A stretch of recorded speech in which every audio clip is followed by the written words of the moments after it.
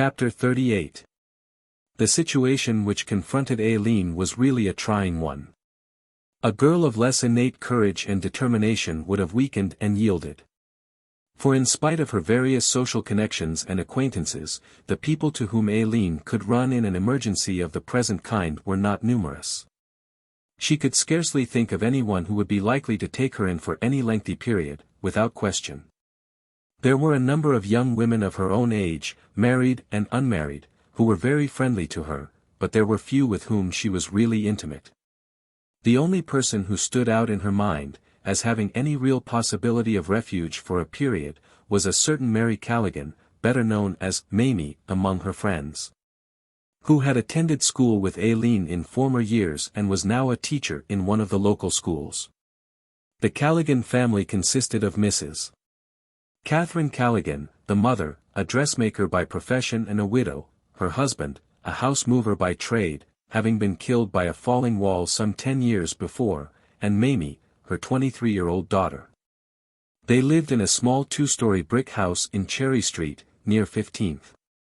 Mrs. Callaghan was not a very good dressmaker, not good enough, at least, for the Butler family to patronize in their present exalted state. Aileen went there occasionally for gingham house dresses, underwear, pretty dressing gowns, and alterations on some of her more important clothing which was made by a very superior modiste in Chestnut Street. She visited the house largely because she had gone to school with Mamie at St. Agatha's, when the outlook of the Callaghan family was much more promising. Mamie was earning $40 a month as the teacher of a 6th-grade room in one of the nearby public schools, and Mrs. Callaghan averaged on the whole about $2 a day, sometimes not so much. The house they occupied was their own, free and clear, and the furniture which it contained suggested the size of their joint income, which was somewhere near $80 a month. Mamie Callaghan was not good-looking, not nearly as good-looking as her mother had been before her. Mrs. Callaghan was still plump, bright, and cheerful at 50, with a fund of good humor. Mamie was somewhat duller mentally and emotionally. She was serious-minded, made so, perhaps, as much by circumstances as by anything else, for she was not at all vivid, and had little sex magnetism. Yet she was kindly, honest, earnest, a good Catholic, and possessed of that strangely excessive ingrowing virtue which shuts so many people off from the world, a sense of duty. To Mamie Callaghan duty, routine conformity to such theories and precepts as she had heard and worked by since her childhood, was the all-important thing, her principal source of comfort and relief. Her props in a queer and uncertain world being her duty to her church, her duty to her school, her duty to her mother, her duty to her friends, etc. Her mother often wished for Mamie's sake that she was less dutiful and more charming physically, so that the men would like her. In spite of the fact that her mother was a dressmaker, Mamie's clothes never looked smart or attractive, she would have felt out of keeping with herself if they had. Her shoes were rather large, and ill-fitting. Her skirt hung in lifeless lines from her hips to her feet, of good material but seemingly bad design. At that time the colored jersey, so-called, was just coming into popular wear, and, being close-fitting, looked well on those of good form. Alas for Mamie Callaghan!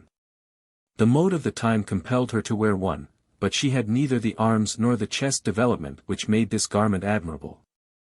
Her hat, by choice, was usually a pancake affair with a long, single feather, which somehow never seemed to be in exactly the right position either to her hair or her face. At most times she looked a little weary. But she was not physically weary so much as she was bored. Her life held so little of real charm, and Aileen Butler was unquestionably the most significant element of romance in it.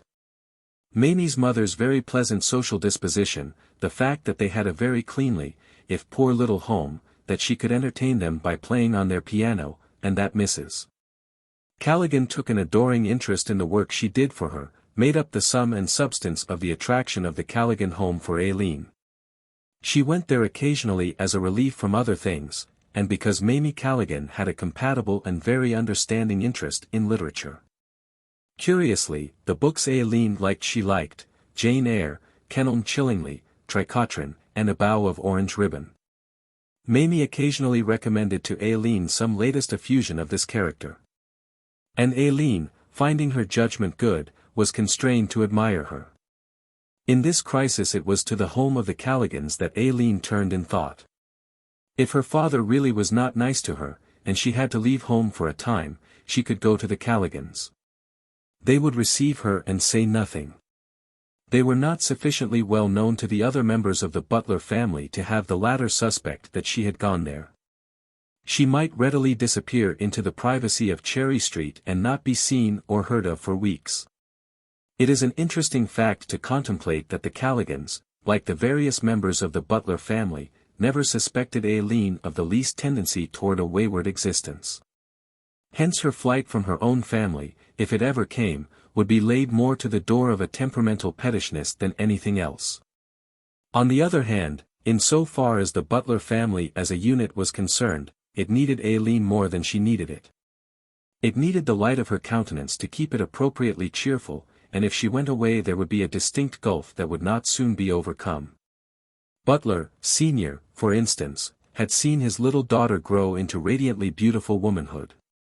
He had seen her go to school and convent and learn to play the piano, to him a great accomplishment. Also he had seen her manner change and become very showy in her knowledge of life broaden, apparently, and become to him, at least, impressive. Her smart, dogmatic views about most things were, to him, at least, well worth listening to.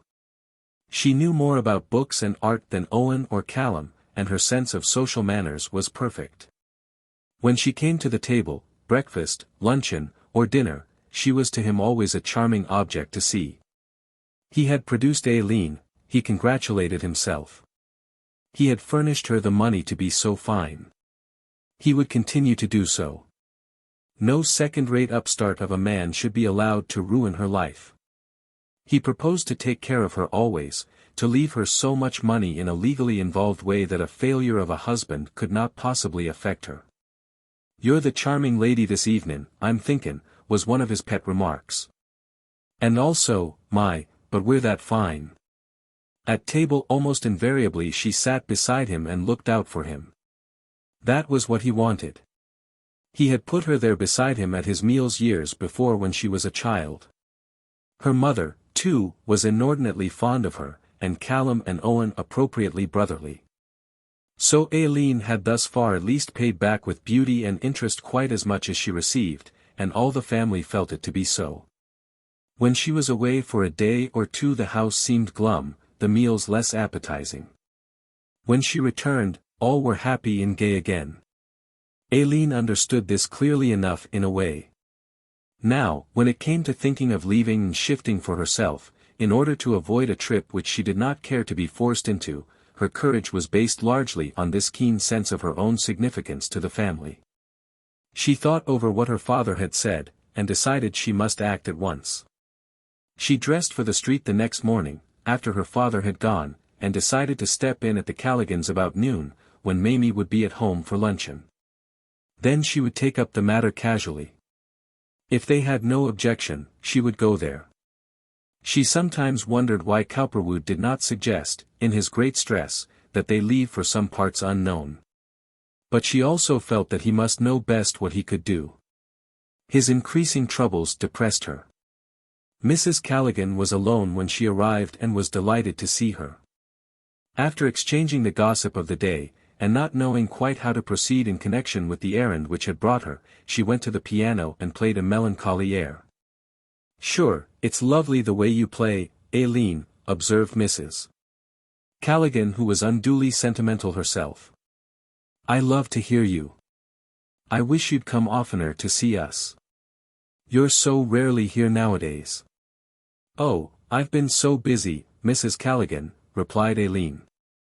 "I've had so much to do this fall, I just couldn't. They wanted me to go to Europe, but I didn't care to." "Oh, dear," she sighed, and in her playing swept off with a movement of sad, romantic significance. The door opened and Mamie came in. Her commonplace face brightened at the sight of Aileen. "Well, Aileen Butler," she exclaimed. "Where did you come from? Where have you been keeping yourself so long?" Aileen rose to exchange kisses. "Oh, I've been very busy, Mamie. I've just been telling your mother. How are you, anyway? How are you getting along in your work? Mamie recounted at once some school difficulties which were puzzling her, the growing size of classes and the amount of work expected. While Mrs.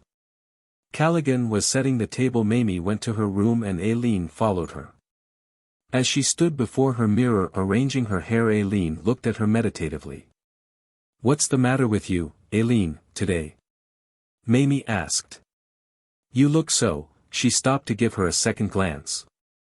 "How do I look?" asked Aileen. "Well, as if you were uncertain or troubled about something. I never saw you look that way before. What's the matter?" "Oh, nothing," replied Aileen. "I was just thinking." She went to one of the windows which looked into the little yard, meditating on whether she could endure living here for any length of time. The house was so small, the furnishings so very simple. "There is something the matter with you today, Aileen," observed Mamie, coming over to her and looking in her face. "You're not like yourself at all." "I've got something on my mind," replied Aileen, "something that's worrying me. I don't know just what to do, that's what's the matter." "Well, whatever can it be?" commented Mamie. "I never saw you act this way before. Can't you tell me? What is it?" "No, I don't think I can, not now, anyhow." Aileen paused. "Do you suppose your mother would object," she asked, suddenly, "if I came here and stayed a little while? I want to get away from home for a time for a certain reason." "Why, Aileen Butler, how you talk," exclaimed her friend. "Object. You know she'd be delighted, and so would I." "Oh, dear, can you come? But what makes you want to leave home?" "That's just what I can't tell you, not now, anyhow. Not you, so much, but your mother. You know, I'm afraid of what she'd think," replied Aileen. "But, you mustn't ask me yet, anyhow. I want to think." "Oh, dear. But I want to come, if you'll let me. Will you speak to your mother, or shall I?" "Why, I will," said Mamie, struck with wonder at this remarkable development, "but it's silly to do it. I know what she'll say before I tell her, and so do you. You can just bring your things and come. That's all. She'd never say anything or ask anything either, and you know that, if you didn't want her to." Mamie was all agog and aglow at the idea. She wanted the companionship of Aileen so much. Aileen looked at her solemnly, and understood well enough why she was so enthusiastic, both she and her mother. Both wanted her presence to brighten their world. "But neither of you must tell anybody that I'm here, do you hear? I don't want anyone to know, particularly no one of my family. I've a reason, and a good one, but I can't tell you what it is, not now, anyhow. You'll promise not to tell anyone?" "Oh, of course," replied Mamie eagerly. "But you're not going to run away for good, are you, Aileen?" she concluded curiously and gravely. "Oh, I don't know what I'll do yet. I only know that I want to get away for a while, just now, that's all." She paused, while Mamie stood before her, agape. "Well, of all things," replied her friend. "Wonders never cease, do they, Aileen? But it will be so lovely to have you here. Mama will be so pleased. Of course, we won't tell anybody if you don't want us to. Hardly anyone ever comes here, and if they do, you needn't see them. You could have this big room next to me. Oh, wouldn't that be nice? I'm perfectly delighted." The young schoolteacher's spirits rose to a decided height. "Come on, why not tell Mama right now?" Aileen hesitated because even now she was not positive whether she should do this, but finally they went down the stairs together, Aileen lingering behind a little as they neared the bottom. Mamie burst in upon her mother with, "Oh, Mama, isn't it lovely? Eileen's coming to stay with us for a while. She doesn't want anyone to know, and she's coming right away." Mrs. Callaghan, who was holding a sugar bowl in her hand, turned to survey her with a surprised but smiling face. She was immediately curious as to why Aileen should want to come, why leave home. On the other hand, her feeling for Aileen was so deep that she was greatly and joyously intrigued by the idea. And why not? Was not the celebrated Edward Butler's daughter a woman grown, capable of regulating her own affairs, and welcome, of course, as the honored member of so important a family? It was very flattering to the Calligans to think that she would want to come under any circumstances. "I don't see how your parents can let you go, Aileen. But you're certainly welcome here as long as you want to stay, and that's forever, if you want to." And Mrs. Callaghan beamed on her welcomingly. The idea of Aileen Butler asking to be permitted to come here. And the hearty, comprehending manner in which she said this, and Mamie's enthusiasm, caused Aileen to breathe a sigh of relief. The matter of the expense of her presence to the Calligans came into her mind. "I want to pay you, of course," she said to Mrs. Callaghan, "if I come." "The very idea, Aileen Butler," exclaimed Mamie. "You'll do nothing of the sort. You'll come here and live with me as my guest." "No, I won't. If I can't pay I won't come," replied Aileen. "You'll have to let me do that." She knew that the Calligans could not afford to keep her. "Well, we'll not talk about that now, anyhow," replied Mrs. Callaghan. "You can come when you like and stay as long as you like. Reach me some clean napkins, Mamie." Aileen remained for luncheon, and left soon afterward to keep her suggested appointment with Cowperwood, feeling satisfied that her main problem had been solved. Now her way was clear. She could come here if she wanted to. It was simply a matter of collecting a few necessary things or coming without bringing anything. Perhaps Frank would have something to suggest. In the meantime Cowperwood made no effort to communicate with Aileen since the unfortunate discovery of their meeting place, but had awaited a letter from her, which was not long in coming. And, as usual, it was a long, optimistic, affectionate, and defiant screed in which she related all that had occurred to her in her present plan of leaving home. This last puzzled and troubled him not a little. Aileen in the bosom of her family, smart and well cared for, was one thing. Aileen out in the world dependent on him was another. He had never imagined that she would be compelled to leave before he was prepared to take her. And if she did now, it might stir up complications which would be anything but pleasant to contemplate. Still he was fond of her, very, and would do anything to make her happy. He could support her in a very respectable way even now, if he did not eventually go to prison, and even there he might manage to make some shift for her. It would be so much better, though, if he could persuade her to remain at home until he knew exactly what his fate was to be. He never doubted but that some day, whatever happened, within a reasonable length of time, he would be rid of all these complications and well-to-do again, in which case, if he could get a divorce, he wanted to marry Aileen. If not, he would take her with him anyhow, and from this point of view it might be just as well as if she broke away from her family now. But from the point of view of present complications, the search Butler would make, it might be dangerous. He might even publicly charge him with abduction. He therefore decided to persuade Aileen to stay at home, drop meetings and communications for the time being, and even go abroad. He would be all right until she came back and so would she. Common sense ought to rule in this case. With all this in mind he set out to keep the appointment she suggested in her letter, nevertheless feeling it a little dangerous to do so. "Are you sure," he asked, after he had listened to her description of the Callaghan homestead, "that you would like it there?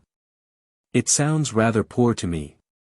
"Yes, but I like them so much," replied Aileen. "And you're sure they won't tell on you?" "Oh, no, never, never." "Very well," he concluded. "You know what you're doing. I don't want to advise you against your will. If I were you, though, I'd take your father's advice and go away for a while. He'll get over this then, and I'll still be here. I can write you occasionally, and you can write me." The moment Cowperwood said this Aileen's brow clouded. Her love for him was so great that there was something like a knife thrust in the merest hint at an extended separation. Her Frank here and in trouble, on trial maybe and she away. Never. What could he mean by suggesting such a thing? Could it be that he didn't care for her as much as she did for him? Did he really love her? She asked herself. Was he going to desert her just when she was going to do the thing which would bring them nearer together? Her eyes clouded, for she was terribly hurt. "Why, how you talk," she exclaimed. "You know I won't leave Philadelphia now. You certainly don't expect me to leave you." Cowperwood saw it all very clearly. He was too shrewd not to. He was immensely fond of her. Good heaven, he thought, he would not hurt her feelings for the world. "Honey," he said, quickly, when he saw her eyes, "you don't understand. I want you to do what you want to do. You've planned this out in order to be with me, so now you do it. Don't think any more about me or anything I've said. I was merely thinking that it might make matters worse for both of us, but I don't believe it will. You think your father loves you so much that after you're gone he'll change his mind. Very good, go. But we must be very careful, sweet, you and I, really we must. This thing is getting serious. If you should go and your father should charge me with abduction, take the public into his confidence and tell all about this, it would be serious for both of us, as much for you as for me, for I'd be convicted sure then, just on that account. If nothing else. And then what? You'd better not try to see me often for the present, not any oftener than we can possibly help. If we had used common sense and stopped when your father got that letter, this wouldn't have happened. But now that it has happened, we must be as wise as we can, don't you see? So, think it over, and do what you think best and then write me, and whatever you do will be all right with me, do you hear?" He drew her to him and kissed her. "You haven't any money, have you?" he concluded wisely. Aileen, deeply moved by all he had just said, was none the less convinced once she had meditated on it a moment, that her course was best. Her father loved her too much. He would not do anything to hurt her publicly, and so he would not attack Cowperwood through her openly. More than likely, as she now explained to Frank, he would plead with her to come back. And he, listening, was compelled to yield. Why argue? She would not leave him anyhow. He went down in his pocket for the first time since he had known Aileen and produced a layer of bills. "Here's $200, sweet," he said, "until I see or hear from you. I'll see that you have whatever you need, and now don't think that I don't love you. You know I do. I'm crazy about you." Aileen protested that she did not need so much, that she did not really need any, she had some at home, but he put that aside. He knew that she must have money. "Don't talk, honey," he said. "I know what you need." She had been so used to receiving money from her father and mother in comfortable amounts from time to time that she thought nothing of it.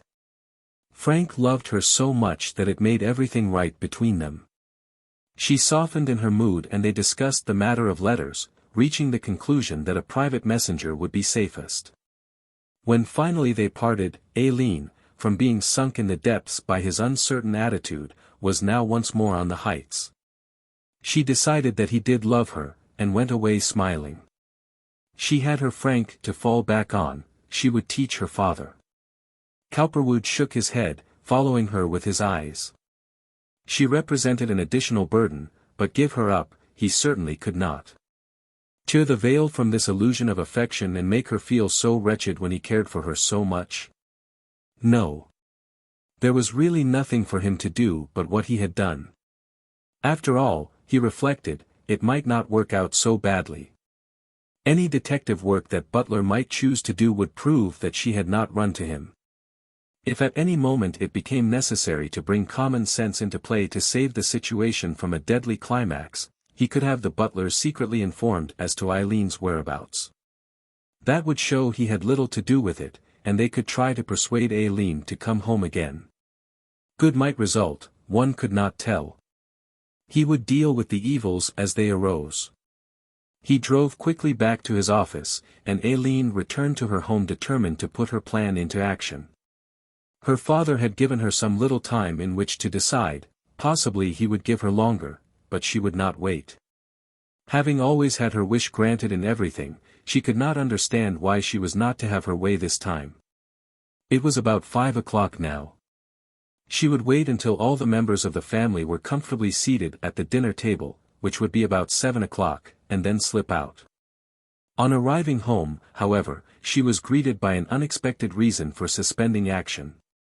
This was the presence of a certain Mr. and Mrs. Steinmetz, the former a well-known engineer who drew the plans for many of the works which Butler undertook.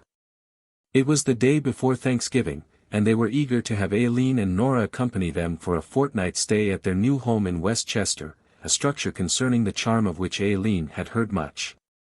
They were exceedingly agreeable people, comparatively young and surrounded by a coterie of interesting friends. Aileen decided to delay her flight and go. Her father was most cordial. The presence and invitation of the Steinmetzes was as much a relief to him as it was to Aileen. Westchester being 40 miles from Philadelphia, it was unlikely that Aileen would attempt to meet Cowperwood while there. She wrote Cowperwood of the changed condition and departed, and he breathed a sigh of relief, fancying at the time that this storm had permanently blown over. Chapter 39. In the meanwhile the day of Cowperwood's trial was drawing near. He was under the impression that an attempt was going to be made to convict him whether the facts warranted it or not. He did not see any way out of his dilemma, however, unless it was to abandon everything and leave Philadelphia for good, which was impossible. The only way to guard his future and retain his financial friends was to stand trial as quickly as possible, and trust them to assist him to his feet in the future in case he failed. He discussed the possibilities of an unfair trial with Steger, who did not seem to think that there was so much to that. In the first place, a jury could not easily be suborned by any one. In the next place, most judges were honest, in spite of their political cleavage, and would go no further than party bias would lead them in their rulings and opinions, which was, in the main, not so far. The particular judge who was to sit in this case, one Wilbur Paterson, of the Court of Quarter Sessions, was a strict party nominee, and as such beholden to Mollenhauer, Simpson, and Butler. But, in so far as Steger had ever heard, he was an honest man. "What I can't understand," said Steger, "is why these fellows should be so anxious to punish you, unless it is for the effect on the state at large. The election's over. I understand there's a movement on now to get Stener out in case he is convicted, which he will be. They have to try him. He won't go up for more than a year, or 2 or 3, and if he does he'll be pardoned out in half the time or less. It would be the same in your case, if you were convicted. They couldn't keep you in and let him out. But it will never get that far, take my word for it. We'll win before a jury, or we'll reverse the judgment of conviction before the state Supreme Court, certain. Those 5 judges up there are not going to sustain any such poppycock idea as this." Steger actually believed what he said, and Cowperwood was pleased. Thus far the young lawyer had done excellently well in all of his cases. Still, he did not like the idea of being hunted down by Butler. It was a serious matter, and one of which Steger was totally unaware. Cowperwood could never quite forget that in listening to his lawyer's optimistic assurances. The actual beginning of the trial found almost all of the inhabitants of this city of 600,000 keyed up. None of the women of Cowperwood's family were coming into court. He had insisted that there should be no family demonstration for the newspapers to comment upon. His father was coming, for he might be needed as a witness. Aileen had written him the afternoon before saying she had returned from Westchester and wishing him luck. She was so anxious to know what was to become of him that she could not stay away any longer and had returned, not to go to the courtroom, for he did not want her to do that, but to be as near as possible when his fate was decided. Adversely or otherwise. She wanted to run and congratulate him if he won, or to console with him if he lost. She felt that her return would be likely to precipitate a collision with her father, but she could not help that. The position of Mrs. Cowperwood was most anomalous. She had to go through the formality of seeming affectionate and tender, even when she knew that Frank did not want her to be. He felt instinctively now that she knew of Aileen. He was merely awaiting the proper hour in which to spread the whole matter before her. She put her arms around him at the door on the fateful morning, in the somewhat formal manner into which they had dropped these later years, and for a moment, even though she was keenly aware of his difficulties, she could not kiss him. He did not want to kiss her, but he did not show it. She did kiss him, though, and added, "Oh, I do hope things come out all right." "You needn't worry about that, I think, Lillian," he replied, buoyantly. "I'll be all right." He ran down the steps and walked out on Girard Avenue to his former car line, where he boarded a car. He was thinking of Aileen and how keenly she was feeling for him, and what a mockery his married life now was, and whether he would face a sensible jury, and so on and so forth. If he didn't, this day was crucial. He stepped off the car at 3rd and Market and hurried to his office. Steger was already there. "Well, Harper," observed Cowperwood, courageously, "today's the day." The Court of Quarter Sessions, Part 1, where this trial was to take place, was held in famous Independence Hall, at 6th and Chestnut Streets, which was at this time, as it had been for all of a century before, the center of local executive and judicial life. It was a low 2-story building of red brick, with a white wooden central tower of Old Dutch and English derivation, compounded of the square, the circle, and the octagon. The total structure consisted of a central portion and 2 T-shaped wings lying to the right and left, whose small, oval-topped old-fashioned windows and doors were set with those many-paned sashes so much admired by those who love what is known as colonial architecture. Here, and in an addition known as State House Row, since torn down, which extended from the rear of the building toward Walnut Street, were located the offices of the mayor, the chief of police, the city treasurer, the chambers of council, and all the other important and executive offices of the city, together with the 4 branches of Quarter Sessions, which sat to hear the growing docket of criminal cases. The mammoth City Hall, which was subsequently completed at Broad and Market Streets, was then building. An attempt had been made to improve the reasonably large courtrooms by putting in them raised platforms of dark walnut surmounted by large, dark walnut desks, behind which the judges sat, but the attempt was not very successful. The desks, jury boxes, and railings generally were made too large, and so the general effect was one of disproportion.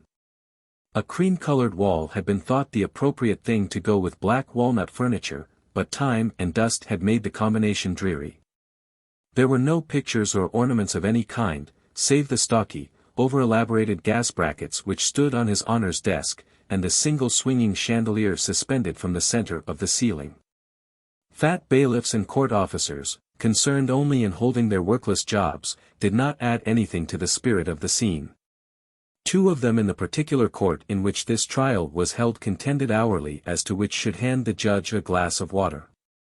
One preceded His Honor like a fat, stuffy, dusty majordomo to and from his dressing room. His business was to call loudly, when the latter entered, "His Honor the court, hats off. Everybody please rise," while a second bailiff, standing at the left of His Honor when he was seated, and between the jury box and the witness chair, recited in an absolutely unintelligible way that beautiful and dignified statement of collective society's obligation to the constituent units, which begins, "Hear ye! Hear ye! Hear ye!" and ends, "All those of you having just cause for complaint draw near and ye shall be heard." However, you would have thought it was of no import here. Custom and indifference had allowed it to sink to a mumble. A third bailiff guarded the door of the jury room. And in addition to these there were present a court clerk, small, pale, candle-waxy, with colorless milk-and-water eyes, and thin, pork-fat-colored hair and beard, who looked for all the world like an Americanized and decidedly decrepit Chinese mandarin, and a court stenographer. Judge Wilbur Paterson, a lean herring of a man, who had sat in this case originally as the examining judge when Cowperwood had been indicted by the grand jury, and who had bound him over for trial at this term, was a peculiarly interesting type of judge, as judges go. He was so meager and thin-blooded that he was arresting for those qualities alone. Technically, he was learned in the law.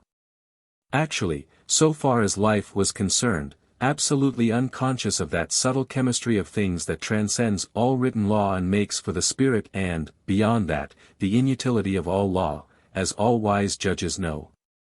You could have looked at his lean, pedantic body, his frizzled gray hair, his fishy, blue-gray eyes, without any depth of speculation in them, and his nicely modeled but unimportant face, and told him that he was without imagination. But he would not have believed you, would have fined you for contempt of court. By the careful garnering of all his little opportunities, the furbishing up of every meager advantage. By listening slavishly to the voice of party, and following as nearly as he could the behests of entrenched property, he had reached his present state. It was not very far along, at that. His salary was only $6,000 a year. His little fame did not extend beyond the meager realm of local lawyers and judges. But the sight of his name quoted daily as being about his duties, or rendering such and such a decision, was a great satisfaction to him. He thought it made him a significant figure in the world. Behold, I am not as other men, he often thought, and this comforted him. He was very much flattered when a prominent case came to his calendar. And as he sat enthroned before the various litigants and lawyers he felt, as a rule, very significant indeed.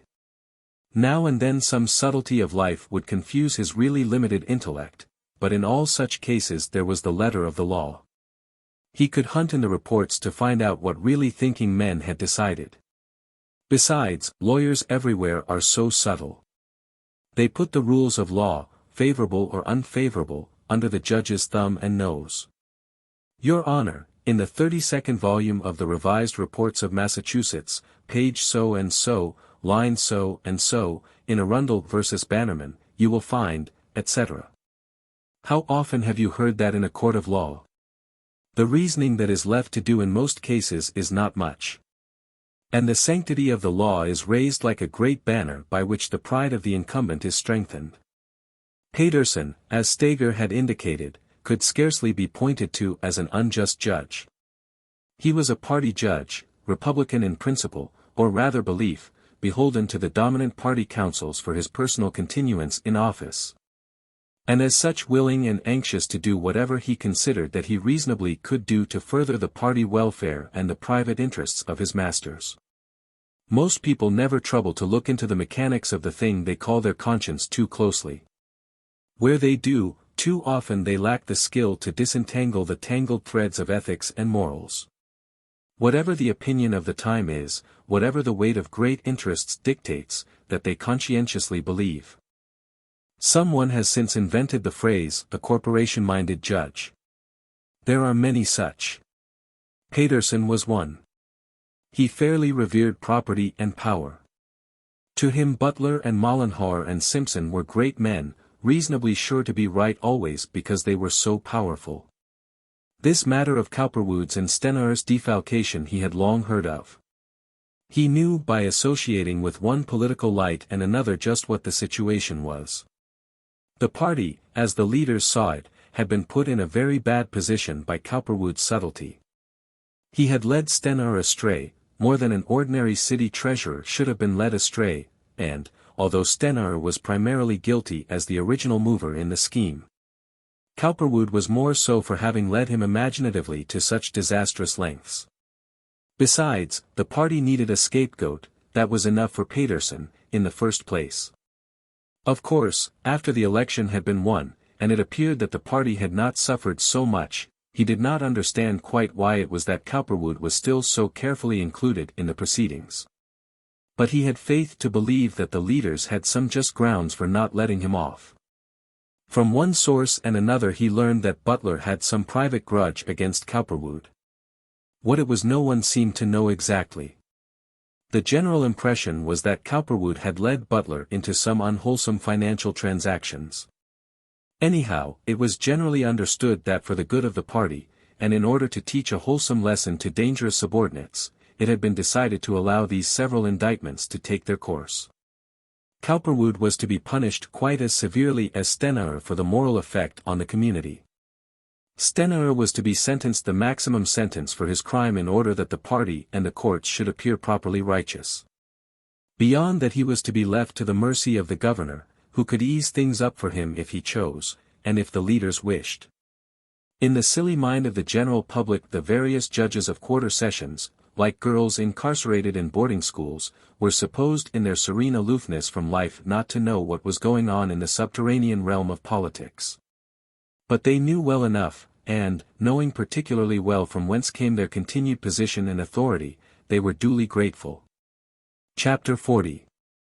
When Cowperwood came into the crowded courtroom with his father and Steger, quite fresh and jaunty, looking the part of the shrewd financier, the man of affairs, everyone stared. It was really too much to expect, most of them thought, that a man like this would be convicted. He was, no doubt, guilty, but, also, no doubt, he had ways and means of evading the law. His lawyer, Harper Steger, looked very shrewd and canny to them. It was very cold, and both men wore long, dark, bluish-gray overcoats, cut in the latest mode. Cowperwood was given to small boutonnieres in fair weather, but today he wore none. His tie, however, was of heavy, impressive silk, of lavender hue, set with a large, clear, green emerald. He wore only the thinnest of watch chains, and no other ornament of any kind. He always looked jaunty and yet reserved, good-natured, and yet capable and self-sufficient. Never had he looked more so than he did today. He at once took in the nature of the scene, which had a peculiar interest for him. Before him was the as yet empty judge's rostrum, and at its right the empty jury box, between which, and to the judge's left, as he sat facing the audience, stood the witness chair where he must presently sit and testify. Behind it, already awaiting the arrival of the court, stood a fat bailiff, one John Sparkhever, whose business it was to present the aged, greasy Bible to be touched by the witnesses in making oath, and to say, "Step this way," when the testimony was over. There were other bailiffs, one at the gate giving into the railed space before the judge's desk, where prisoners were arraigned, lawyers sat or pleaded, the defendant had a chair, and so on. Another in the aisle leading to the jury room, and still another guarding the door by which the public entered. Cowperwood surveyed Stener, who was one of the witnesses, and who now, in his helpless fright over his own fate, was without malice toward any one. He had really never borne any. He wished if anything now that he had followed Cowperwood's advice, seeing where he now was, though he still had faith that Mollenhauer and the political powers represented by him would do something for him with the governor, once he was sentenced. He was very pale and comparatively thin. Already he had lost that ruddy bulk which had been added during the days of his prosperity. He wore a new grey suit and a brown tie, and was clean-shaven. When his eye caught Cowperwood's steady beam, it faltered and drooped. He rubbed his ear foolishly. Cowperwood nodded. "You know," he said to Steger, "I feel sorry for George. He's such a fool. Still I did all I could." Cowperwood also watched Mrs. Stener out of the tail of his eye, an undersized, peaked, and sallow little woman, whose clothes fitted her abominably. It was just like Stener to marry a woman like that, he thought. The scrubby matches of the socially unelect or unfit always interested, though they did not always amuse, him. Mrs. Stener had no affection for Cowperwood, of course, looking on him, as she did, as the unscrupulous cause of her husband's downfall. They were now quite poor again, about to move from their big house into cheaper quarters, and this was not pleasing for her to contemplate. Judge Paterson came in after a time, accompanied by his undersized but stout court attendant, who looked more like a pouter pigeon than a human being. And as they came, Bailiff Sparkhever rapped on the judge's desk, beside which he had been slumbering, and mumbled, "Please rise." The audience arose, as is the rule of all courts. Judge Paterson stirred among a number of briefs that were lying on his desk, and asked, briskly, "What's the first case, Mr. Protus?" He was speaking to his clerk. During the long and tedious arrangement of the day's docket and while the various minor motions of lawyers were being considered, this courtroom scene still retained interest for Cowperwood. He was so eager to win, so incensed at the outcome of untoward events which had brought him here. He was always intensely irritated, though he did not show it, by the whole process of footing delays and queries and quibbles, by which legally the affairs of men were too often hampered.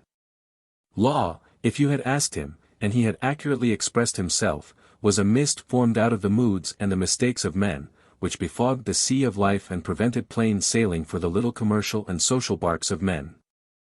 It was a miasma of misinterpretation where the ills of life festered, and also a place where the accidentally wounded were ground between the upper and the nether millstones of force or chance. It was a strange, weird, interesting, and yet futile battle of wits where the ignorant and the incompetent and the shrewd and the angry and the weak were made pawns and shuttlecocks for men, lawyers, who were playing upon their moods, their vanities, their desires, and their necessities. It was an unholy and unsatisfactory disrupting and delaying spectacle, a painful commentary on the frailties of life, and men, a trick, a snare, a pit and gin. In the hands of the strong, like himself when he was at his best, the law was a sword and a shield, a trap to place before the feet of the unwary, a pit to dig in the path of those who might pursue. It was anything you might choose to make of it, a door to a legal opportunity, a cloud of dust to be cast in the eyes of those who might choose, and rightfully, to see. A veil to be dropped arbitrarily between truth and its execution, justice and its judgment, crime and punishment. Lawyers in the main were intellectual mercenaries to be bought and sold in any cause. It amused him to hear the ethical and emotional platitudes of lawyers, to see how readily they would lie, steal, prevaricate, misrepresent in almost any cause and for any purpose.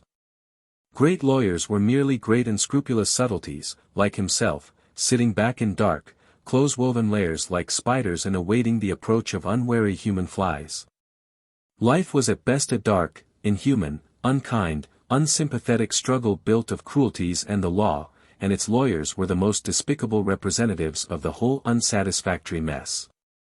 Still he used law as he would use any other trap or weapon to rid him of a human ill, and as for lawyers, he picked them up as he would any club or knife wherewith to defend himself. He had no particular respect for any of them, not even Harper Stager, though he liked him. They were tools to be used, knives, keys, clubs, anything you will, but nothing more. When they were through they were paid and dropped, put aside and forgotten. As for judges, they were merely incompetent lawyers, at a rule, who were shelved by some fortunate turn of chance, and who would not, in all likelihood, be as efficient as the lawyers who pleaded before them if they were put in the same position. He had no respect for judges, he knew too much about them. He knew how often they were sycophants, political climbers, political hacks, tools, time servers, judicial doormats lying before the financially and politically great and powerful who used them as such. Judges were fools, as were most other people in this dusty, shifty world. Pah! His inscrutable eyes took them all in and gave no sign. His only safety lay, he thought, in the magnificent subtlety of his own brain, and nowhere else. You could not convince Cowperwood of any great or inherent virtue in this mortal scheme of things. He knew too much, he knew himself. When the judge finally cleared away the various minor motions pending, he ordered his clerk to call the case of the city of Philadelphia versus Frank Cowperwood, which was done in a clear voice. Both Dennis Shannon, the new district attorney, and Stager, were on their feet at once.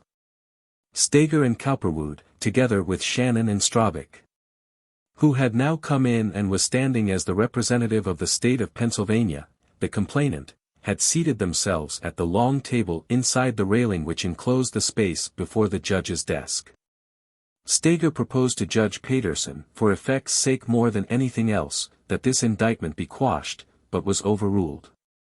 A jury to try the case was now quickly impaneled, 12 men out of the usual list called to serve for the month, and was then ready to be challenged by the opposing counsel.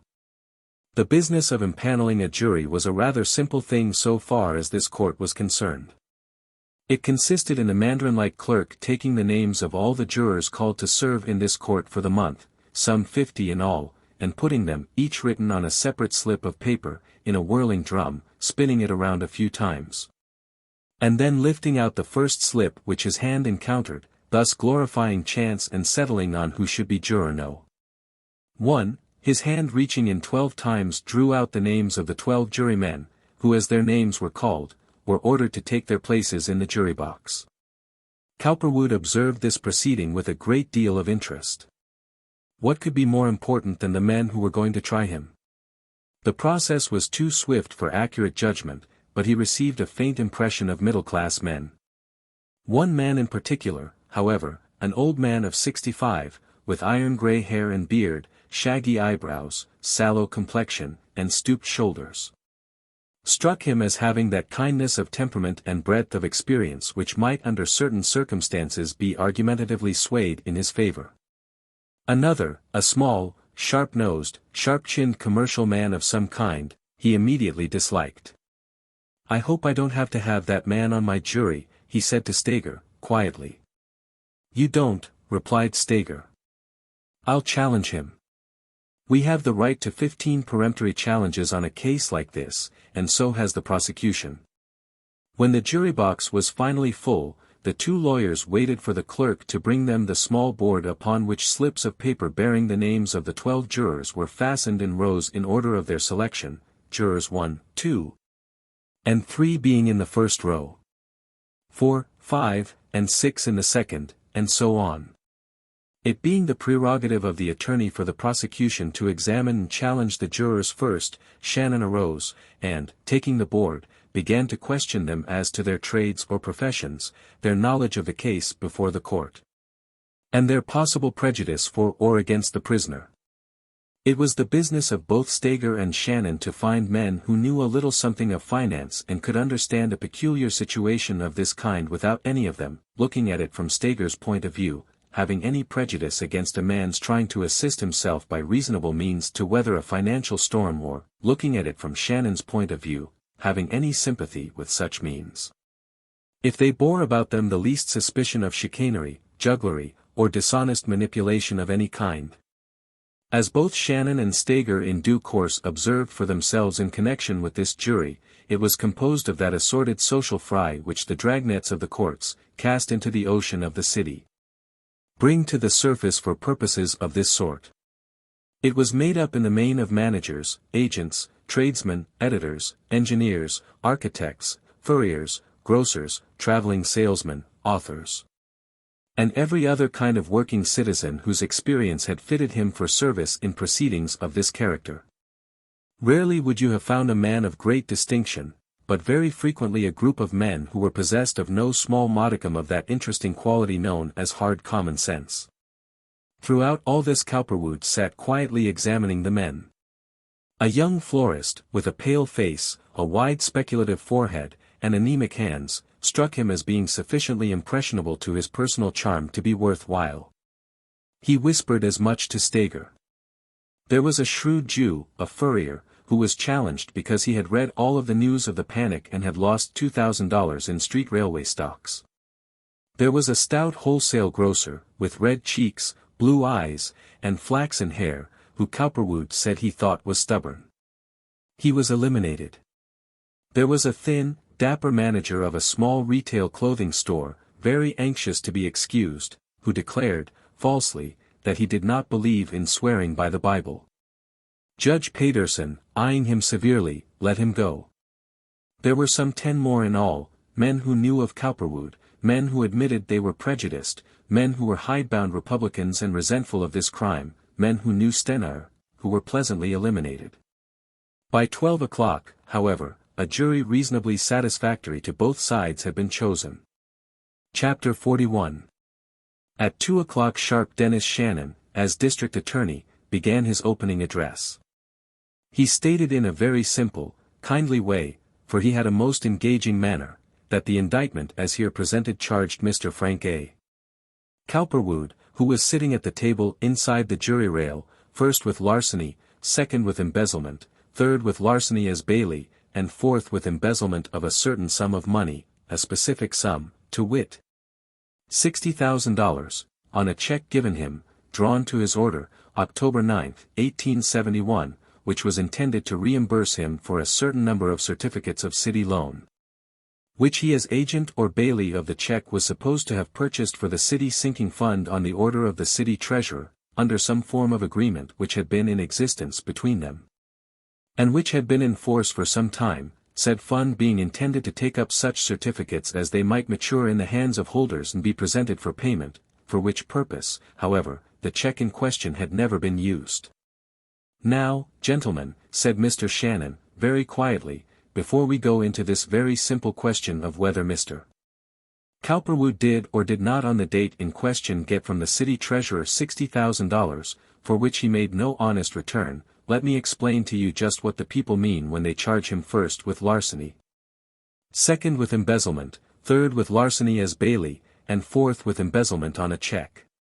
Now, as you see, there are 4 counts here, as we lawyers term them, and the reason there are 4 counts is as follows. A man may be guilty of larceny and embezzlement at the same time, or of larceny or embezzlement separately, and without being guilty of the other, and the district attorney representing the people might be uncertain, not that he was not guilty of both, but that it might not be possible to present the evidence under one count, so as to ensure his adequate punishment for a crime which in a way involved both. In such cases, gentlemen, it is customary to indict a man under separate counts, as has been done in this case.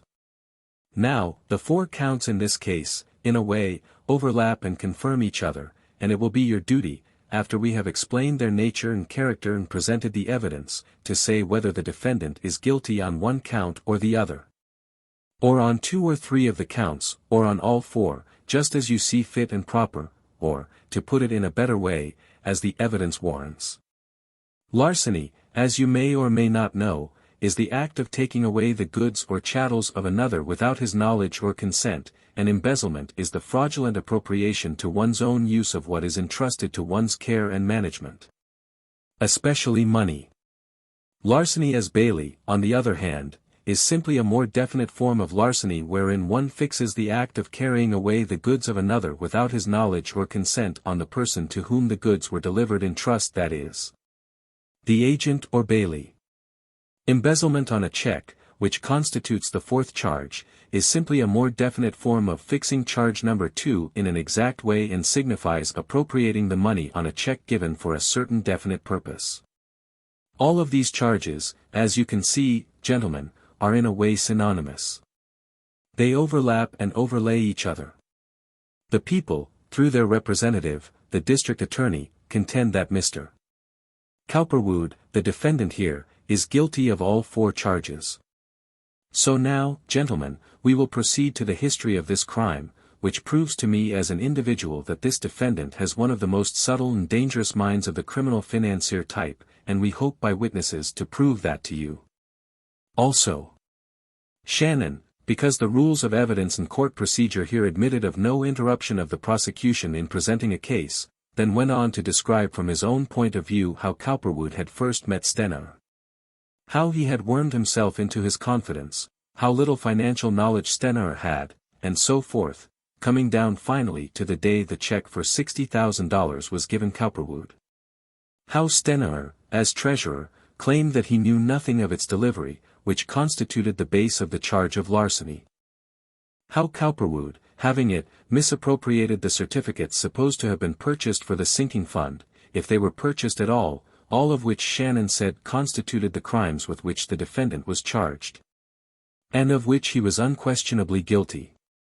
We have direct and positive evidence of all that we have thus far contended, gentlemen, Mr. Shannon concluded violently.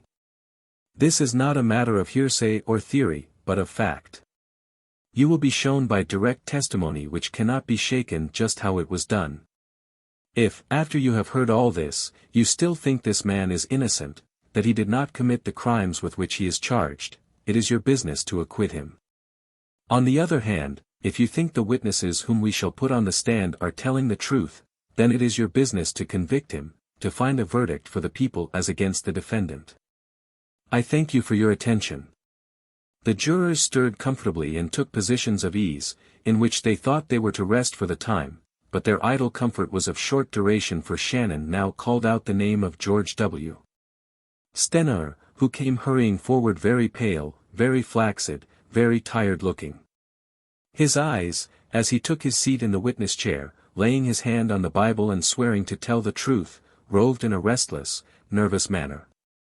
His voice was a little weak as he started to give his testimony. He told first how he had met Cowperwood in the early months of 1866, he could not remember the exact day.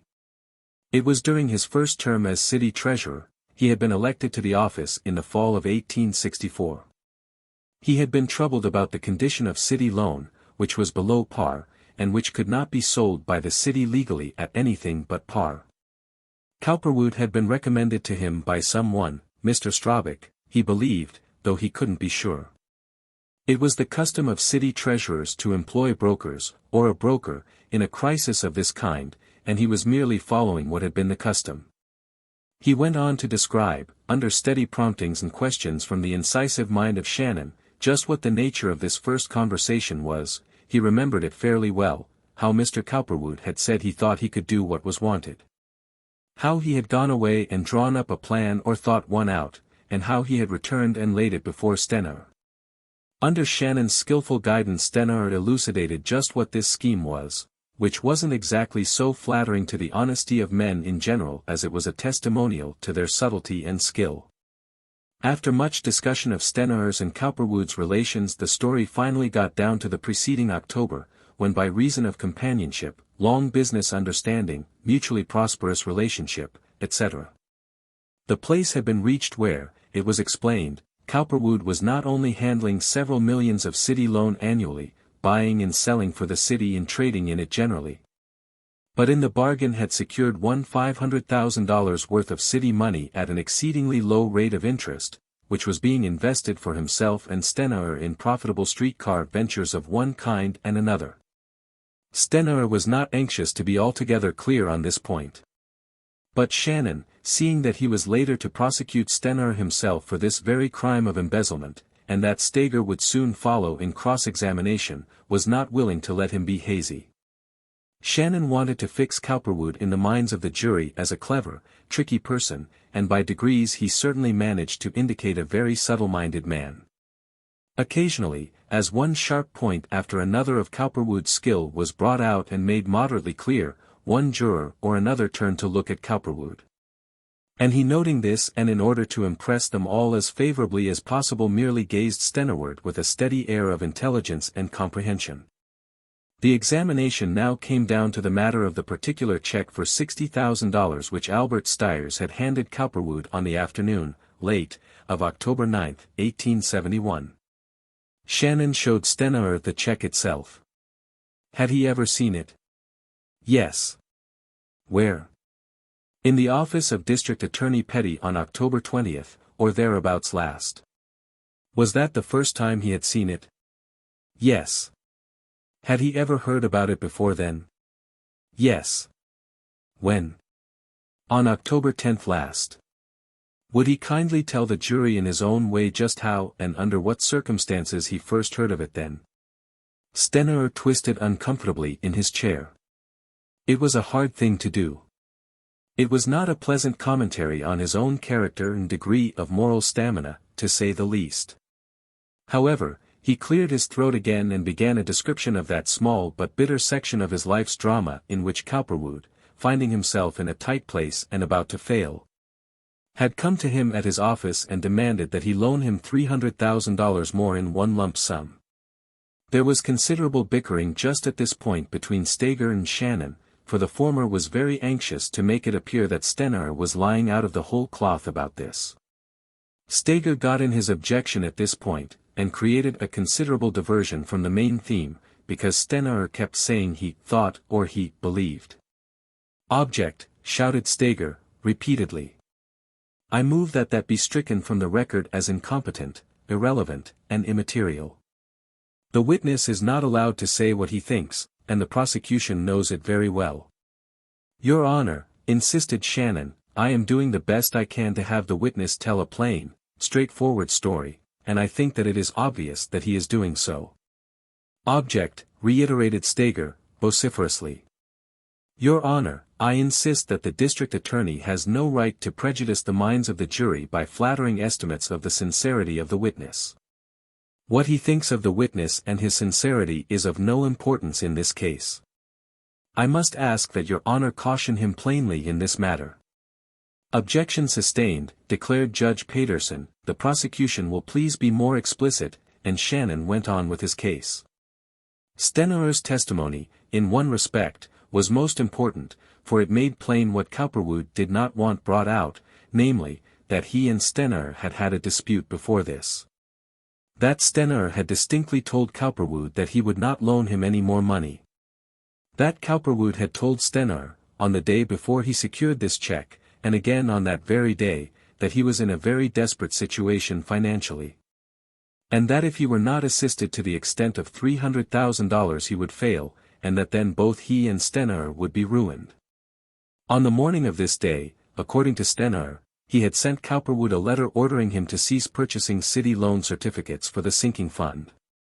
It was after their conversation on the same afternoon that Cowperwood surreptitiously secured the check for $60,000 from Albert Stiers without his, Stener's, knowledge. And it was subsequent to this latter again that Stener, sending Albert to demand the return of the check, was refused, though the next day at 5 o'clock in the afternoon Cowperwood made an assignment. And the certificates for which the check had been purloined were not in the sinking fund as they should have been. This was dark testimony for Cowperwood. If any one imagines that all this was done without many vehement objections and exceptions made and taken by Steger, and subsequently when he was cross-examining Stener, by Shannon, he errs greatly. At times the chamber was coruscating with these two gentlemen's bitter wrangles, and His Honor was compelled to hammer his desk with his gavel, and to threaten both with contempt of court, in order to bring them to a sense of order. Indeed, while Paterson was highly incensed, the jury was amused and interested. "You gentlemen will have to stop this, or I tell you now that you will both be heavily fined. This is a court of law, not a barroom. Mr. Steger, I expect you to apologize to me and your colleague at once. Mr. Shannon, I must ask that you use less aggressive methods. Your manner is offensive to me. It is not becoming to a court of law. I will not caution either of you again." Both lawyers apologized as lawyers do on such occasions, but it really made but little difference. Their individual attitudes and moods continued about as before. "What did he say to you?" asked Shannon of Stener, after one of these troublesome interruptions, "on that occasion, October 9th last, when he came to you and demanded the loan of an additional $300,000. Give his words as near as you can remember, exactly, if possible." "Object," interposed Steger, vigorously. "His exact words are not recorded anywhere except in Mr. Stener's memory, and his memory of them cannot be admitted in this case. The witness has testified to the general facts." Judge Paterson smiled grimly. "Objection overruled," he returned. "Exception," shouted Steger. "He said, as near as I can remember," replied Stener, drumming on the arms of the witness chair in a nervous way, "that if I didn't give him $300,000 he was going to fail, and I would be poor and go to the penitentiary." "Object," shouted Steger, leaping to his feet. "Your Honor, I object to the whole manner in which this examination is being conducted by the prosecution. The evidence which the district attorney is here trying to extract from the uncertain memory of the witness is in defiance of all law and precedent, and has no definite bearing on the facts of the case, and could not disprove or substantiate whether Mr. Cowperwood thought or did not think that he was going to fail. Mr. Stener might give one version of this conversation or any conversation that took place at this time, and Mr. Cowperwood another. As a matter of fact, their versions are different. I see no point in Mr. Shannon's line of inquiry, unless it is to prejudice the jury's minds towards accepting certain allegations which the prosecution is pleased to make and which it cannot possibly substantiate. I think you ought to caution the witness to testify only in regard to things that he recalls exactly, not to what he thinks he remembers. And for my part think that all that has been testified to in the last 5 minutes might be well stricken out." "Objection overruled," replied Judge Paterson, rather indifferently. And Steger, who had been talking merely to overcome the weight of Stener's testimony in the minds of the jury, sat down. Shannon once more approached Stener. "Now, as near as you can remember, Mr. Stener, I wish you would tell the jury what else it was that Mr. Cowperwood said on that occasion. He certainly didn't stop with the remark that you would be ruined and go to the penitentiary. Wasn't there other language that was employed on that occasion?" "He said, as far as I can remember," replied Stener, "that there were a lot of political schemers who were trying to frighten me, that if I didn't give him $300,000 we would both be ruined. And that I might as well be tried for stealing a sheep as a lamb. "Ha!" yelled Shannon. "He said that, did he?" "Yes, sir, he did," said Stener. "How did he say it, exactly? What were his exact words?" Shannon demanded, emphatically, pointing a forceful forefinger at Stener in order to key him up to a clear memory of what had transpired. "Well, as near as I can remember, he said just that," replied Stener, vaguely. "You might as well be tried for stealing a sheep as a lamb." "Exactly," exclaimed Shannon, whirling around past the jury to look at Cowperwood. "I thought so." "Pure pyrotechnics, Your Honor," said Steger, rising to his feet on the instant. "All intended to prejudice the minds of the jury. Acting. I wish you would caution the counsel for the prosecution to confine himself to the evidence in hand, and not act for the benefit of his case." The spectators smiled. And Judge Pedersen, noting it, frowned severely. "Do you make that as an objection, Mr. Steger?" he asked. "I certainly do, Your Honor," insisted Steger, resourcefully. Objection overruled. Neither counsel for the prosecution nor for the defense is limited to a peculiar routine of expression. Steger himself was ready to smile, but he did not dare to. Cowperwood, fearing the force of such testimony and regretting it, still looked at Stener, pityingly. The feebleness of the man, the weakness of the man, the pass to which his cowardice had brought them both. When Shannon was through bringing out this unsatisfactory data, Steger took Stener in hand, but he could not make as much out of him as he hoped. In so far as this particular situation was concerned, Stener was telling the exact truth. And it is hard to weaken the effect of the exact truth by any subtlety of interpretation, though it can, sometimes, be done. With painstaking care Steger went over all the ground of Stener's long relationship with Cowperwood, and tried to make it appear that Cowperwood was invariably the disinterested agent, not the ringleader in a subtle, really criminal adventure. It was hard to do, but he made a fine impression. Still the jury listened with skeptical minds. It might not be fair to punish Cowperwood for seizing with avidity upon a splendid chance to get rich quick, they thought. But it certainly was not worth while to throw a veil of innocence over such palpable human cupidity. Finally, both lawyers were through with Stener for the time being, anyhow, and then Albert Stiers was called to the stand. He was the same thin, pleasant, alert, rather agreeable soul that he had been in the heyday of his clerkly prosperity, a little paler now, but not otherwise changed. His small property had been saved for him by Cowperwood, who had advised Steger to inform the Municipal Reform Association that Stiers' bondsmen were attempting to sequestrate it for their own benefit, when actually it should go to the city if there were any real claim against him, which there was not. That watchful organization had issued one of its numerous reports covering this point, and Albert had had the pleasure of seeing Straubach and the others withdraw in haste. Naturally he was grateful to Cowperwood, even though once he had been compelled to cry in vain in his presence. He was anxious now to do anything he could to help the banker, but his naturally truthful disposition prevented him from telling anything except the plain facts, which were partly beneficial and partly not. Stiers testified that he recalled Cowperwood saying that he had purchased the certificates, that he was entitled to the money, that Stener was unduly frightened, and that no harm would come to him, Albert. He identified certain memoranda in the city treasurer's books, which were produced, as being accurate, and others in Cowperwood's books, which were also produced, as being corroborative. His testimony as to Stener's astonishment on discovering that his chief clerk had given Cowperwood a check was against the latter, but Cowperwood hoped to overcome the effect of this by his own testimony later. Up to now both Steger and Cowperwood felt that they were doing fairly well, and that they need not be surprised if they won their case. Chapter 42. The trial moved on. One witness for the prosecution after another followed until the state had built up an arraignment that satisfied Shannon that he had established Cowperwood's guilt, whereupon he announced that he rested. Steger at once arose and began a long argument for the dismissal of the case on the ground that there was no evidence to show this, that and the other, but Judge Pedersen would have none of it. He knew how important the matter was in the local political world. "I don't think you had better go into all that now, Mr. Steger," he said, wearily, after allowing him to proceed a reasonable distance.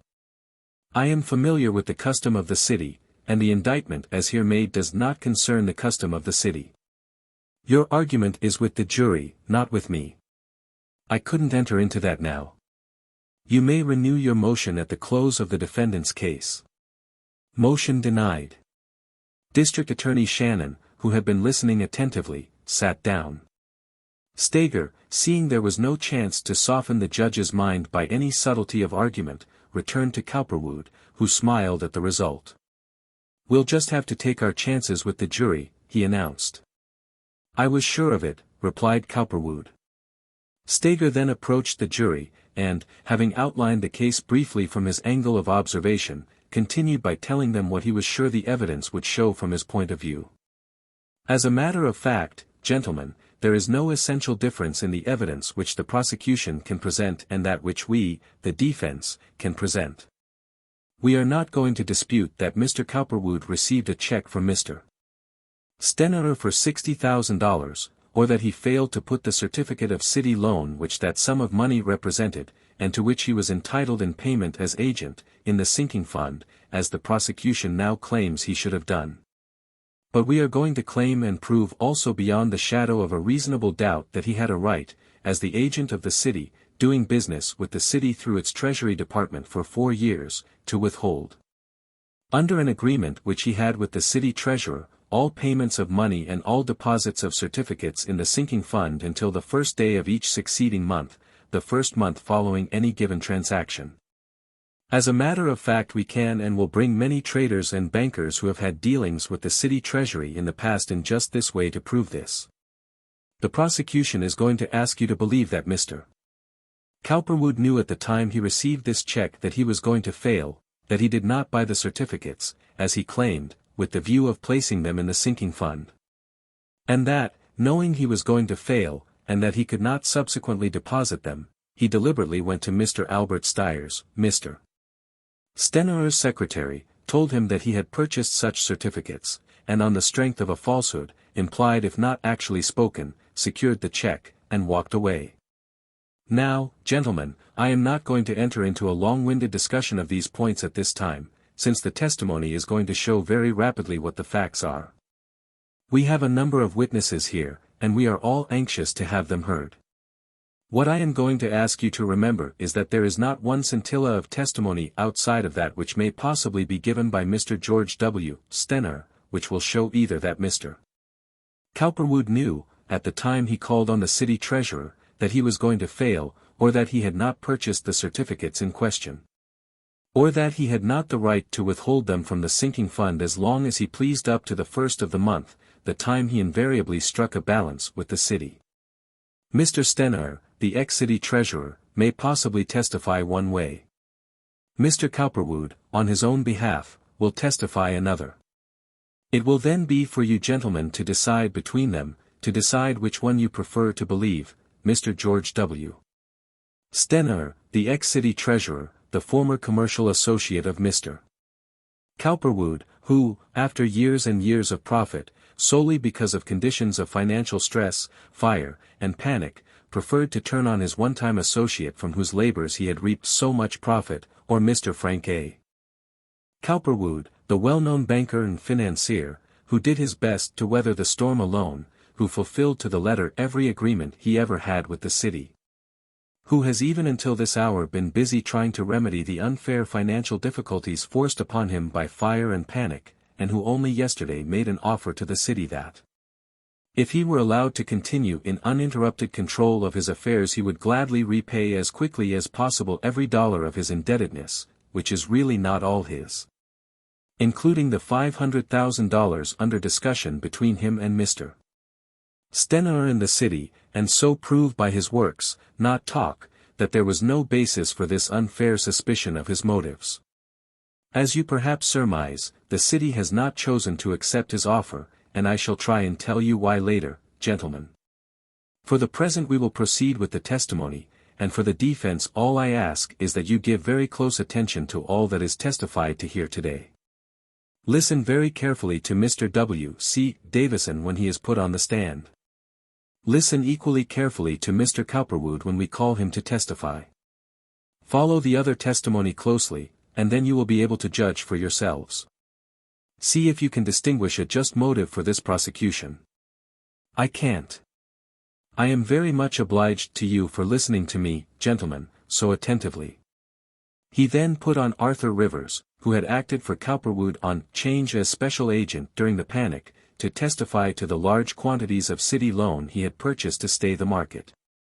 And then after him, Cowperwood's brothers, Edward and Joseph, who testified to instructions received from Rivers as to buying and selling city loan on that occasion, principally buying. The next witness was President W.C. Davison of the Girard National Bank. He was a large man physically, not so round of body as full and broad. His shoulders and chest were ample. He had a big blond head, with an ample breadth of forehead, which was high and sane-looking. He had a thick, squat nose, which, however, was forceful, and thin, firm, even lips. There was the faintest touch of cynical humor in his hard blue eyes at times. But mostly he was friendly, alert, placid-looking, without seeming in the least sentimental or even kindly. His business, as one could see plainly, was to insist on hard financial facts, and one could see also how he would naturally be drawn to Frank Algernon Cowperwood without being mentally dominated or upset by him.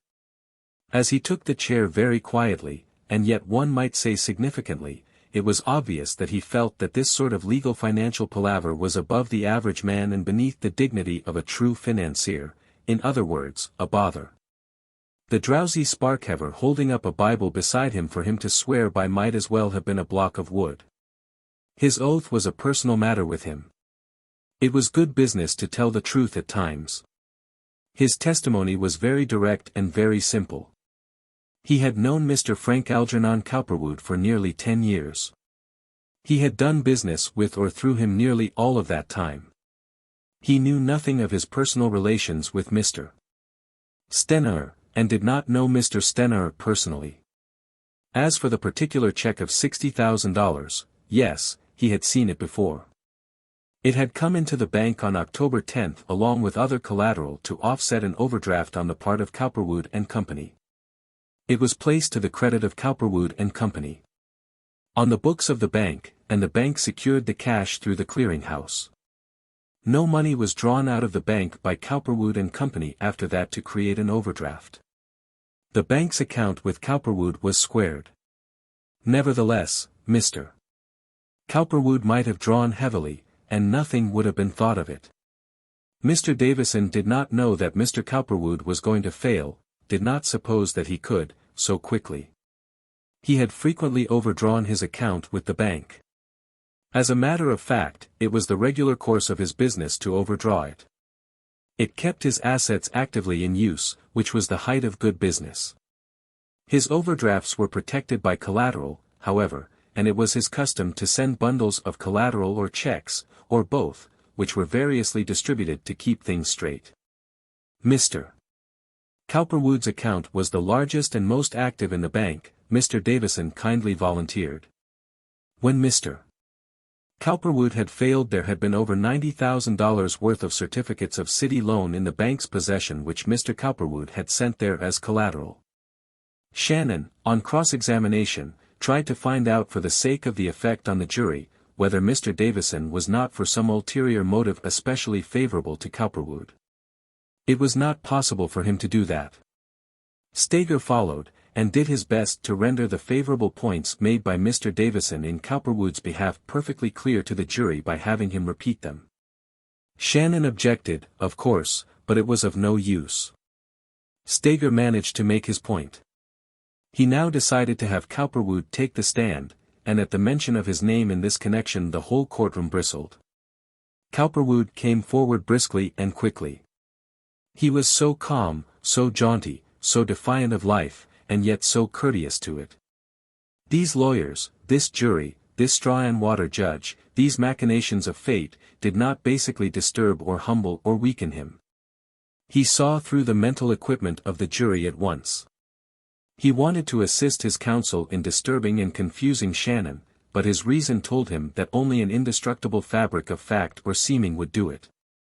He believed in the financial rightness of the thing he had done. He was entitled to do it. Life was war, particularly financial life, and strategy was its keynote, its duty, its necessity. Why should he bother about petty, picayune minds which could not understand this? He went over his history for Steger and the jury, and put the sanest, most comfortable light on it that he could. He had not gone to Mr. Stener in the first place, he said, he had been called. He had not urged Mr. Stener to anything. He had merely shown him and his friends financial possibilities which they were only too eager to seize upon. And they had seized upon them. It was not possible for Shannon to discover at this period how subtly he had organized his streetcar companies so that he could have shaken out Stener and his friends without their being able to voice a single protest. So he talked of these things as opportunities which he had made for Stener and others. Shannon was not a financier, neither was Steger. They had to believe in a way, though they doubted it, partly, particularly Shannon. He was not responsible for the custom prevailing in the office of the city treasurer, he said. He was a banker and broker. The jury looked at him, and believed all except this matter of the $60,000 check. When it came to that he explained it all plausibly enough. When he had gone to see Stener those several last days, he had not fancied that he was really going to fail. He had asked Stener for some money, it is true, not so very much, all things considered, $150,000. But, as Stener should have testified, he, Cowperwood, was not disturbed in his manner. Stener had merely been one resource of his. He was satisfied at that time that he had many others. He had not used the forceful language or made the urgent appeal which Stener said he had, although he had pointed out to Stener that it was a mistake to become panic-stricken, also to withhold further credit. It was true that Stener was his easiest, his quickest resource, but not his only one. He thought, as a matter of fact, that his credit would be greatly extended by his principal money friends if necessary, and that he would have ample time to patch up his affairs and keep things going until the storm should blow over. He had told Stener of his extended purchase of city loan to stay the market on the first day of the panic, and of the fact that $60,000 was due him. Stener had made no objection. It was just possible that he was too mentally disturbed at the time to pay close attention. After that, to his, Cowperwood's, surprise, unexpected pressure on great financial houses from unexpected directions had caused them to be not willingly but unfortunately severe with him. This pressure, coming collectively the next day, had compelled him to close his doors, though he had not really expected to up to the last moment. His call for the $60,000 check at the time had been purely fortuitous. He needed the money, of course, but it was due him, and his clerks were all very busy. He merely asked for and took it personally to save time. Stener knew if it had been refused him he would have brought suit. The matter of depositing city loan certificates in the sinking fund, when purchased for the city, was something to which he never gave any personal attention whatsoever. His bookkeeper, Mr. Stapley, attended to all that. He did not know, as a matter of fact, that they had not been deposited. This was a barefaced lie. He did know. As for the check being turned over to the Girard National Bank, that was fortuitous. It might just as well have been turned over to some other bank if the conditions had been different. Thus on and on he went, answering all of Steger's and Shannon's searching questions with the most engaging frankness. And you could have sworn from the solemnity with which he took it all, the serious business attention, that he was the soul of so-called commercial honor. And to say truly, he did believe in the justice as well as the necessity and the importance of all that he had done and now described. He wanted the jury to see it as he saw it, put itself in his place and sympathize with him. He was through finally, and the effect on the jury of his testimony and his personality was peculiar. Philip Moultrie, juror number 1, decided that Cowperwood was lying. He could not see how it was possible that he could not know the day before that he was going to fail. He must have known, he thought. Anyhow, the whole series of transactions between him and Stener seemed deserving of some punishment, and all during this testimony he was thinking how, when he got in the jury room, he would vote guilty. He even thought of some of the arguments he would use to convince the others that Cowperwood was guilty. Juror number 2, on the contrary, Simon Glassberg, a clothier, thought he understood how it all came about, and decided to vote for acquittal. He did not think Cowperwood was innocent, but he did not think he deserved to be punished. Juror number 3, Fletcher Norton, an architect, thought Cowperwood was guilty, but at the same time that he was too talented to be sent to prison. Juror No. 4, Charles Hilligan, an Irishman, a contractor, and a somewhat religious-minded person, thought Cowperwood was guilty and ought to be punished. Juror number 5, Philip Lukash, a coal merchant, thought he was guilty. Juror No. 6, Benjamin Fraser, a mining expert, thought he was probably guilty, but he could not be sure. Uncertain what he would do, Juror number 7, J. Bridges, a broker in 3rd Street, small, practical, narrow, thought Cowperwood was shrewd and guilty and deserved to be punished. He would vote for his punishment. Juror number 8, Guy E. Tripp, general manager of a small steamboat company, was uncertain. Juror number 9, Joseph Tisdale, a retired glue manufacturer, thought Cowperwood was probably guilty as charged, but to Tisdale it was no crime. Cowperwood was entitled to do as he had done under the circumstances. Tisdale would vote for his acquittal.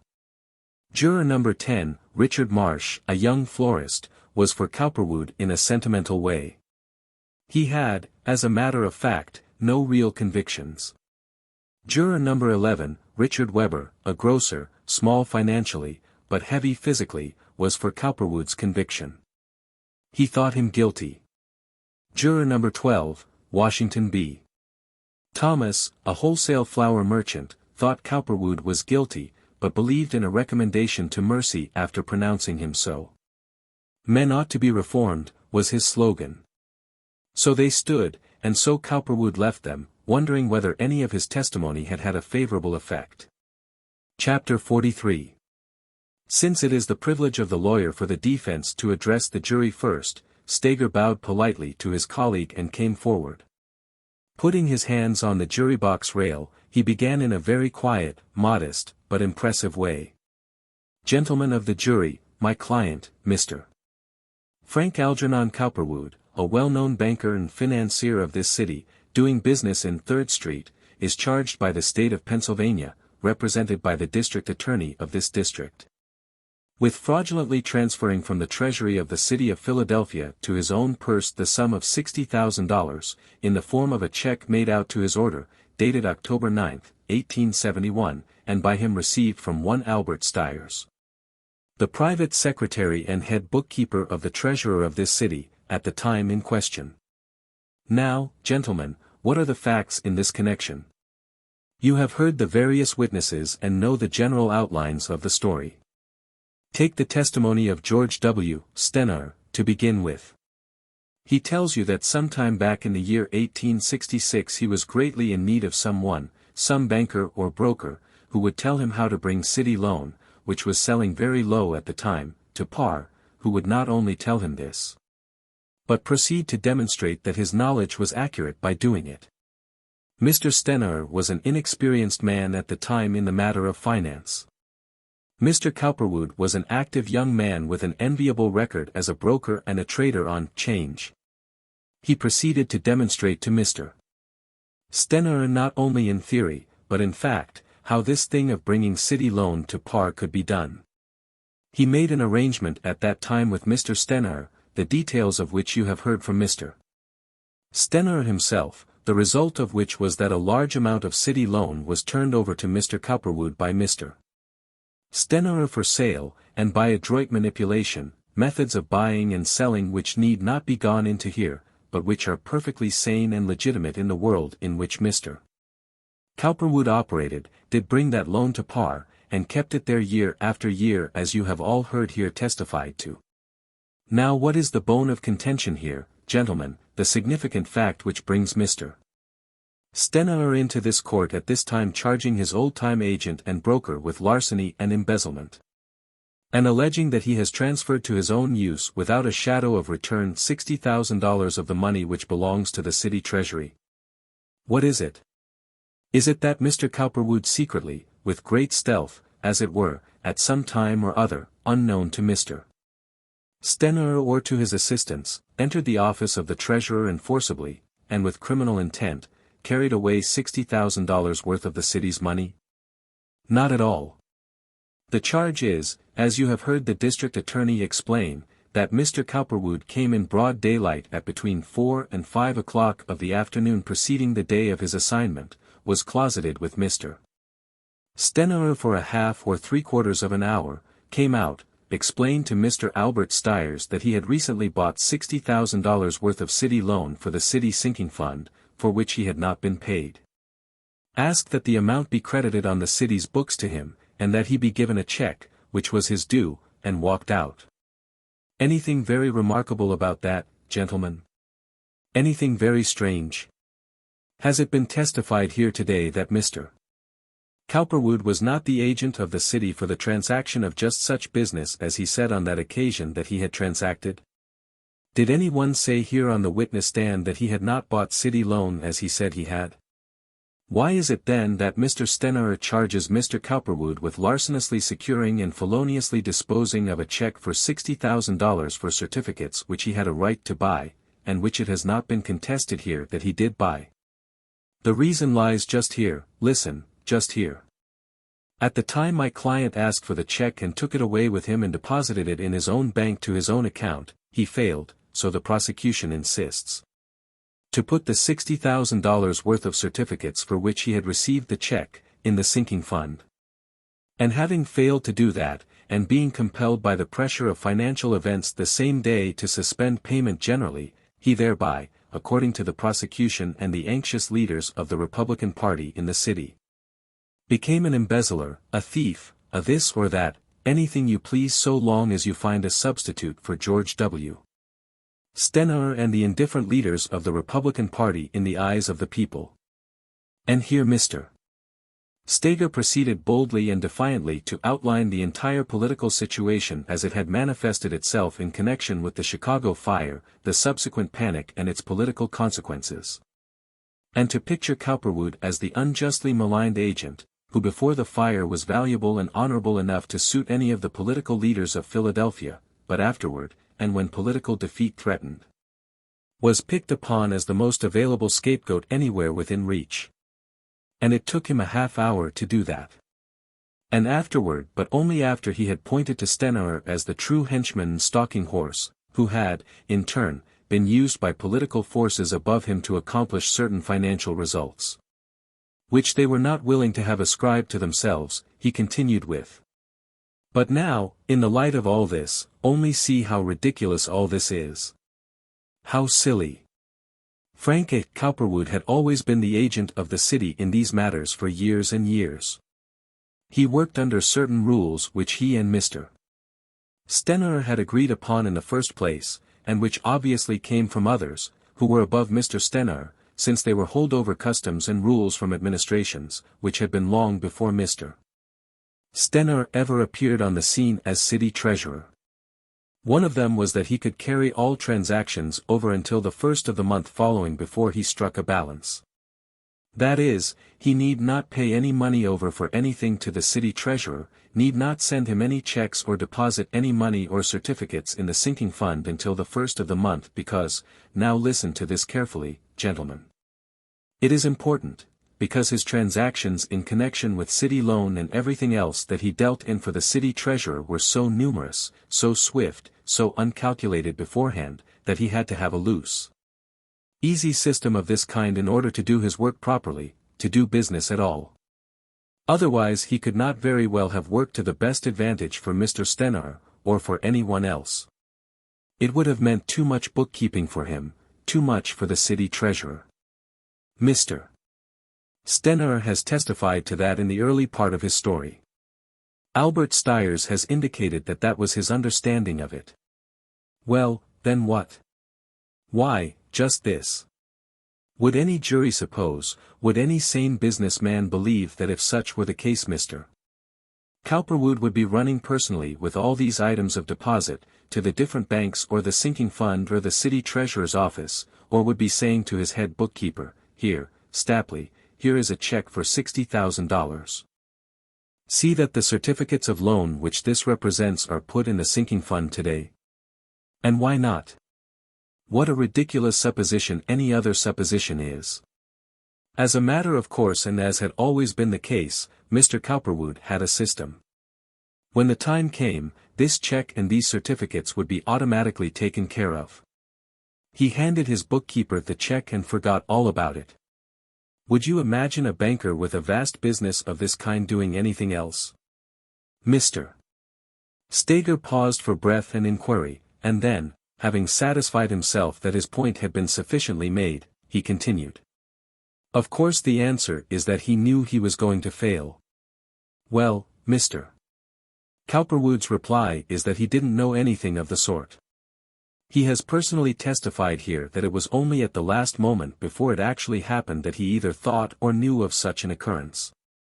Why, then, this alleged refusal to let him have the check to which he was legally entitled? I think I know. I think I can give a reason if you will hear me out. Stager shifted his position and came at the jury from another intellectual angle. It was simply because Mr. George W. Stenauer at that time, owing to a recent notable fire and a panic, imagined for some reason, perhaps because Mr. Cowperwood cautioned him not to become frightened over local developments generally, that Mr. Cowperwood was going to close his doors, and having considerable money on deposit with him at a low rate of interest, Mr. Stenauer decided that Mr. Cowperwood must not have any more money, not even the money that was actually due him for services rendered, and that had nothing whatsoever to do with the money loaned him by Mr. Stenauer at 2.5%. Now isn't that a ridiculous situation? But it was because Mr. George W. Stenauer was filled with his own fears, based on a fire and a panic which had absolutely nothing to do with Mr. Cowperwood's solvency in the beginning that he decided not to let Frank Cowperwood have the money that was actually due him, because he, Stenauer, was criminally using the city's money to further his own private interests, through Mr. Cowperwood as a broker, and in danger of being exposed and possibly punished. Now where, I ask you, does the good sense of that decision come in? Is it apparent to you, gentlemen? Was Mr. Cowperwood still an agent for the city at the time he bought the loan certificates as here testified? He certainly was. If so, was he entitled to that money? Who is going to stand up here and deny it? Where is the question then, as to his right or his honesty in this matter? How does it come in here at all? I can tell you. It sprang solely from one source and from nowhere else, and that is the desire of the politicians of this city to find a scapegoat for the Republican Party. Now you may think I am going rather far afield for an explanation of this very peculiar decision to prosecute Mr. Cowperwood, an agent of the city, for demanding and receiving what actually belonged to him. But I'm not. Consider the position of the Republican Party at that time. Consider the fact that an exposure of the truth in regard to the details of a large defalcation in the city treasury would have a very unsatisfactory effect on the election about to be held. The Republican Party had a new city treasurer to elect, a new district attorney. It had been in the habit of allowing its city treasurers the privilege of investing the funds in their possession at a low rate of interest for the benefit of themselves and their friends. Their salaries were small. They had to have some way of eking out a reasonable existence. Was Mr. George Stenauer responsible for this custom of loaning out the city money? Not at all. Was Mr. Cowperwood? Not at all. The custom had been in vogue long before either Mr. Cowperwood or Mr. Stenauer came on the scene. Why, then, this great hue and cry about it now? The entire uproar sprang solely from the fear of Mr. Stenauer at this juncture, the fear of the politicians at this juncture, of public exposure. No city treasurer had ever been exposed before. It was a new thing to face exposure, to face the risk of having the public's attention called to a rather nefarious practice of which Mr. Stenauer was taking advantage, that was all. A great fire and a panic were endangering the security and well-being of many a financial organization in the city, Mr. Cowperwood's among others. It meant many possible failures, and many possible failures meant one possible failure. If Frank A. Cowperwood failed, he would fail owing the city of Philadelphia $500,000, borrowed from the city treasurer at the very low rate of interest of 2.5%. Anything very detrimental to Mr. Cowperwood in that? Had he gone to the city treasurer and asked to be loaned money at 2.5%? If he had, was there anything criminal in it from a business point of view? Isn't a man entitled to borrow money from any source he can at the lowest possible rate of interest? Did Mr. Stenaer have to loan it to Mr. Cowperwood if he did not want to? As a matter of fact, didn't he testify here today that he personally had sent for Mr. Cowperwood in the first place? Why, then, in heaven's name, this excited charge of larceny, larceny as Bailey, embezzlement, embezzlement on a check, etc., etc.? Once more, gentlemen, listen. I'll tell you why. The men who stood behind Stenaer, and whose bidding he was doing, wanted to make a political scapegoat of someone, of Frank Algernon Cowperwood, if they couldn't get anyone else. That's why. No other reason under God's blue sky, not one. Why, if Mr. Cowperwood needed more money just at that time to tide him over, it would have been good policy for them to have given it to him and hushed this matter up. It would have been illegal, though not any more illegal than anything else that has ever been done in this connection, but it would have been safer. Fear, gentlemen, fear, lack of courage, inability to meet a great crisis when a great crisis appears, was all that really prevented them from doing this. They were afraid to place confidence in a man who had never heretofore betrayed their trust and from whose loyalty and great financial ability they and the city had been reaping large profits. The reigning city treasurer of the time didn't have the courage to go on in the face of fire and panic and the rumors of possible failure, and stick by his illegal guns, and so he decided to draw in his horns as testified here today, to ask Mr. Cowperwood to return all or at least a big part of the $500,000 he had loaned him, and which Cowperwood had been actually using for his, Stenaer's benefit. And to refuse him in addition the money that was actually due him for an authorized purchase of city loan. Was Cowperwood guilty as an agent in any of these transactions? Not in the least. Was there any suit pending to make him return the $500,000 of city money involved in his present failure? Not at all. It was simply a case of wild, silly panic on the part of George W. Stenaer, and a strong desire on the part of the Republican Party leaders, once they discovered what the situation was, to find someone outside of Stenaer, the party treasurer, upon whom they could blame the shortage in the treasury. You heard what Mr. Cowperwood testified to here in this case today, that he went to Mr. Stenaer to forfend against any possible action of this kind in the first place. And it was because of this very warning that Mr. Stenaer became wildly excited, lost his head, and wanted Mr. Cowperwood to return him all his money, all the $500,000 he had loaned him at 2.5%. Isn't that silly financial business at the best? Wasn't that a fine time to try to call a perfectly legal loan? But now to return to this particular check of $60,000. When Mr. Cowperwood called that last afternoon before he failed, Mr. Stenaer testified that he told him that he couldn't have any more money, that it was impossible, and that then Mr. Cowperwood went out into his general office and without his knowledge or consent persuaded his chief clerk and secretary, Mr. Albert Stiers, to give him a check for $60,000, to which he was not entitled and on which he, Stenaer, would have stopped payment if he had known. What nonsense! Why didn't he know? The books were there, open to him. Mr. Stiers told him the first thing the next morning. Mr. Cowperwood thought nothing of it, for he was entitled to it, and could collect it in any court of law having jurisdiction in such cases, failure or no failure. It is silly for Mr. Stenaer to say he would have stopped payment. Such a claim was probably an afterthought of the next morning after he had talked with his friends, the politicians, and was all a part, a trick, a trap, to provide the Republican Party with a scapegoat at this time. Nothing more and nothing less. And you may be sure no one knew it better than the people who were most anxious to see Mr. Cowperwood convicted. Stager paused and looked significantly at Shannon.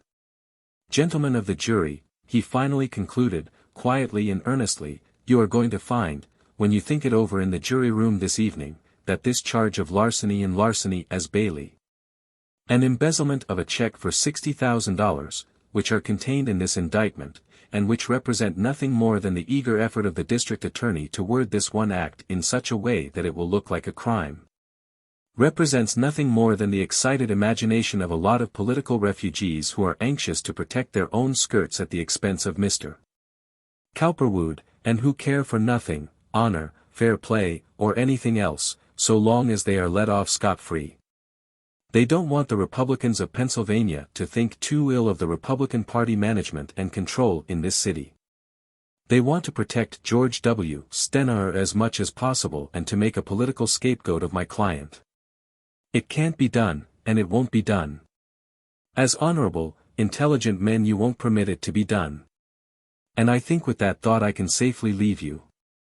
Steger suddenly turned from the jury box and walked to his seat beside Cowperwood, while Shannon arose, calm, forceful, vigorous, much younger. As between man and man, Shannon was not particularly opposed to the case Steger had made out for Cowperwood, nor was he opposed to Cowperwood's having made money as he did.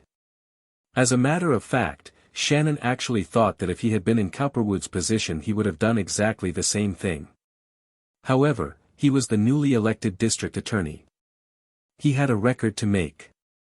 And, besides, the political powers who were above him were satisfied that Cowperwood ought to be convicted for the looks of the thing. Therefore he laid his hands firmly on the rail at first, looked the jurors steadily in the eyes for a time, and, having framed a few thoughts in his mind began. Now, gentlemen of the jury. It seems to me that if we all pay strict attention to what has transpired here today, we will have no difficulty in reaching a conclusion. And it will be a very satisfactory one, if we all try to interpret the facts correctly. This defendant, Mr. Cowperwood, comes into this court today charged, as I have stated to you before, with larceny as Bailey, with embezzlement, and with embezzlement of a specific check, namely, one dated October 9, 1871, drawn to the order of Frank A. Cowperwood and Company for the sum of $60,000 by the Secretary of the City Treasurer for the City Treasurer, and by him signed, as he had a perfect right to sign it, and delivered to the said Frank A. Cowperwood, who claims that he was not only properly solvent at the time, but had previously purchased certificates of city loan to the value of $60,000, and had at that time or would shortly thereafter, as was his custom, deposit them to the credit of the city in the city sinking fund, and thus close what would ordinarily be an ordinary transaction, namely, that of Frank A. Cowperwood and Company as bankers and brokers for the city buying city loan for the city, depositing it in the sinking fund, and being promptly and properly reimbursed. Now, gentlemen, what are the actual facts in this case? Was the said Frank A. Cowperwood and Company, there is no company, as you well know, as you have heard testified here today, only Frank Cowperwood, was the said Frank A. Cowperwood a fit person to receive the check at this time in the manner he received it, that is, was he authorized agent of the city at the time, or was he not? Was he solvent? Did he actually himself think he was going to fail, and was this $60,000 check a last thin straw which he was grabbing at to save his financial life regardless of what it involved legally, morally, or otherwise? Or had he actually purchased certificates of city loan to the amount he said he had in the way he said he had, at the time he said he had, and was he merely collecting his honest due? Did he intend to deposit these certificates of loans in the city sinking fund, as he said he would, as it was understood naturally and normally that he would, or did he not? Were his relations with the city treasurer as broker and agent the same as they had always been on the day that he secured this particular check for $60,000, or were they not? Had they been terminated by a conversation 15 minutes before or 2 days before or 2 weeks before, it makes no difference when, so long as they had been properly terminated, or had they not? A businessman has a right to abrogate an agreement at any time where there is no specific form of contract and no fixed period of operation entered into, as you all must know. You must not forget that in considering the evidence in this case. Did George W. Stener, knowing or suspecting that Frank A. Cowperwood was in a tight place financially, unable to fulfill any longer properly and honestly the duties supposedly devolving on him by this agreement, terminated then and there on October 9, 1871. Before this check for $60,000 was given, or did he not? Did Mr. Frank Cowperwood then and there, knowing that he was no longer an agent of the city treasurer and the city, and knowing also that he was insolvent, having, as Mr. Stener contends, admitted to him that he was so, and having no intention of placing the certificates which he subsequently declared he had purchased in the sinking fund, go out into Mr. Stener's general office, meet his secretary, tell him he had purchased $60,000 worth of city loan, ask for the check, get it, put it in his pocket, walk off, and never make any return of any kind in any manner, shape, or form to the city, and then, subsequently, 24 hours later, fail, owing this and $500,000 more to the city treasury, or did he not? What are the facts in this case? What have the witnesses testified to? What has George W. Stener testified to, Albert Stiers, President Davison, Mr. Cowperwood himself? What are the interesting, subtle facts in this case, anyhow? Gentlemen, you have a very curious problem to decide. He paused and gazed at the jury, adjusting his sleeves as he did so, and looking as though he knew for certain that he was on the trail of a slippery, elusive criminal who was in a fair way to foist himself upon an honorable and decent community and an honorable and innocent jury as an honest man. Then he continued. Now, gentlemen, what are the facts? You can see for yourselves exactly how this whole situation has come about. You are sensible men. I don't need to tell you. Here are two men, one elected treasurer of the city of Philadelphia, sworn to guard the interests of the city and to manipulate its finances to the best advantage. And the other called in at a time of uncertain financial cogitation to assist in unraveling a possibly difficult financial problem.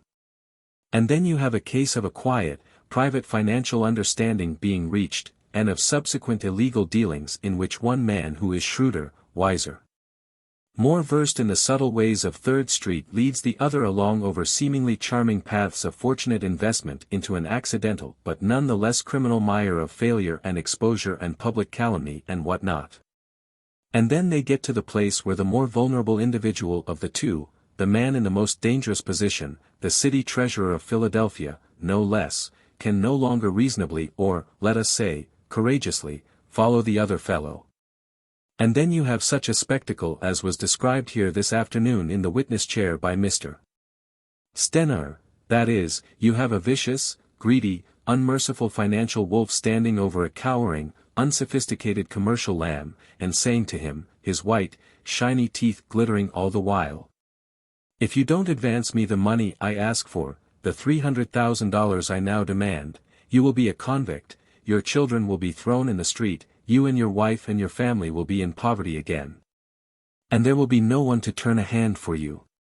That is what Mr. Stener says Mr. Cowperwood said to him. I, for my part, haven't a doubt in the world that he did. Mr. Steger, in his very guarded references to his client, describes him as a nice, kind, gentlemanly agent, a broker merely on whom was practically forced the use of $500,000 at 2.5%. When money was bringing from 10 to 15% in Third Street on call loans, and even more. But I for one don't choose to believe it. The thing that strikes me as strange in all of this is that if he was so nice and kind and gentle and remote, a mere hired and therefore subservient agent, how is it that he could have gone to Mr. Stener's office 2 or 3 days before the matter of this $60,000 check came up and say to him, as Mr. Stener testifies under oath that he did say to him, if you don't give me $300,000 worth more of the city's money at once, today, I will fail, and you will be a convict. You will go to the penitentiary. That's what he said to him. I will fail and you will be a convict. They can't touch me, but they will arrest you. I am an agent merely. Does that sound like a nice, mild, innocent, well-mannered agent, a hired broker, or doesn't it sound like a hard, defiant, contemptuous master, a man in control and ready to rule and win by fair means or foul? Gentlemen, I hold no brief for George W. Stener. In my judgment he is as guilty as his smug co-partner in crime, if not more so, this oily financier who came smiling and in sheep's clothing, pointing out subtle ways by which the city's money could be made profitable for both. But when I hear Mr. Cowperwood described as I have just heard him described, as a nice, mild, innocent agent, my gorge rises. Why, gentlemen, if you want to get a right point of view on this whole proposition you will have to go back about 10 or 12 years and see Mr. George W. Stener as he was then, a rather poverty-stricken beginner in politics, and before this very subtle and capable broker and agent came along and pointed out ways and means by which the city's money could be made profitable. George W. Stener wasn't very much of a personage then, and neither was Frank A. Cowperwood when he found Stener newly elected to the office of city treasurer. Can't you see him arriving at that time nice and fresh and young and well-dressed, as shrewd as a fox, and saying, "Come to me. Let me handle city loan. Loan me the city's money at 2% or less." Can't you hear him suggesting this? Can't you see him? George W. Stener was a poor man, comparatively a very poor man, when he first became city treasurer. All he had was a small real estate and insurance business which brought him in, say, $2,500 a year. He had a wife and 4 children to support, and he had never had the slightest taste of what for him might be called luxury or comfort. Then comes Mr. Cowperwood, at his request, to be sure, but on an errand which held no theory of evil gains in Mr. Stener's mind at the time, and proposes his grand scheme of manipulating all the city loan to their mutual advantage. Do you yourselves think, gentlemen, from what you have seen of George W. Stener here on the witness stand, that it was he who proposed this plan of ill-gotten wealth to that gentleman over there? He pointed to Cowperwood. Does he look to you like a man who would be able to tell that gentleman anything about finance or this wonderful manipulation that followed? I ask you, does he look clever enough to suggest all the subtleties by which these two subsequently made so much money? Why, the statement of this man Cowperwood made to his creditors at the time of his failure here a few weeks ago showed that he considered himself to be worth over $1,250,000. And he is only a little over 34 years old today. How much was he worth at the time he first entered business relations with the ex-city treasurer? Have you any idea? I can tell. I had the matter looked up almost a month ago on my accession to office. Just a little over $200,000, gentlemen, just a little over $200,000. Here is an abstract from the files of Dunn & Company for that year. Now you can see how rapidly our Caesar has grown in wealth since then. You can see how profitable these few short years have been to him. Was George W. Stener worth any such sum up to the time he was removed from his office and indicted for embezzlement?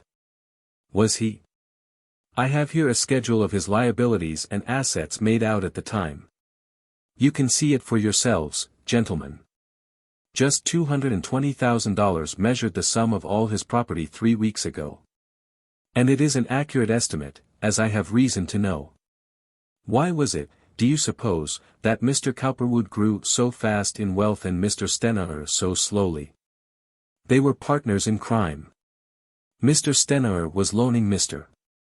Cowperwood vast sums of the city's money at 2% when call rates for money in 3rd Street were sometimes as high as 16 and 17%. Don't you suppose that Mr. Cowperwood sitting there knew how to use this very cheaply come-by money to the very best advantage? Does he look to you as though he didn't? You have seen him on the witness stand. You have heard him testify. Very suave, very straightforward seeming, very innocent, doing everything as a favor to Mr. Stener and his friends, of course, and yet making $1 million in a little over 6 years and allowing Mr. Stener to make $160,000 or less, for Mr. Stener had some little money at the time this partnership was entered into, a few $1,000s. Shannon now came to the vital transaction of October 9, when Cowperwood called on Stener and secured the check for $60,000 from Albert Stiers. His scorn for this, as he appeared to think, subtle and criminal transaction was unbounded. It was plain larceny, stealing, and Cowperwood knew it when he asked Stiers for the check. Think of it. Shannon exclaimed, turning and looking squarely at Cowperwood, who faced him quite calmly, undisturbed and unashamed. Think of it. Think of the colossal nerve of the man, the Machiavellian subtlety of his brain. He knew he was going to fail. He knew after 2 days of financial work, after 2 days of struggle to offset the providential disaster which upset his nefarious schemes, that he had exhausted every possible resource save one, the city treasury. And that unless he could compel aid there he was going to fail. He already owed the city treasury $500,000. He had already used the city treasurer as a cat's paw so much, had involved him so deeply, that the latter, because of the staggering size of the debt, was becoming frightened. Did that deter Mr. Cowperwood? Not at all. He shook his finger ominously in Cowperwood's face, and the latter turned irritably away. He is showing off for the benefit of his future, he whispered to Steger. I wish you could tell the jury that. I wish I could, replied Steger, smiling scornfully, but my hour is over. Why, continued Mr. Shannon, turning once more to the jury, think of the colossal, wolfish nerve that would permit a man to say to Albert Stiers that he had just purchased $60,000 worth additional of city loan.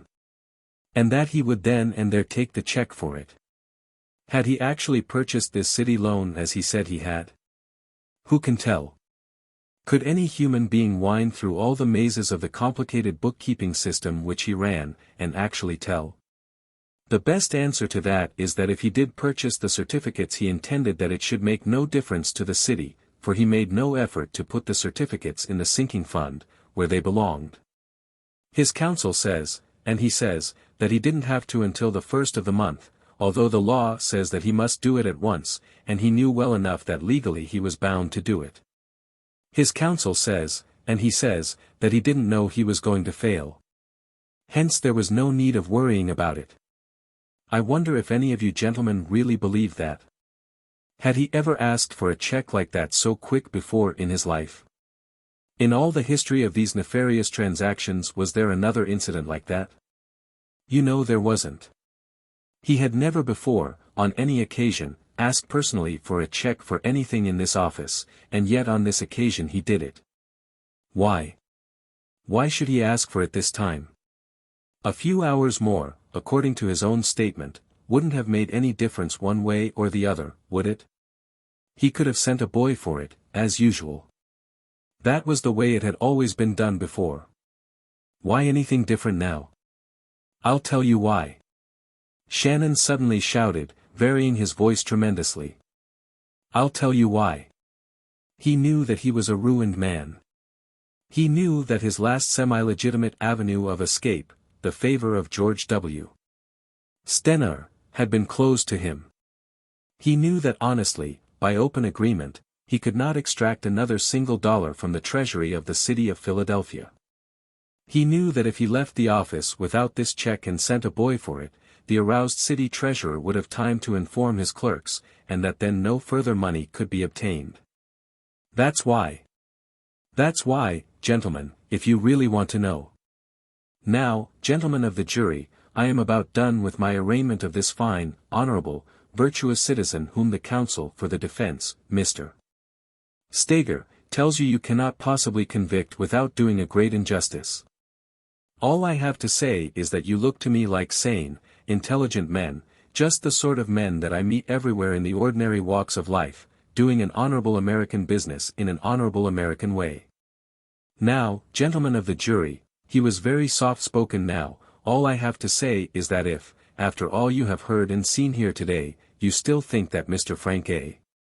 Cowperwood is an honest, honorable man, that he didn't steal, willfully and knowingly, $60,000 from the Philadelphia city treasury.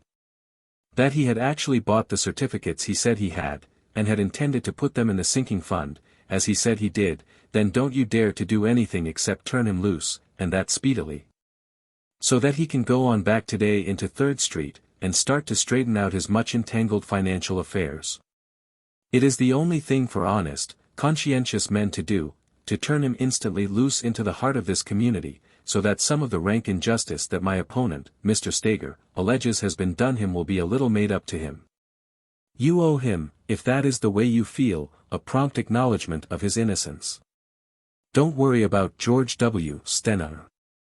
His guilt is established by his own confession. He admits he is guilty. He will be sentenced without trial later on. But this man, he says he is an honest, honorable man. He says he didn't think he was going to fail. He says he used all that threatening, compelling, terrifying language, not because he was in danger of failing, but because he didn't want the bother of looking further for aid. What do you think? Do you really think that he had purchased $60,000 more of certificates for the sinking fund, and that he was entitled to the money? If so, why didn't he put them in the sinking fund? They're not there now, and the $60,000 is gone. Who got it? The Girard National Bank, where he was overdrawn to the extent of $100,000. Did it get it and $40,000 more in other checks and certificates? Certainly. Why?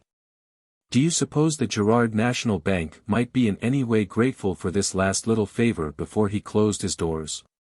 Do you think that President Davison, whom you saw here testifying so kindly in this case, feels at all friendly, and that may possibly, I don't say that it does, explain his very kindly interpretation of Mr. Cowperwood's condition? It might be.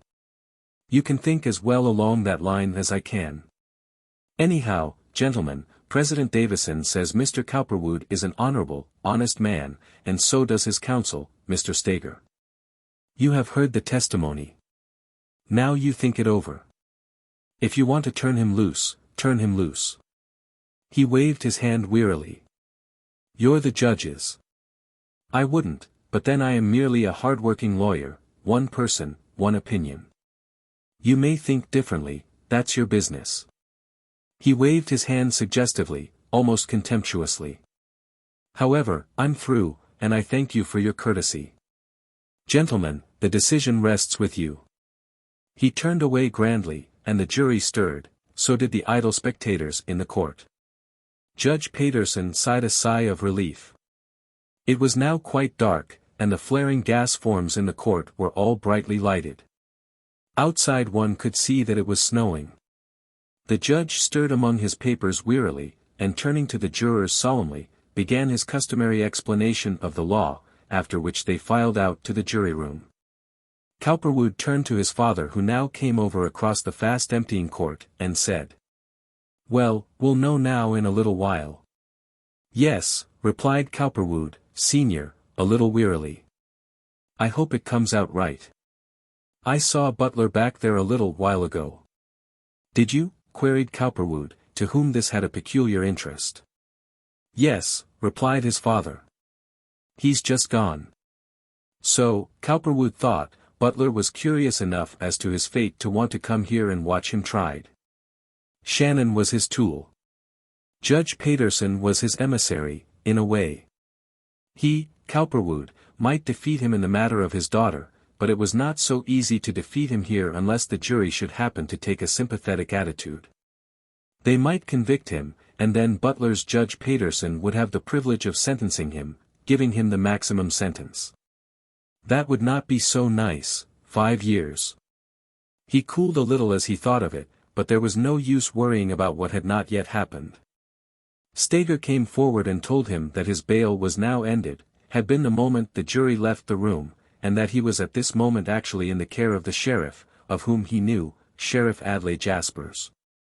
Unless he were acquitted by the jury, Steger added, he would have to remain in the sheriff's care until an application for a certificate of reasonable doubt could be made and acted upon. It would take all of 5 days, Frank, Steger said, but Jaspers isn't a bad sort. He'd be reasonable. Of course, if we're lucky you won't have to visit him. You will have to go with this bailiff now, though. Then if things come out right we'll go home. Say, I'd like to win this case, he said. I'd like to give them the laugh and see you do it. I consider you've been pretty badly treated, and I think I made that perfectly clear. I can reverse this verdict on a dozen grounds if they happen to decide against you.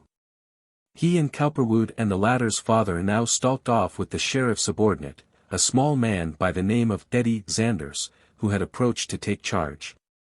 They entered a small room called the pen at the back of the court, where all those on trial whose liberty had been forfeited by the jury's leaving the room had to wait pending its return. It was a dreary, high-ceiled, four-square place, with a window looking out into Chestnut Street, and a second door leading off into somewhere, one had no idea where. It was dingy, with a worn wooden floor, some heavy, plain, wooden benches lining the four sides, no pictures or ornaments of any kind. A single two-armed gas pipe descended from the center of the ceiling. It was permeated by a peculiarly stale and pungent odor, obviously redolent of all the flotsam and jetsam of life, criminal and innocent, that had stood or sat in here from time to time, waiting patiently to learn what a deliberating fate held in store. Cowperwood was, of course, disgusted, but he was too self-reliant and capable to show it. All his life he had been immaculate, almost fastidious in his care of himself. Here he was coming, perforce, in contact with a form of life which jarred upon him greatly. Stager, who was beside him, made some comforting, explanatory, apologetic remarks. "Not as nice as it might be," he said, "but you won't mind waiting a little while. The jury won't be long, I fancy." "That may not help me," he replied, walking to the window. Afterward he added, "What must be, must be." His father winced. Suppose Frank was on the verge of a long prison term, which meant an atmosphere like this? Heavens! For a moment, he trembled, then for the first time in years he made a silent prayer. Chapter 44. Meanwhile the great argument had been begun in the jury room, and all the points that had been meditatively speculated upon in the jury box were now being openly discussed.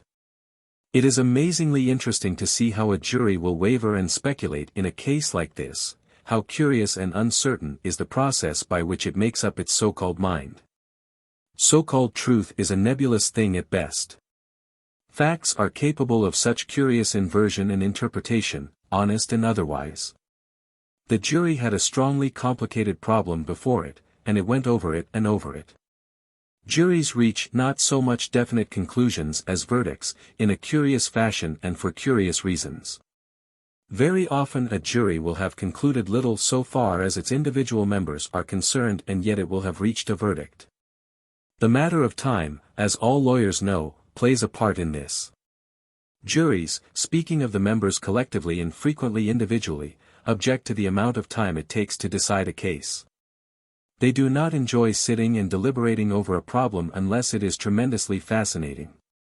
The ramifications or the mystery of a syllogism can become a weariness and a bore. The jury room itself may and frequently does become a dull agony. On the other hand, no jury contemplates a disagreement with any degree of satisfaction. There is something so inherently constructive in the human mind that to leave a problem unsolved is plain misery. It haunts the average individual like any other important task left unfinished. Men in a jury room, like those scientifically demonstrated atoms of a crystal which scientists and philosophers love to speculate upon, like finally to arrange themselves into an orderly and artistic whole, to present a compact, intellectual front. To be whatever they have set out to be, properly and rightly, a compact, sensible jury. One sees this same instinct magnificently displayed in every other phase of nature, in the drifting of seawood to the Sargasso Sea, in the geometric interrelation of air bubbles on the surface of still water. In the marvelous unreasoned architecture of so many insects and atomic forms which make up the substance and the texture of this world. It would seem as though the physical substance of life, this apparition of form which the eye detects and calls real, were shot through with some vast subtlety that loves order, that is order. The atoms of our so-called being, in spite of our so-called reason, the dreams of a mood, know where to go and what to do. They represent an order, a wisdom, a willing that is not of us. They build orderly in spite of us. So the subconscious spirit of a jury. At the same time, one does not forget the strange hypnotic effect of one personality on another, the varying effects of varying types on each other, until a solution, to use the word in its purely chemical sense, is reached. In a jury room the thought or determination of one or two or three men, if it be definite enough, is likely to pervade the whole room and conquer the reason or the opposition of the majority. One man, standing out for the definite thought that is in him, is apt to become either the triumphant leader of a pliant mass or the brutally battered target of a flaming, concentrated intellectual fire. Men despise dull opposition that is without reason. In a jury room, of all places, a man is expected to give a reason for the faith that is in him, if one is demanded. It will not do to say, "I cannot agree." Jurors have been known to fight. Bitter antagonisms lasting for years have been generated in these close quarters. Recalcitrant jurors have been hounded commercially in their local spheres for their unreasoned oppositions or conclusions.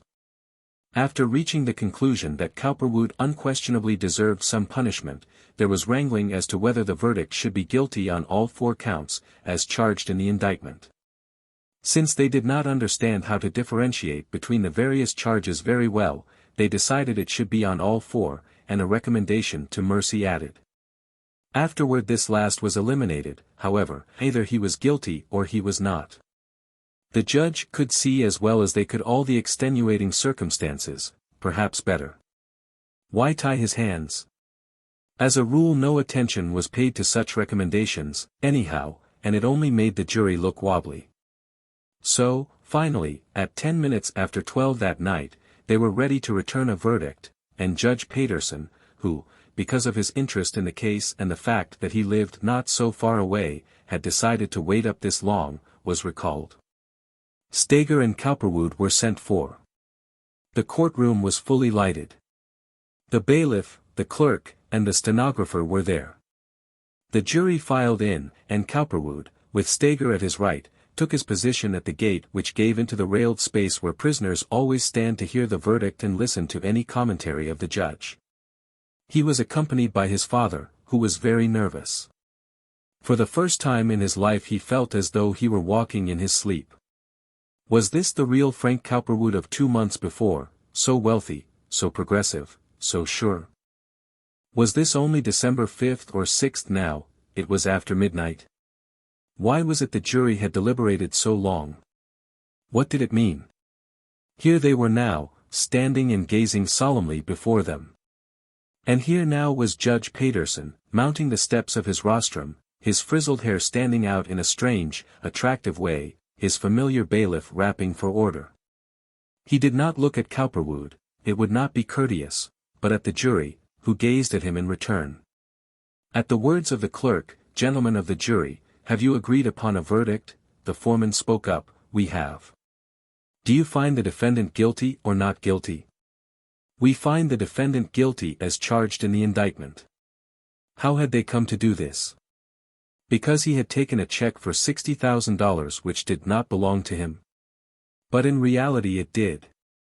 Good Lord, what was $60,000 in the sum total of all the money that had passed back and forth between him and George W. Stener?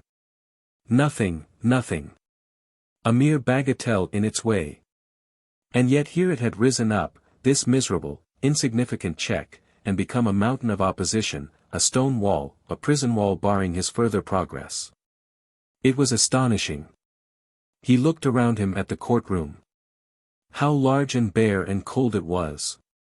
Still he was Frank A. Cowperwood. Why should he let such queer thoughts disturb him? His fight for freedom and privilege and restitution was not over yet. Good heavens! It had only begun. In 5 days he would be out again on bail. Steger would take an appeal. He would be out, and he would have 2 long months in which to make an additional fight. He was not down yet. He would win his liberty.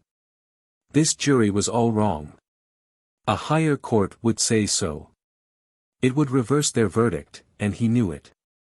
He turned to Steger, where the latter was having the clerk poll the jury, in the hope that some one juror had been over-persuaded, made to vote against his will. "Is that your verdict?" he heard the clerk ask of Philip Moultrie, juror number 1. "It is," replied that worthy, solemnly. "Is that your verdict?" The clerk was pointing to Simon Glassberg. "Yes, sir." "Is that your verdict?" He pointed to Fletcher Norton. "Yes." So it went through the whole jury. All the men answered firmly and clearly, though Steger thought it might barely be possible that one would have changed his mind. The judge thanked them and told them that in view of their long services this night, they were dismissed for the term. The only thing remaining to be done now was for Steger to persuade Judge Paterson to grant a stay of sentence pending the hearing of a motion by the state Supreme Court for a new trial.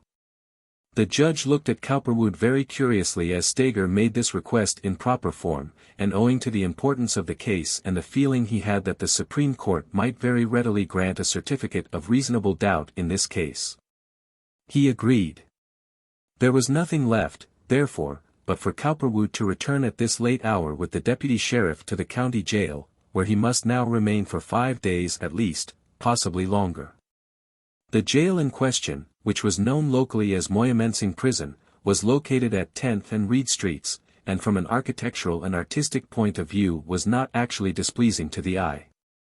It consisted of a central portion, prison, residence for the sheriff or what you will, 3 stories high, with a battlement cornice and a round battlement tower about 1/3 as high as the central portion itself, and 2 wings. Each 2 stories high, with battlement turrets at either end, giving it a highly castellated and consequently, from the American point of view, a very prison-like appearance. The facade of the prison, which was not more than 35 feet high for the central portion, nor more than 25 feet for the wings, was set back at least 100 feet from the street, and was continued at either end. From the wings to the end of the street block, by a stone wall all of 20 feet high. The structure was not severely prison-like, for the central portion was pierced by rather large, unbarred apertures hung on the 2 upper stories with curtains, and giving the whole front a rather pleasant and residential air. The wing to the right, as one stood looking in from the street, was the section known as the county jail proper, and was devoted to the care of prisoners serving short-term sentences on some judicial order. The wing to the left was devoted exclusively to the care and control of untried prisoners. The whole building was built of a smooth, light-colored stone, which on a snowy night like this, with the few lamps that were used in it glowing feebly in the dark, presented an eerie, fantastic, almost supernatural appearance. It was a rough and blowy night when Cowperwood started for this institution under duress. The wind was driving the snow before it in curious, interesting whirls. Eddie Zanders, the sheriff's deputy on guard at the Court of Quarter Sessions, accompanied him and his father and Steger. Zanders was a little man, dark, with a short, stubby mustache, and a shrewd though not highly intelligent eye. He was anxious first to uphold his dignity as a deputy sheriff, which was a very important position in his estimation, and next to turn an honest penny if he could. He knew little save the details of his small world, which consisted of accompanying prisoners to and from the courts and the jails, and seeing that they did not get away. He was not unfriendly to a particular type of prisoner, the well-to-do or moderately prosperous, for he had long since learned that it paid to be so. Tonight he offered a few sociable suggestions, viz. That it was rather rough, that the jail was not so far but that they could walk, and that Sheriff Jaspers would, in all likelihood, be around or could be aroused. Cowperwood scarcely heard. He was thinking of his mother and his wife and of Aileen. When the jail was reached he was led to the central portion, as it was here that the sheriff, Adlai Jaspers, had his private office. Jaspers had recently been elected to office, and was inclined to conform to all outward appearances, in so far as the proper conduct of his office was concerned, without in reality inwardly conforming. Thus it was generally known among the politicians that one way he had of fattening his rather lean salary was to rent private rooms and grant special privileges to prisoners who had the money to pay for the same. Other sheriffs had done it before him. In fact, when Jaspers was inducted into office, several prisoners were already enjoying these privileges, and it was not a part of his scheme of things to disturb them. The rooms that he let to the right parties, as he invariably put it, were in the central portion of the jail, where were his own private living quarters. They were unbarred, and not at all cell-like. There was no particular danger of escape, for a guard stood always at his private door instructed to keep an eye on the general movements of all the inmates. A prisoner so accommodated was in many respects quite a free person. His meals were served to him in his room, if he wished. He could read or play cards, or receive guests, and if he had any favorite musical instrument, that was not denied him. There was just one rule that had to be complied with. If he were a public character, and any newspaper men called, he had to be brought downstairs into the private interviewing room in order that they might not know that he was not confined in a cell like any other prisoner. Nearly all of these facts had been brought to Cowperwood's attention beforehand by Steger, but for all that, when he crossed the threshold of the jail a peculiar sensation of strangeness and defeat came over him. He and his party were conducted to a little office to the left of the entrance, where were only a desk and a chair, dimly lighted by a low-burning gas jet. Sheriff Jaspers, rotund and ruddy, met them, greeting them in quite a friendly way. Xanders was dismissed, and went briskly about his affairs.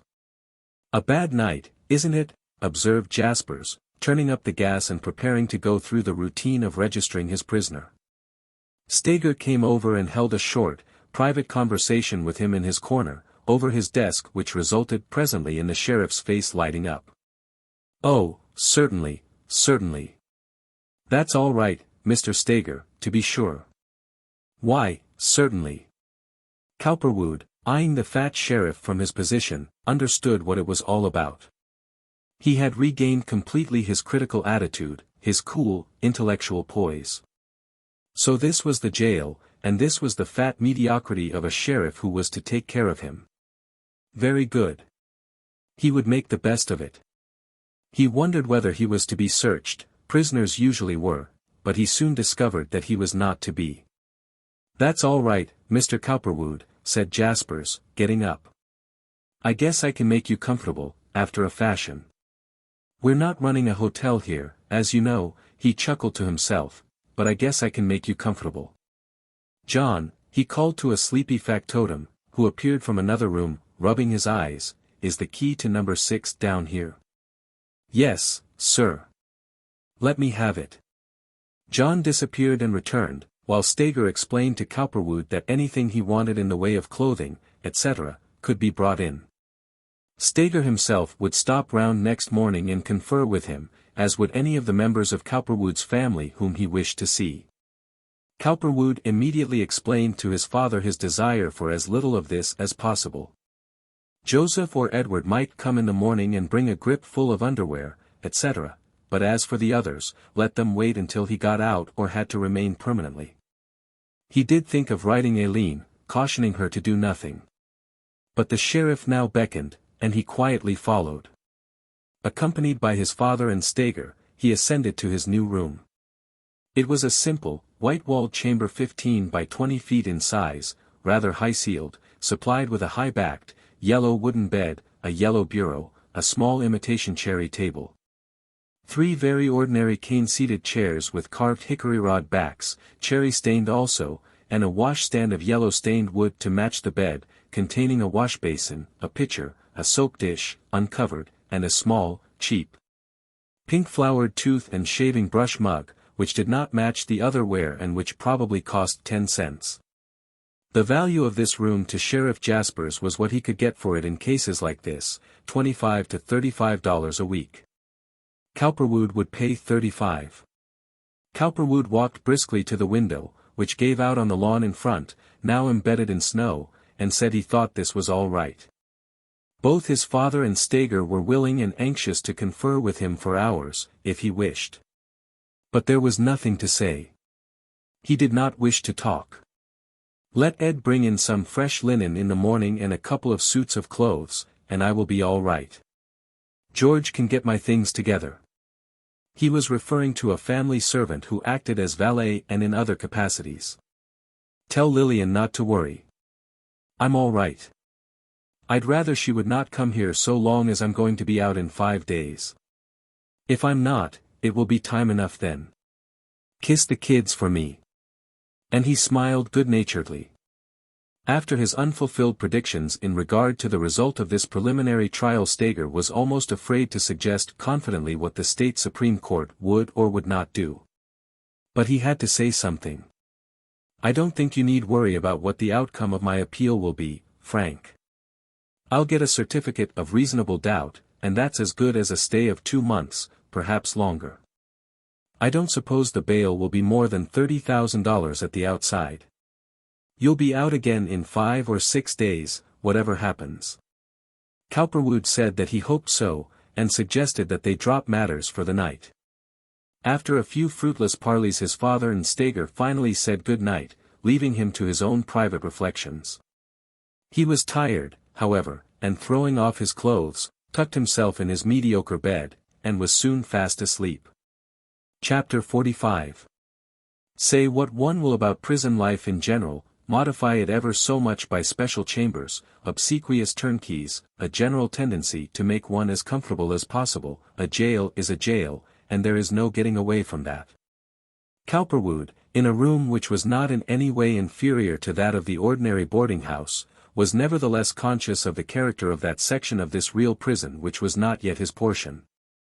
He knew that there were cells there, probably greasy and smelly and vermin-infested, and that they were enclosed by heavy iron bars, which would have as readily clanked on him as on those who were now therein incarcerated if he had not had the price to pay for something better. So much for the alleged equality of man, he thought, which gave to one man, even within the grim confines of the machinery of justice, such personal liberty as he himself was now enjoying, and to another, because he chanced to lack wit or presence or friends or wealth, denied the more comfortable things which money would buy. The morning after the trial, on waking, he stirred curiously, and then it suddenly came to him that he was no longer in the free and comfortable atmosphere of his own bedroom, but in a jail cell, or rather its very comfortable substitute, a sheriff's rented bedroom. He got up and looked out the window. The ground outside and Passyunk Avenue were white with snow. Some wagons were silently lumbering by. A few Philadelphians were visible here and there, going to and fro on morning errands. He began to think at once what he must do, how he must act to carry on his business, to rehabilitate himself. And as he did so he dressed and pulled the bell cord, which had been indicated to him, and which would bring him an attendant who would build him a fire and later bring him something to eat. A shabby prison attendant in a blue uniform, conscious of Cowperwood's superiority because of the room he occupied, laid wood and coal in the grate and started a fire, and later brought him his breakfast, which was anything but prison fare, though poor enough at that. After that he was compelled to wait in patience several hours, in spite of the sheriff's assumption of solicitous interest, before his brother Edward was admitted with his clothes. An attendant, for a consideration, brought him the morning papers, and these, except for the financial news, he read indifferently. Late in the afternoon Steger arrived, saying he had been busy having certain proceedings postponed, but that he had arranged with the sheriff for Cowperwood to be permitted to see such of those as had important business with him. By this time, Cowperwood had written Aileen under no circumstances to try to see him, as he would be out by the 10th, and that either that day, or shortly after, they would meet. As he knew, she wanted greatly to see him, but he had reason to believe she was under surveillance by detectives employed by her father. This was not true, but it was preying on her fancy, and combined with some derogatory remarks dropped by Owen and Callum at the dinner table recently, had proved almost too much for her fiery disposition. But, because of Cowperwood's letter reaching her at the Calligans, she made no move until she read on the morning of the 10th that Cowperwood's plea for a certificate of reasonable doubt had been granted, and that he would once more, for the time being at least, be a free man. This gave her courage to do what she had long wanted to do, and that was to teach her father that she could get along without him and that he could not make her do anything she did not want to do. She still had the $200 Cowperwood had given her and some additional cash of her own, perhaps $350 in all. This she thought would be sufficient to see her to the end of her adventure, or at least until she could make some other arrangement for her personal well-being. From what she knew of the feeling of her family for her, she felt that the agony would all be on their side, not hers. Perhaps when her father saw how determined she was he would decide to let her alone and make peace with her.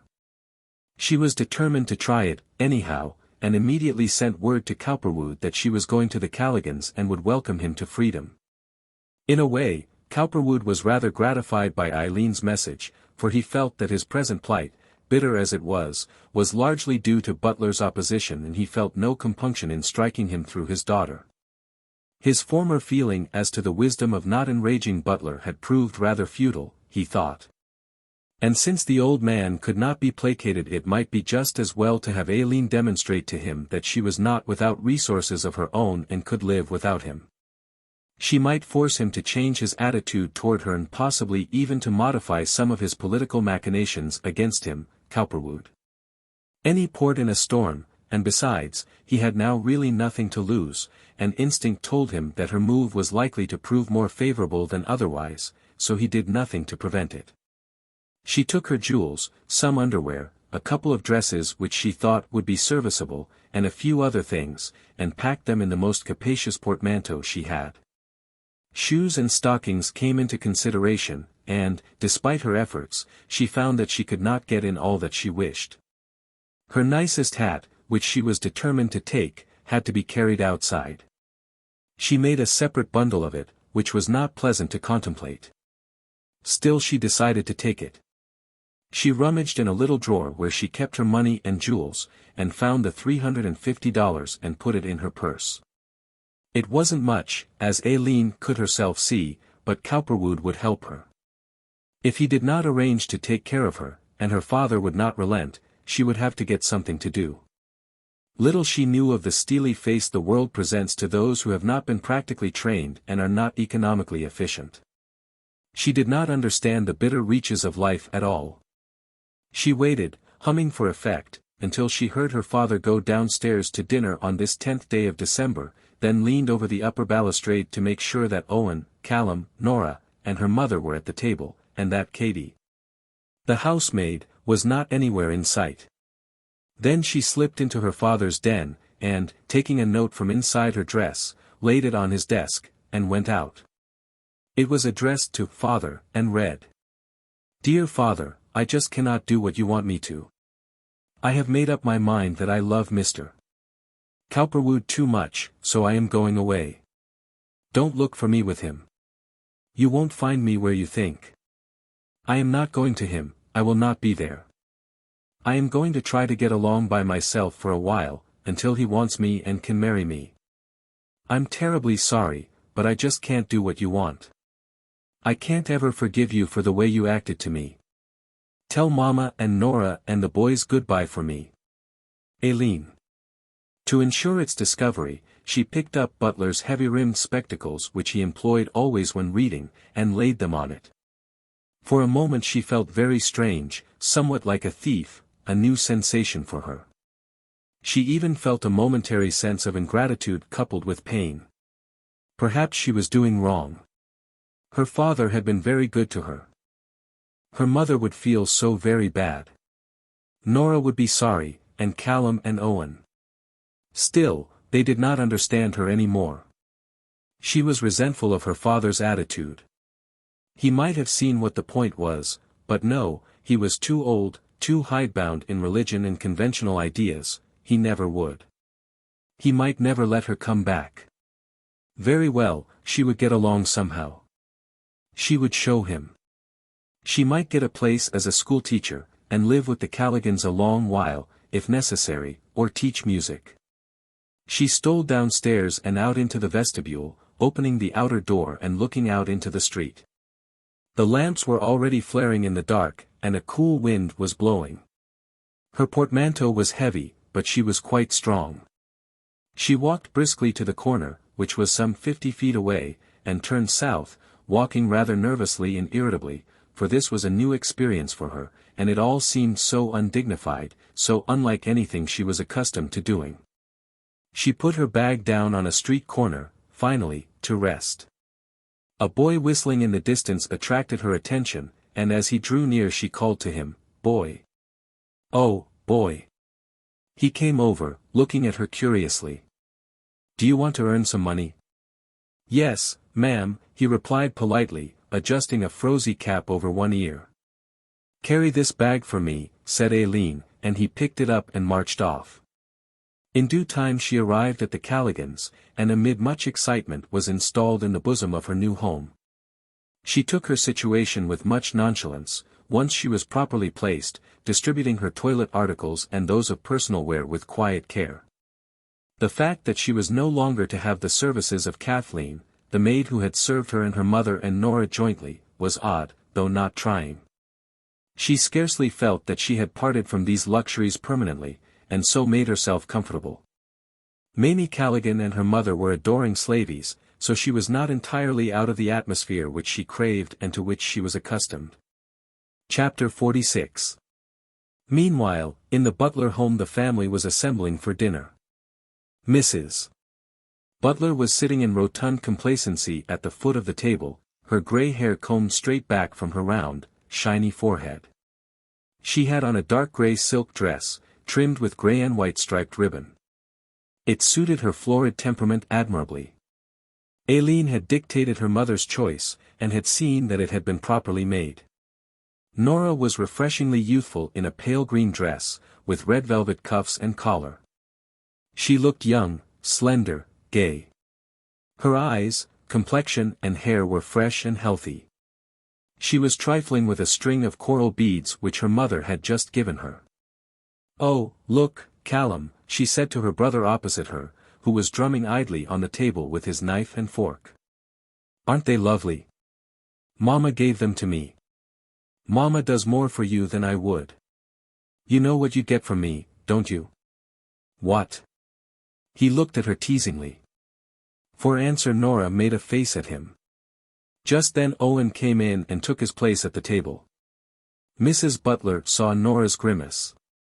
"Well, that'll win no love from your brother, ye can depend on that," she commented. "Lord, what a day," observed Owen, wearily, unfolding his napkin. "I've had my fill of work for once." "What's the trouble?" queried his mother, feelingly. "No real trouble, mother," he replied.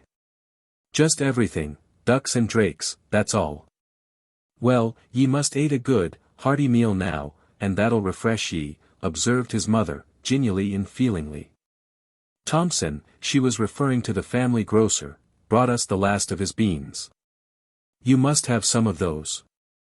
"Sure, beans'll fix it, whatever it is, Owen," joked Callum. "Mother's got the answer." "They're fine, I'd have ye know," replied Mrs. Butler, quite unconscious of the joke. "No doubt of it, mother," replied Callum. "Real brain food. Let's feed some to Nora. You'd better eat some yourself, smarty. My, but you're gay. I suppose you're going out to see somebody. That's why." "Right you are, Nora. Smart girl, you. 5 or 6. 10 to 15 minutes each. I'd call on you if you were nicer." "You would if you got the chance," mocked Nora. "I'd have you know I wouldn't let you. I'd feel very bad if I couldn't get somebody better than you." "As good as, you mean," corrected Callum. "Children, children," interpolated Mrs. Butler, calmly, looking about for old John, the servant. "You'll be losin' your tempers in a minute. Hush now. Here comes your father. Where's Aileen?" Butler walked heavily in and took his seat. John, the servant, appeared bearing a platter of beans among other things, and Mrs. Butler asked him to send someone to call Aileen. "It's gettin' colder, I'm thinkin'," said Butler, by way of conversation, and eyeing Aileen's empty chair. She would come soon now, his heavy problem. He had been very tactful these last 2 months, avoiding any reference to Cowperwood in so far as he could help in her presence. "It's colder," remarked Owen, "much colder. We'll soon see real winter now." Old John began to offer the various dishes in order, but when all had been served Aileen had not yet come. "See where Aileen is, John," observed Mrs. Butler, interestedly. "The meal will be gettin' cold." Old John returned with the news that Aileen was not in her room. "Sure she must be somewhere," commented Mrs. Butler, only slightly perplexed. "She'll be comin', though, never mind, if she wants to. She knows it's meal time."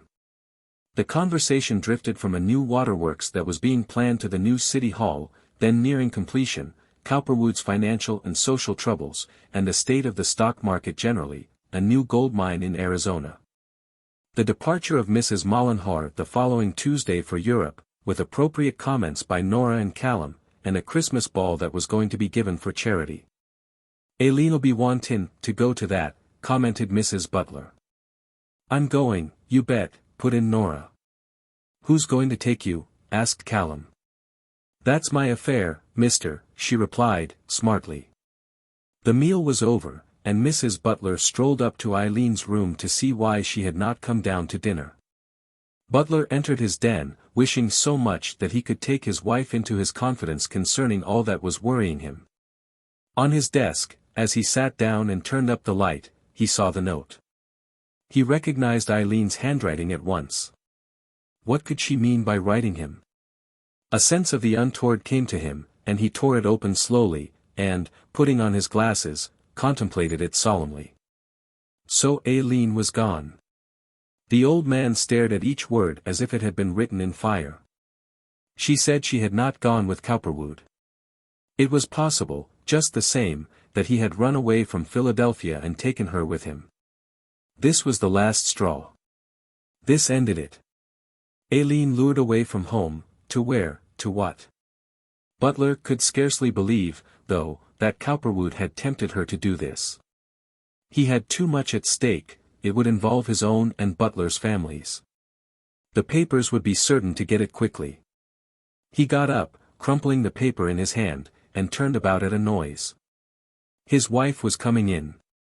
He pulled himself together and shoved the letter in his pocket. "Eileen's not in her room," she said, curiously. "She didn't say anything to you about going out, did she?" "No," he replied, truthfully, wondering how soon he should have to tell his wife. "That's odd," observed Mrs. Butler, doubtfully. "She must have gone out after something. It's a wonder she wouldn't tell somebody." Butler gave no sign. He dared not. "She'll be back," he said, more in order to gain time than anything else. He was sorry to have to pretend. Mrs. Butler went out, and he closed the door. Then he took out the letter and read it again. The girl was crazy. She was doing an absolutely wild, inhuman, senseless thing. Where could she go, except to Cowperwood? She was on the verge of a public scandal, and this would produce it. There was just one thing to do as far as he could see. Cowperwood, if he were still in Philadelphia, would know. He would go to him, threaten, cajole, actually destroy him, if necessary. Aileen must come back. She need not go to Europe, perhaps, but she must come back and behave herself at least until Cowperwood could legitimately marry her. That was all he could expect now. She would have to wait, and some day perhaps he could bring himself to accept her wretched proposition. Horrible thought. It would kill her mother, disgrace her sister. He got up, took down his hat, put on his overcoat, and started out. Arriving at the Cowperwood home, he was shown into the reception room. Cowperwood at the time was in his den looking over some private papers. When the name of Butler was announced, he immediately went downstairs. It was characteristic of the man that the announcement of Butler's presence created no stir in him whatsoever. So Butler had come. That meant, of course, that Aileen had gone. Now for a battle, not of words, but of weights of personalities. He felt himself to be intellectually, socially, and in every other way the more powerful man of the two.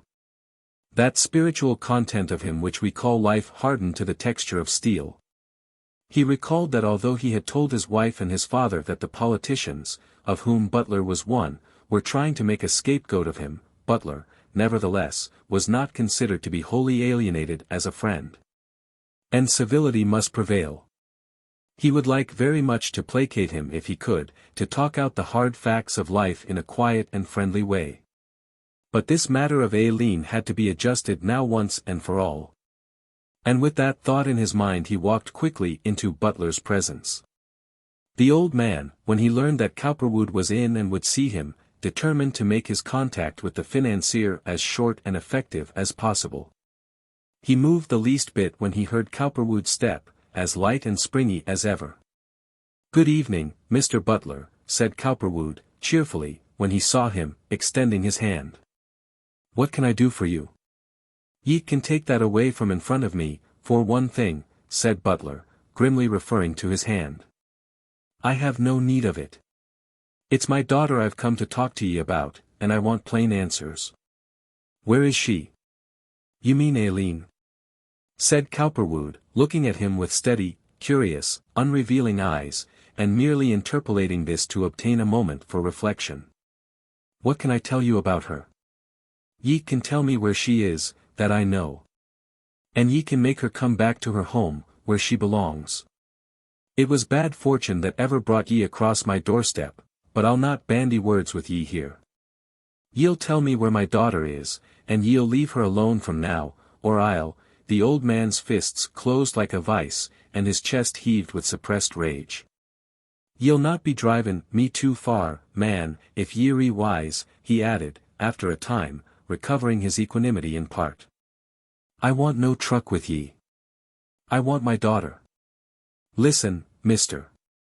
Butler, said Cowperwood, quite calmly, relishing the situation for the sheer sense of superiority it gave him. I want to be perfectly frank with you, if you will let me. I may know where your daughter is, and I may not. I may wish to tell you, and I may not. She may not wish me to. But unless you wish to talk with me in a civil way, there is no need of our going on any further. You are privileged to do what you like.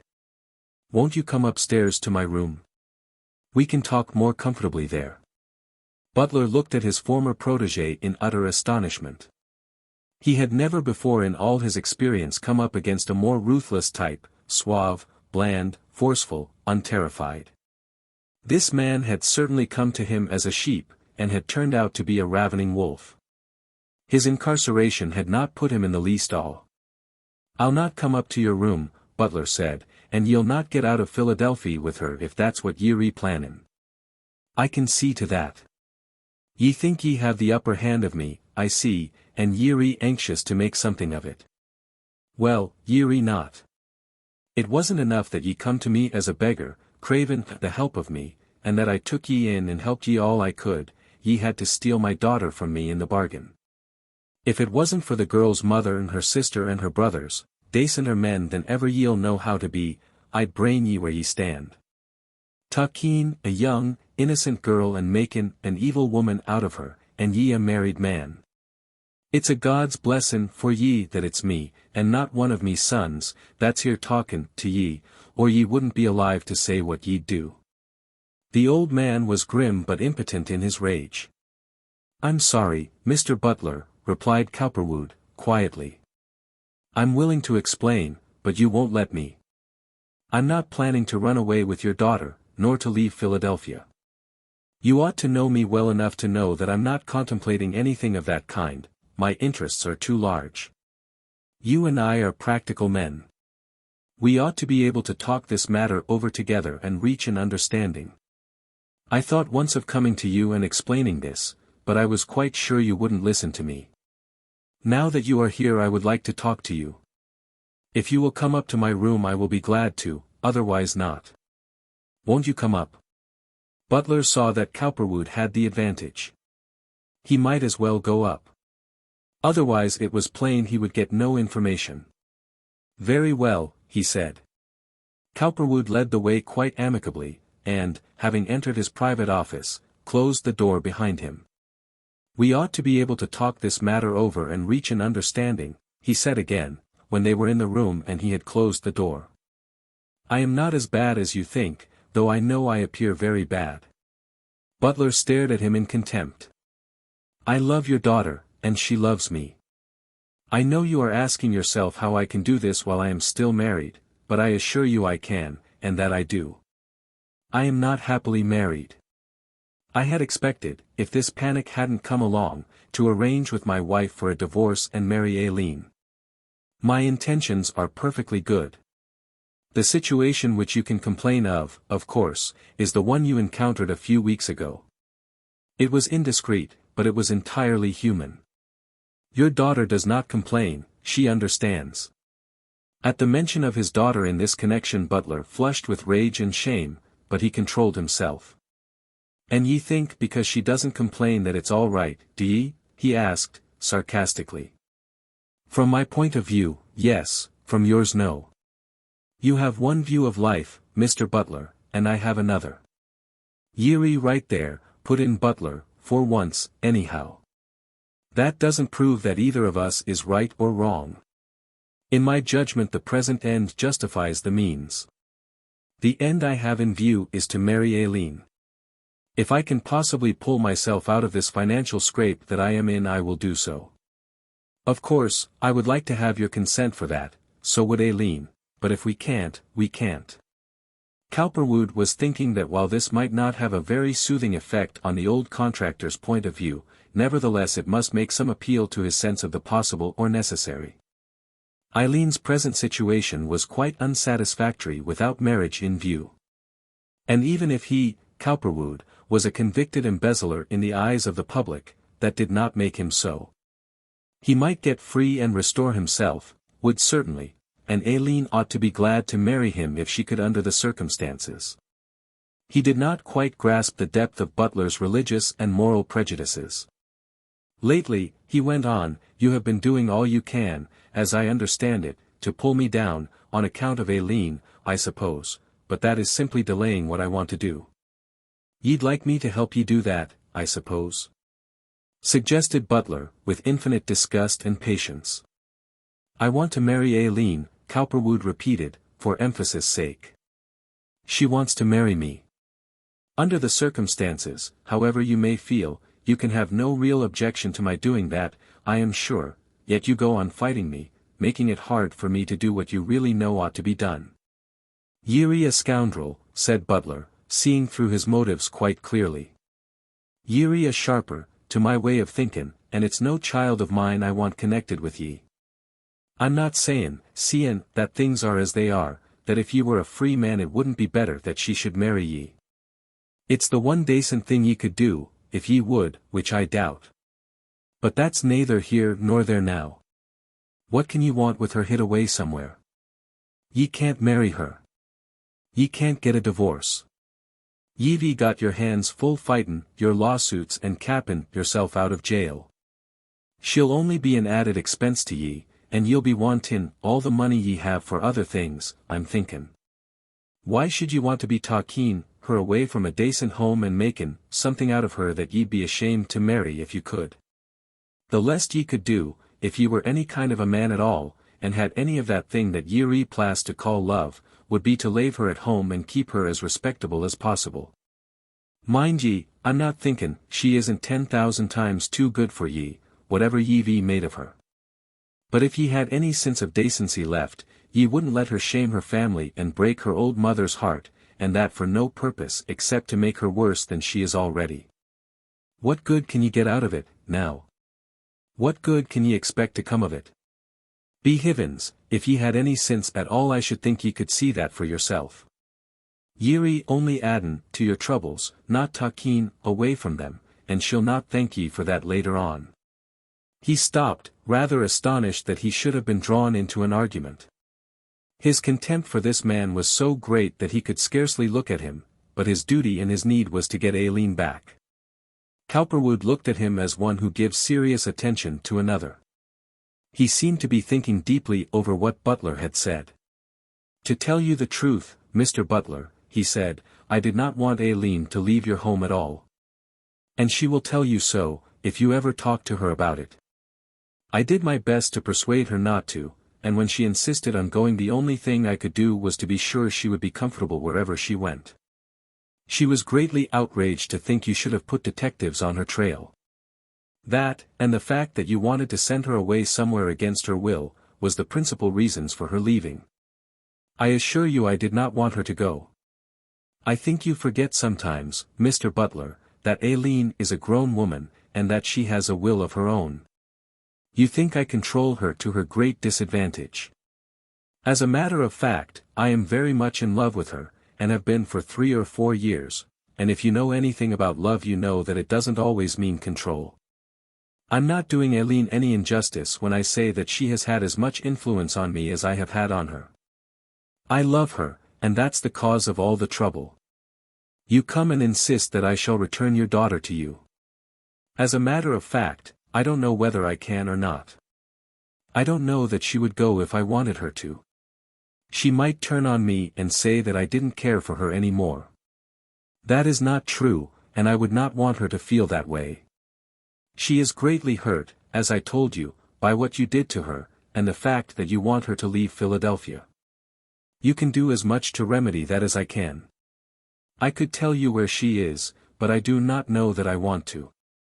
Certainly not until I know what your attitude toward her and this whole proposition is to be. He paused and looked calmly at the old contractor, who eyed him grimly in return. What proposition are ye talkin' about? Asked Butler, interested by the peculiar developments of this argument. In spite of himself, he was getting a slightly different angle on the whole situation. The scene was shifting to a certain extent. Cowperwood appeared to be reasonably sincere in the matter. His promises might all be wrong, but perhaps he did love Aileen, and it was possible that he did intend to get a divorce from his wife sometime and marry her.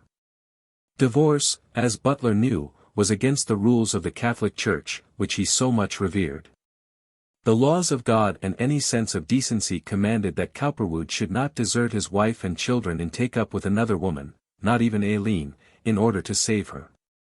It was a criminal thing to plan, sociologically speaking, and showed what a villain Cowperwood inherently was. But, nevertheless, Cowperwood was not a Catholic, his views of life were not the same as his own, Butler's, and besides and worst of all, no doubt due in part to Aileen's own temperament, he had compromised her situation very materially. She might not easily be restored to a sense of the normal and decent, and so the matter was worth taking into thought.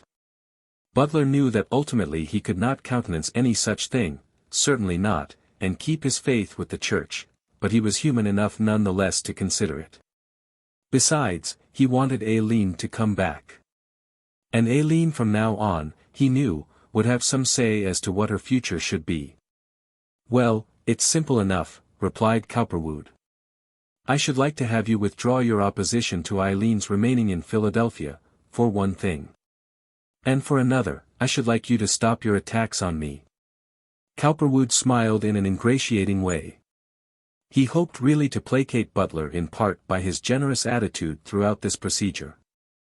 I can't make you do that, of course, unless you want to. I merely bring it up, Mr. Butler, because I am sure that if it hadn't been for Aileen you would not have taken the course you have taken toward me. I understood you received an anonymous letter, and that afternoon you called your loan with me.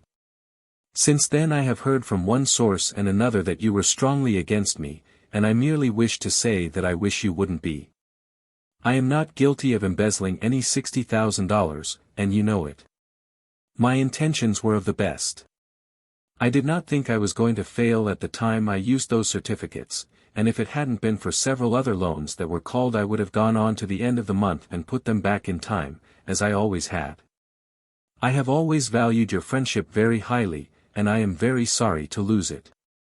Now I have said all I am going to say. Butler looked at Cowperwood with shrewd, calculating eyes. The man had some merit, but much unconscionable evil in him. Butler knew very well how he had taken the check, and a good many other things in connection with it. The manner in which he had played his cards tonight was on a par with the way he had run to him on the night of the fire. He was just shrewd and calculating and heartless. I'll make ye no promise, he said. Tell me where my daughter is, and I'll think the matter over. Ye have no claim on me now, and I owe ye no good turn. But I'll think it over, anyhow. That's quite all right, replied Cowperwood. That's all I can expect. But what about Aileen? Do you expect her to leave Philadelphia? Not if she settles down and behaves herself, but there must be an end of this between you and her. She's disgracin' her family and ruinin' her soul in the bargain. And that's what you are doin' with yours. It'll be time enough to talk about anything else when you're a free man. More than that I'll not promise. Cowperwood, satisfied that this move on Aileen's part had done her a real service if it had not aided him especially, was convinced that it would be a good move for her to return to her home at once. He could not tell how his appeal to the state Supreme Court would eventuate.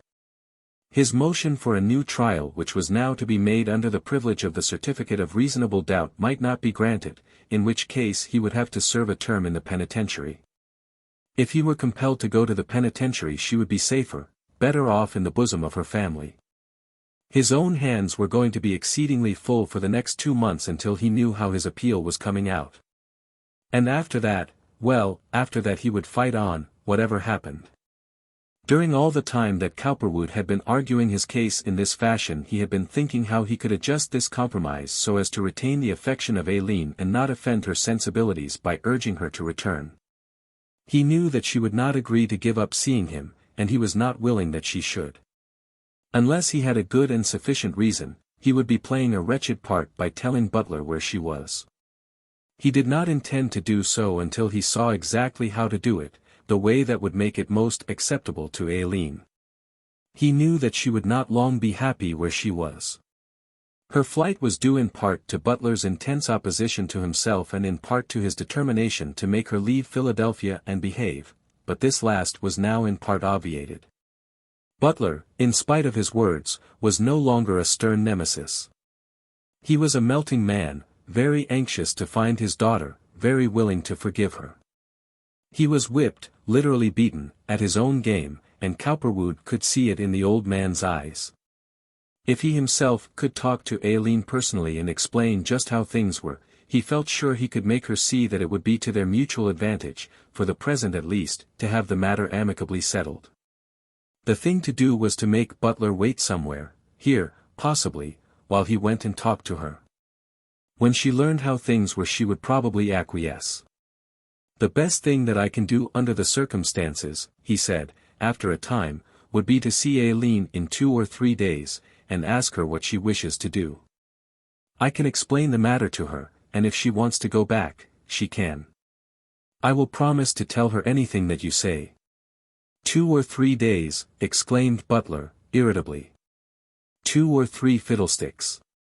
She must come home tonight. Her mother doesn't know she's left the place yet. Tonight is the time. I'll go and fetch her myself tonight. "No, that won't do," said Cowperwood. "I shall have to go myself. If you wish to wait here I will see what can be done, and let you know." "Very well," grunted Butler, who was now walking up and down with his hands behind his back. "But for heaven's sake be quick about it. There's no time to lose." He was thinking of Mrs. Butler. Cowperwood called the servant, ordered his runabout, and told George to see that his private office was not disturbed. Then, as Butler strolled to and fro in this, to him, objectionable room, Cowperwood drove rapidly away. Chapter 47. Although it was nearly 11 o'clock when he arrived at the Calligans', Aileen was not yet in bed. In her bedroom upstairs she was confiding to Mamie and Mrs. Callaghan some of her social experiences when the bell rang, and Mrs. Callaghan went down and opened the door to Cowperwood. "Miss Butler is here, I believe," he said. "Will you tell her that there is someone here from her father?" Although Aileen had instructed that her presence here was not to be divulged even to the members of her family, the force of Cowperwood's presence and the mention of Butler's name cost Mrs. Callaghan her presence of mind. "Wait a moment," she said. "I'll see." She stepped back, and Cowperwood promptly stepped in, taking off his hat with the air of one who was satisfied that Aileen was there. "Say to her that I only want to speak to her for a few moments," he called, as Mrs. Callaghan went upstairs, raising his voice in the hope that Aileen might hear. She did, and came down promptly. She was very much astonished to think that he should come so soon, and fancied, in her vanity, that there must be great excitement in her home. She would have greatly grieved if there had not been. The Callaghans would have been pleased to hear, but Cowperwood was cautious. As she came down the stairs he put his finger to his lips in sign for silence, and said, "This is Miss Butler, I believe." "Yes," replied Aileen, with a secret smile. Her one desire was to kiss him. "What's the trouble, darling?" she asked, softly. "You'll have to go back, dear, I'm afraid," whispered Cowperwood. "You'll have everything in a turmoil if you don't. Your mother doesn't know yet, it seems, and your father is over at my place now, waiting for you. It may be a good deal of help to me if you do. Let me tell you," he went off into a complete description of his conversation with Butler and his own views in the matter. Eileen's expression changed from time to time as the various phases of the matter were put before her. But, persuaded by the clearness with which he put the matter, and by his assurance that they could continue their relations as before uninterrupted, once this was settled, she decided to return. In a way, her father's surrender was a great triumph. She made her farewells to the Calligans, saying, with a smile, that they could not do without her at home, and that she would send for her belongings later, and returned with Cowperwood to his own door. There he asked her to wait in the runabout while he sent her father down. "Well," said Butler, turning on him when he opened the door, and not seeing Aileen. "You'll find her outside in my runabout," observed Cowperwood. "You may use that if you choose. I will send my man for it." "No, thank you, we'll walk," said Butler. Cowperwood called his servant to take charge of the vehicle, and Butler stalked solemnly out. He had to admit to himself that the influence of Cowperwood over his daughter was deadly, and probably permanent. The best he could do would be to keep her within the precincts of the home, where she might still, possibly, be brought to her senses. He held a very guarded conversation with her on his way home, for fear that she would take additional offense. Argument was out of the question. "Ye might have talked with me once more, Aileen," he said, "before ye left. Your mother would be in a terrible state if she knew ye were gone. She doesn't know yet. You'll have to say ye stayed somewhere to dinner." "I was at the Calligans," replied Aileen. "That's easy enough. Mama won't think anything about it. It's a sore heart I have, Aileen. I hope ye'll think over your ways and do better. I'll not say anything more now." Aileen returned to her room, decidedly triumphant in her mood for the moment, and things went on apparently in the Butler household as before. But those who imagine that this defeat permanently altered the attitude of Butler toward Cowperwood are mistaken. In the meanwhile, between the day of his temporary release and the hearing of his appeal, which was 2 months off, Cowperwood was going on doing his best to repair his shattered forces. He took up his work where he left off. But the possibility of reorganizing his business was distinctly modified since his conviction. Because of his action in trying to protect his largest creditors at the time of his failure, he fancied that once he was free again, if ever he got free, his credit, other things being equal, would be good with those who could help him most, say Cook and Company, Clark and Company, Drexel and Company, and the Girard National Bank, providing his personal reputation had not been too badly injured by his sentence. Fortunately for his own hopefulness of mind, he failed fully to realize what a depressing effect a legal decision of this character, sound or otherwise, had on the minds of even his most enthusiastic supporters. His best friends in the financial world were by now convinced that his was a sinking ship. A student of finance once observed that nothing is so sensitive as money, and the financial mind partakes largely of the quality of the thing in which it deals. There was no use trying to do much for a man who might be going to prison for a term of years. Something might be done for him possibly in connection with the governor, providing he lost his case before the Supreme Court and was actually sentenced to prison. But that was 2 months off, or more, and they could not tell what the outcome of that would be. So Cowperwood's repeated appeals for assistance, extension of credit, or the acceptance of some plan he had for his general rehabilitation, were met with the kindly evasions of those who were doubtful. They would think it over. They would see about it. Certain things were standing in the way.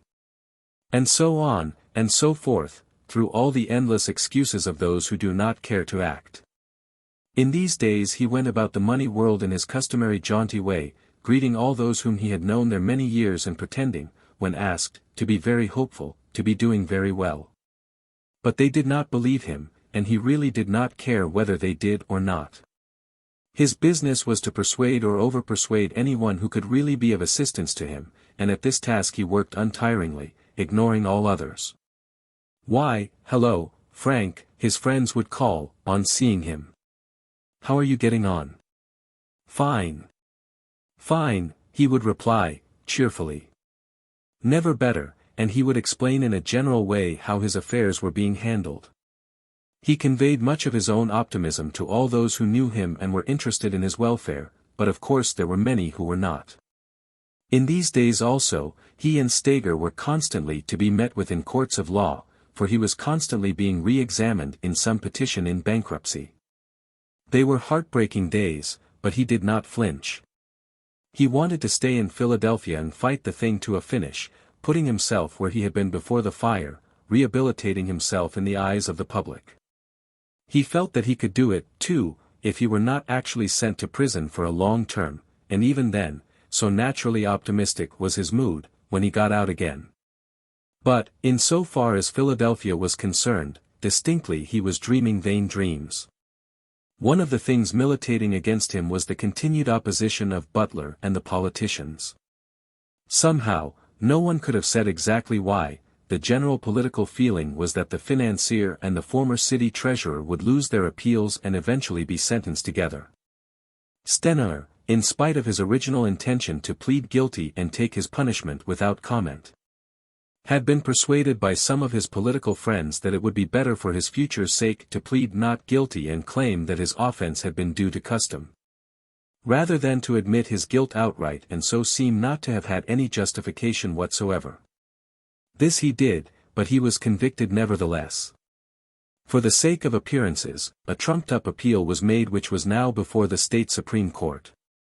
Then, too, due to one whisper and another, and these originating with the girl who had written Butler and Cowperwood's wife, there was at this time a growing volume of gossip relating to the alleged relations of Cowperwood with Butler's daughter, Aileen.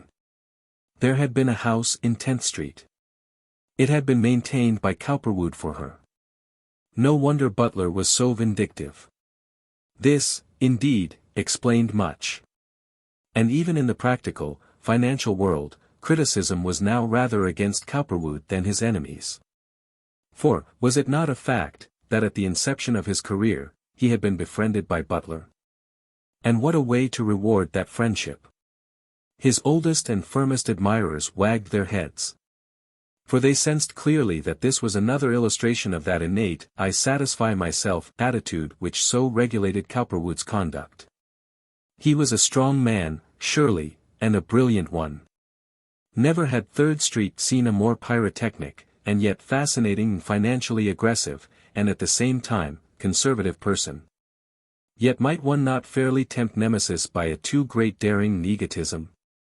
Like death, it loves a shining mark. He should not, perhaps, have seduced Butler's daughter, unquestionably he should not have so boldly taken that check, especially after his quarrel and break with Stener. He was a little too aggressive. Was it not questionable whether, with such a record, he could be restored to his former place here? The bankers and business men who were closest to him were decidedly dubious. But in so far as Cowperwood and his own attitude toward life was concerned, at this time, the feeling he had, to satisfy myself, when combined with his love of beauty and love and women, still made him ruthless and thoughtless. Even now, the beauty and delight of a girl like Aileen Butler were far more important to him than the goodwill of 50 million people, if he could evade the necessity of having their goodwill. Previous to the Chicago fire and the panic, his star had been so rapidly ascending that in the helter-skelter of great and favorable events he had scarcely taken thought of the social significance of the thing he was doing. Youth and the joy of life were in his blood. He felt so young, so vigorous, so like new grass looks and feels. The freshness of spring evenings was in him, and he did not care. After the crash, when one might have imagined he would have seen the wisdom of relinquishing Aileen for the time being, anyhow, he did not care to. She represented the best of the wonderful days that had gone before.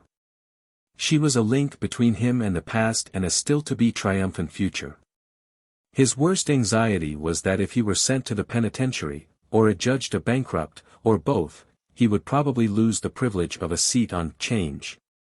And that would close to him the most distinguished avenue of his prosperity here in Philadelphia for some time, if not forever. At present, because of his complications, his seat had been attached as an asset, and he could not act. Edward and Joseph, almost the only employees he could afford, were still acting for him in a small way. But the other members on 'Change naturally suspected his brothers as his agents. And any talk that they might raise of going into business for themselves merely indicated to other brokers and bankers that Cowperwood was contemplating some concealed move which would not necessarily be advantageous to his creditors. And against the law anyhow. Yet he must remain on 'Change, whatever happened, potentially if not actively. And so in his quick mental searchings he hit upon the idea that in order to forfend against the event of his being put into prison or thrown into bankruptcy, or both, he ought to form a subsidiary silent partnership with some man who was or would be well liked on 'Change, and whom he could use as a catspaw and a dummy. Finally he hit upon a man who he thought would do. He did not amount to much, had a small business, but he was honest, and he liked Cowperwood. His name was Wingate, Stephen Wingate, and he was eking out a not too robust existence in South 3rd Street as a broker. He was 45 years of age, of medium height, fairly thick-set, not at all unprepossessing, and rather intelligent and active, but not too forceful and pushing in spirit. He really needed a man like Cowperwood to make him into something, if ever he was to be made. He had a seat on 'Change, and was well thought of, respected, but not so very prosperous. In times past he had asked small favors of Cowperwood, the use of small loans at a moderate rate of interest, tips, and so forth, and Cowperwood, because he liked him and felt a little sorry for him, had granted them. Now Wingate was slowly drifting down toward a none too successful old age, and was as tractable as such a man would naturally be. No one for the time being would suspect him of being a hireling of Cowperwood's, and the latter could depend on him to execute his orders to the letter. He sent for him and had a long conversation with him. He told him just what the situation was, what he thought he could do for him as a partner, how much of his business he would want for himself, and so on, and found him agreeable. "I'll be glad to do anything you say, Mr. Cowperwood," he assured the latter. "I know whatever happens that you'll protect me, and there's nobody in the world I would rather work with or have greater respect for. This storm will all blow over, and you'll be all right. We can try it, anyhow. If it don't work out you can see what you want to do about it later." And so this relationship was tentatively entered into and Cowperwood began to act in a small way through Wingate. Chapter 48. By the time the state Supreme Court came to pass upon Cowperwood's plea for a reversal of the lower court and the granting of a new trial, the rumor of his connection with LIII had spread far and wide.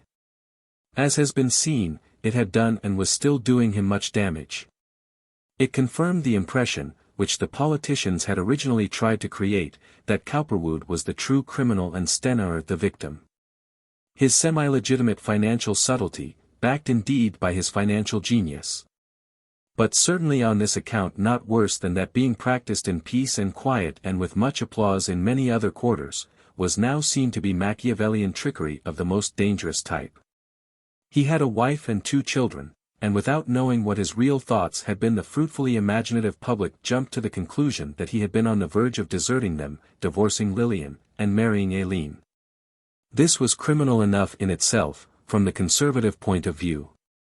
But when taken in connection with his financial record, his trial, conviction, and general bankruptcy situation, the public was inclined to believe that he was all the politicians said he was. He ought to be convicted. The Supreme Court ought not to grant his prayer for a new trial. It is thus that our inmost thoughts and intentions burst at times via no known material agency into public thoughts. People know, when they cannot apparently possibly know why they know. There is such a thing as thought transference and transcendentalism of ideas. It reached, for one thing, the ears of the 5 judges of the state Supreme Court and of the governor of the state. During the 4 weeks Cowperwood had been free on a certificate of reasonable doubt. Both Harper Stager and Dennis Shannon appeared before the judges of the state Supreme Court, and argued pro and con as to the reasonableness of granting a new trial. Through his lawyer, Cowperwood made a learned appeal to the Supreme Court judges, showing how he had been unfairly indicted in the first place, how there was no real substantial evidence on which to base a charge of larceny or anything else. It took Stager 2 hours and 10 minutes to make his argument, and District Attorney Shannon longer to make his reply, during which the 5 judges on the bench, men of considerable legal experience but no great financial understanding, listened with rapt attention. 3 of them, Judges Smithson, Rainey, and Beckwith, men most amenable to the political feeling of the time and the wishes of the bosses, were little interested in this story of Cowperwood's transaction. Particularly since his relations with Butler's daughter and Butler's consequent opposition to him had come to them. They fancied that in a way they were considering the whole matter fairly and impartially, but the manner in which Cowperwood had treated Butler was never out of their minds. 2 of them, Judges Marvin and Rafalski, who were men of larger sympathies and understanding, but of no greater political freedom, did feel that Cowperwood had been badly used thus far, but they did not see what they could do about it. He had put himself in a most unsatisfactory position, politically and socially. They understood and took into consideration his great financial and social losses which Steger described accurately. And one of them, Judge Rafalski, because of a similar event in his own life in so far as a girl was concerned, was inclined to argue strongly against the conviction of Cowperwood. But, owing to his political connections and obligations, he realized that it would not be wise politically to stand out against what was wanted. Still, when he and Marvin learned that Judges Smithson, Rainey, and Beckwith were inclined to convict Cowperwood without much argument, they decided to hand down a dissenting opinion. The point involved was a very knotty one. Cowperwood might carry it to the Supreme Court of the United States on some fundamental principle of liberty of action. Anyhow, other judges in other courts in Pennsylvania and elsewhere would be inclined to examine the decision in this case, it was so important. The minority decided that it would not do them any harm to hand down a dissenting opinion.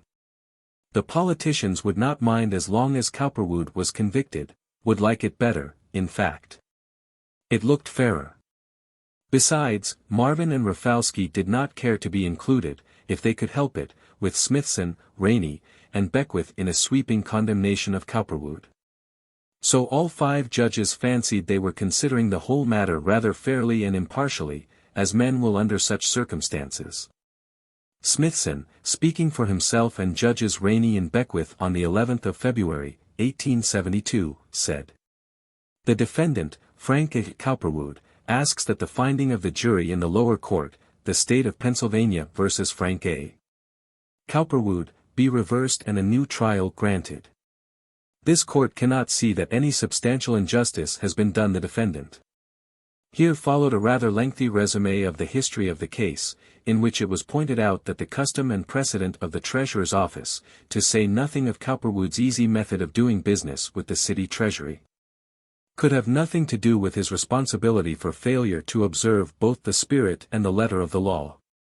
The obtaining of goods under color of legal process, went on Judge Smithson, speaking for the majority, may amount to larceny. In the present case it was the province of the jury to ascertain the felonious intent. They have settled that against the defendant as a question of fact, and the court cannot say that there was not sufficient evidence to sustain the verdict. For what purpose did the defendant get the check? He was upon the eve of failure. He had already hypothecated for his own debts the loan of the city placed in his hands for sale, he had unlawfully obtained $500,000 in cash as loans. And it is reasonable to suppose that he could obtain nothing more from the city treasury by any ordinary means. Then it is that he goes there, and, by means of a falsehood implied if not actual, obtains $60,000 more. The jury has found the intent with which this was done. It was in these words that Cowperwood's appeal for a new trial was denied by the majority. For himself and Judge Rafalski, Judge Marvin, dissenting, wrote: "It is plain from the evidence in the case that Mr. Cowperwood did not receive the check without authority as agent to do so. And it has not been clearly demonstrated that within his capacity as agent he did not perform or intend to perform the full measure of the obligation which the receipt of this check implied. It was shown in the trial that as a matter of policy it was understood that purchases for the sinking fund should not be known or understood in the market or by the public in that light, and that Mr. Cowperwood as agent was to have an absolutely free hand in the disposal of his assets and liabilities so long as the ultimate result was satisfactory.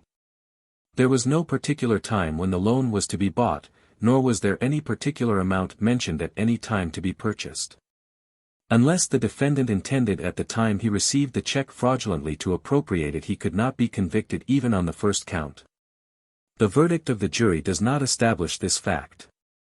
The evidence does not show conclusively that it could be established, and the same jury, upon 3 other counts, found the defendant guilty without the semblance of shadow of evidence. How can we say that their conclusions upon the first count are unerring when they so palpably erred on the other counts? It is the opinion of the minority that the verdict of the jury in charging larceny on the first count is not valid, and that verdict should be set aside and a new trial granted. Judge Rafalski, a meditative and yet practical man of Jewish extraction but peculiarly American appearance, felt called upon to write a third opinion which should especially reflect his own cogitation and be a criticism on the majority as well as a slight variation from and addition to the points on which he agreed with Judge Marvin. It was a knotty question, this, of Cowperwood's guilt, and, aside from the political necessity of convicting him, nowhere was it more clearly shown than in these varying opinions of the Superior Court. Judge Rafalski held, for instance, that if a crime had been committed at all, it was not that known as larceny, and he went on to add, "It is impossible, from the evidence, to come to the conclusion either that Cowperwood did not intend shortly to deliver the loan or that Albert Stiers, the chief clerk, or the city treasurer did not intend to part not only with the possession, but also and absolutely with the property in the check and the money represented by it." It was testified by Mr. Stiers that Mr. Cowperwood said he had bought certificates of city loan to this amount, and it has not been clearly demonstrated that he had not.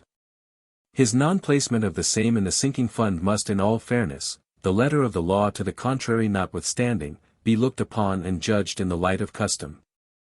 Was it his custom so to do?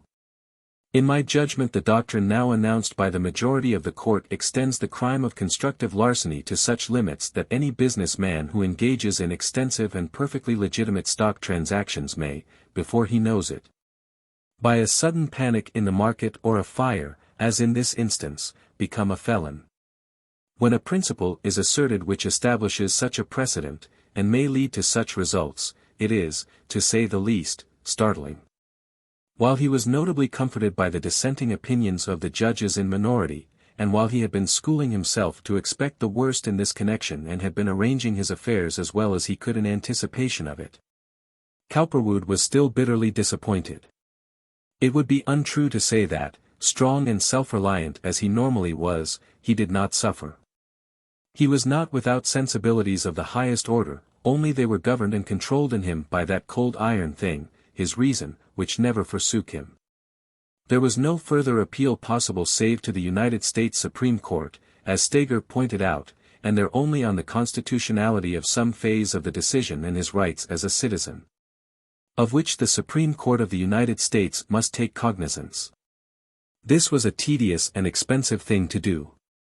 It was not exactly obvious at the moment on what point he could make an appeal. It would involve a long delay, perhaps a year and a half, perhaps longer, at the end of which period he might have to serve his prison term anyhow, and pending which he would certainly have to undergo incarceration for a time. Cowperwood mused speculatively for a few moments after hearing Steger's presentation of the case. Then he said, "Well, it looks as if I have to go to jail or leave the country, and I've decided on jail. I can fight this out right here in Philadelphia in the long run and win. I can get that decision reversed in the Supreme Court, or I can get the governor to pardon me after a time, I think. I'm not going to run away, and everybody knows I'm not. These people who think they have me down haven't got one corner of me whipped. I'll get out of this thing after a while, and when I do I'll show some of these petty little politicians what it means to put up a real fight. They'll never get a damn dollar out of me now, not a dollar. I did intend to pay that $500,000 sometime if they had let me go. Now they can whistle." He set his teeth and his gray eyes fairly snapped their determination. "Well, I've done all I can, Frank," pleaded Steger, sympathetically. "You'll do me the justice to say that I put up the best fight I knew how. I may not know how, you'll have to answer for that, but within my limits I've done the best I can. I can do a few things more to carry this thing on, if you want me to, but I'm going to leave it to you now. Whatever you say goes. Don't talk nonsense at this stage, Harper, replied Cowperwood almost testily. I know whether I'm satisfied or not, and I'd soon tell you if I wasn't. I think you might as well go on and see if you can find some definite grounds for carrying it to the Supreme Court, but meanwhile I'll begin my sentence. I suppose Paterson will be naming a day to have me brought before him now shortly. It depends on how you'd like to have it, Frank. I could get a stay of sentence for a week maybe, or 10 days, if it will do you any good. Shannon won't make any objection to that, I'm sure. There's only one hitch. Jaspers will be around here tomorrow looking for you. It's his duty to take you into custody again, once he's notified that your appeal has been denied. He'll be wanting to lock you up unless you pay him, but we can fix that. If you do want to wait, and want any time off, I suppose he'll arrange to let you out with a deputy, but I'm afraid you'll have to stay there nights. They're pretty strict about that since that Albertson case of a few years ago. Steger referred to the case of a noted bank cashier who, being let out of the county jail at night in the alleged custody of a deputy, was permitted to escape. There had been emphatic and severe condemnation of the sheriff's office at the time, and since then, repute or no repute, money or no money, convicted criminals were supposed to stay in the county jail at night at least. Cowperwood meditated this calmly, looking out of the lawyer's window into 2nd Street. He did not much fear anything that might happen to him in Jaspers's charge since his first taste of that gentleman's hospitality. Although he did object to spending nights in the county jail when his general term of imprisonment was being reduced no whit thereby. All that he could do now in connection with his affairs, unless he could have months of freedom, could be as well adjusted from a prison cell as from his 3rd Street office, not quite, but nearly so. Anyhow, why parley? He was facing a prison term, and he might as well accept it without further ado. He might take a day or two finally to look after his affairs, but beyond that, why bother? When, in the ordinary course of events, if you did nothing at all, would I come up for sentence? Oh, Friday or Monday, I fancy, replied Steger. I don't know what move Shannon is planning to make in this matter. I thought I'd walk around and see him in a little while. I think you'd better do that, replied Cowperwood. Friday or Monday will suit me either way. I'm really not particular. Better make it Monday if you can. You don't suppose there is any way you can induce Jaspers to keep his hands off until then? He knows I'm perfectly responsible. I don't know, Frank, I'm sure, I'll see. I'll go around and talk to him tonight. Perhaps $100 will make him relax the rigor of his rules that much. Cowperwood smiled grimly. I fancy $100 would make Jaspers relax a whole lot of rules, he replied, and he got up to go. Steger arose also. I'll see both these people, and then I'll call around at your house. You'll be in, will you, after dinner? Yes. They slipped on their overcoats and went out into the cold February day, Cowperwood back to his 3rd Street office, Steger to see Shannon and Jaspers. Chapter 49. The business of arranging Cowperwood's sentence for Monday was soon disposed of through Shannon, who had no personal objection to any reasonable delay. Steger next visited the county jail, close on to 5 o'clock, when it was already dark. Sheriff Jaspers came lolling out from his private library, where he had been engaged upon the work of cleaning his pipe. How are you, Mr. Steger? He observed, smiling blandly. How are you? Glad to see you. Won't you sit down? I suppose you're round here again on that Cowperwood matter. I just received word from the district attorney that he had lost his case. That's it, Sheriff, replied Steger, ingratiatingly. He asked me to step around and see what you wanted him to do in the matter. Judge Paterson has just fixed the sentence time for Monday morning at 10 o'clock. I don't suppose you'll be much put out if he doesn't show up here before Monday at 8 o'clock, will you, or Sunday night, anyhow? He's perfectly reliable, as you know. Steger was sounding Jaspers out, politely trying to make the time of Cowperwood's arrival a trivial matter in order to avoid paying the $100, if possible. But Jaspers was not to be so easily disposed of. His fat face lengthened considerably. How could Steger ask him such a favor and not even suggest the slightest form of remuneration? "It's in the law, Mr. Steger, as you know," he began, cautiously and complainingly. "I'd like to accommodate him, everything else being equal, but since that Albertson case 3 years ago we've had to run this office much more careful, and—" "Oh, I know, Sheriff," interrupted Steger, blandly. "But this isn't an ordinary case in any way, as you can see for yourself. Mr. Cowperwood is a very important man, and he has a great many things to attend to. Now if it were only a mere matter of $75 or $100 to satisfy some court clerk with, or to pay a fine, it would be easy enough, but—" He paused and looked wisely away, and Mr. Jaspers's face began to relax at once. The law against which it was ordinarily so hard to offend was not now so important. Steger saw that it was needless to introduce any additional arguments. "It's a very ticklish business, this, Mr. Steger," put in the sheriff, yieldingly, and yet with a slight whimper in his voice. "If anything were to happen, it would cost me my place all right. I don't like to do it under any circumstances, and I wouldn't, only I happen to know both Mr. Cowperwood and Mr. Stener, and I like 'em both. I don't think they got their rights in this matter either. I don't mind making an exception in this case if Mr. Cowperwood don't go about too publicly. I wouldn't want any of the men in the district attorney's office to know this. I don't suppose he'll mind if I keep a deputy somewhere near all the time for look's sake.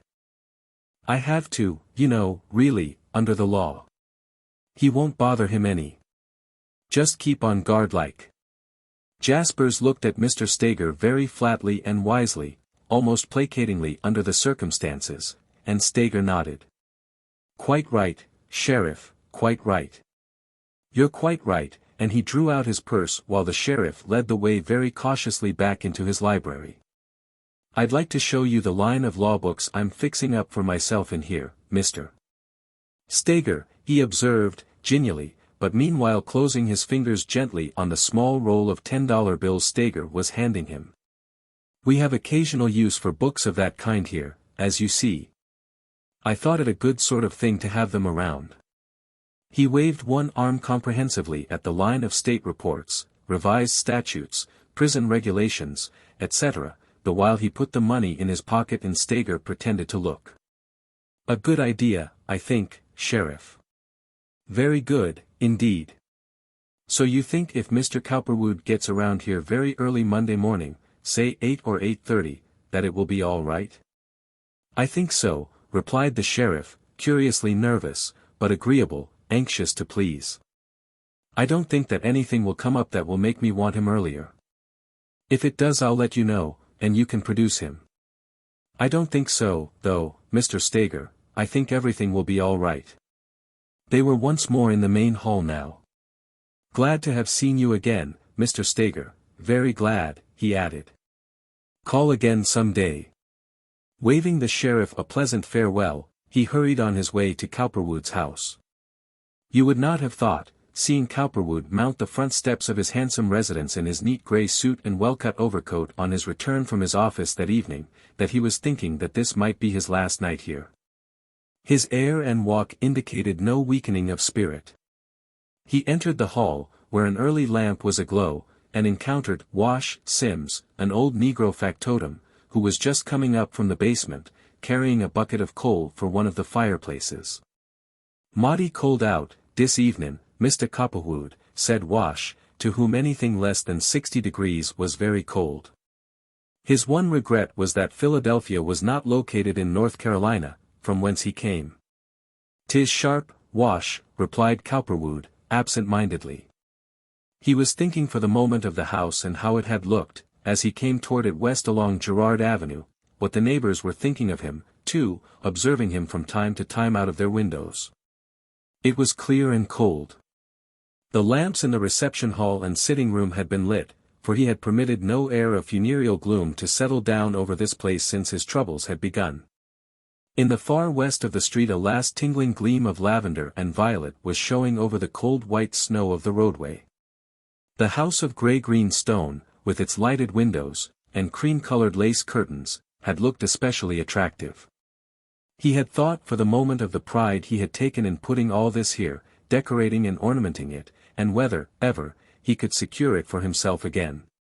"Where is your mistress?" he added to Wash, when he bethought himself. "In the sitting-room, Mr. Cowperwood, think." Cowperwood ascended the stairs, thinking curiously that Wash would soon be out of a job now, unless Mrs. Cowperwood, out of all the wreck of other things, chose to retain him, which was not likely. He entered the sitting-room, and there sat his wife by the oblong centre table, sewing a hook and eye on one of Lillian II's petticoats.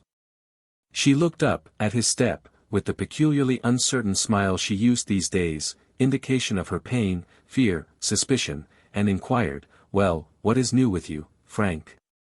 Her smile was something like a hat or belt or ornament which one puts on or off at will. "Nothing in particular," he replied, in his off-hand way, "except that I understand I have lost that appeal of mine. Stager is coming here in a little while to let me know. I had a note from him, and I fancy it's about that." He did not care to say squarely that he had lost. He knew that she was sufficiently distressed as it was, and he did not care to be too abrupt just now. "You don't say," replied Lillian, with surprise and fright in her voice, and getting up. She had been so used to a world where prisons were scarcely thought of, where things went on smoothly from day to day without any noticeable intrusion of such distressing things as courts, jails, and the like, that these last few months had driven her nearly mad. Cowperwood had so definitely insisted on her keeping in the background, he had told her so very little that she was all at sea anyhow in regard to the whole procedure. Nearly all that she had had in the way of intelligence had been from his father and mother and Anna, and from a close and almost secret scrutiny of the newspapers. At the time he had gone to the county jail she did not even know anything about it until his father had come back from the courtroom and the jail and had broken the news to her. It had been a terrific blow to her. Now to have this thing suddenly broken to her in this offhand way, even though she had been expecting and dreading it hourly, was too much. She was still a decidedly charming-looking woman as she stood holding her daughter's garment in her hand, even if she was 40 years old to Cowperwood's 35. She was robed in one of the creations of their late prosperity, a cream-colored gown of rich silk, with dark brown trimmings, a fetching combination for her. Her eyes were a little hollow, and reddish about the rims, but otherwise she showed no sign of her keen mental distress. There was considerable evidence of the former tranquil sweetness that had so fascinated him 10 years before. "Isn't that terrible?" she said, weakly, her hands trembling in a nervous way. "Isn't it dreadful? Isn't there anything more you can do, truly? You won't really have to go to prison, will you?" He objected to her distress and her nervous fears. He preferred a stronger, more self-reliant type of woman, but still she was his wife, and in his day he had loved her much. "It looks that way, Lillian," he said, with the first note of real sympathy he had used in a long while, for he felt sorry for her now. At the same time he was afraid to go any further along that line, for fear it might give her a false sense as to his present attitude toward her, which was one essentially of indifference. But she was not so dull but what she could see that the consideration in his voice had been brought about by his defeat, which meant hers also. She choked a little, and even so was touched. The bare suggestion of sympathy brought back the old days so definitely gone forever. If only they could be brought back. "I don't want you to feel distressed about me, though," he went on, before she could say anything to him. "I'm not through with my fighting. I'll get out of this. I have to go to prison, it seems, in order to get things straightened out properly. What I would like you to do is to keep up a cheerful appearance in front of the rest of the family, father and mother particularly. They need to be cheered up." He thought once of taking her hand, then decided not. She noted mentally his hesitation, the great difference between his attitude now and that of 10 or 12 years before. It did not hurt her now as much as she once would have thought. She looked at him, scarcely knowing what to say. There was really not so much to say. "Will you have to go soon, if you do have to go?" she ventured, wearily. "I can't tell yet. Possibly tonight. Possibly Friday. Possibly not until Monday. I'm waiting to hear from Steger. I expect him here any minute." To prison. To prison. Her Frank Cowperwood, her husband, the substance of their home here, and all their soul destruction going to prison. And even now she scarcely grasped why. She stood there wondering what she could do. "Is there anything I can get for you?" she asked, starting forward as if out of a dream. "Do you want me to do anything? Don't you think perhaps you had better leave Philadelphia, Frank? You needn't go to prison unless you want to." She was a little beside herself, for the first time in her life shocked out of a deadly calm. He paused and looked at her for a moment in his direct, examining way, his hard commercial business judgment restored on the instant.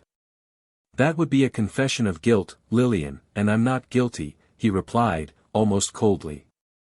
"I haven't done anything that warrants my running away or going to prison, either. I'm merely going there to save time at present. I can't be litigating this thing forever. I'll get out, be pardoned out or sued out in a reasonable length of time.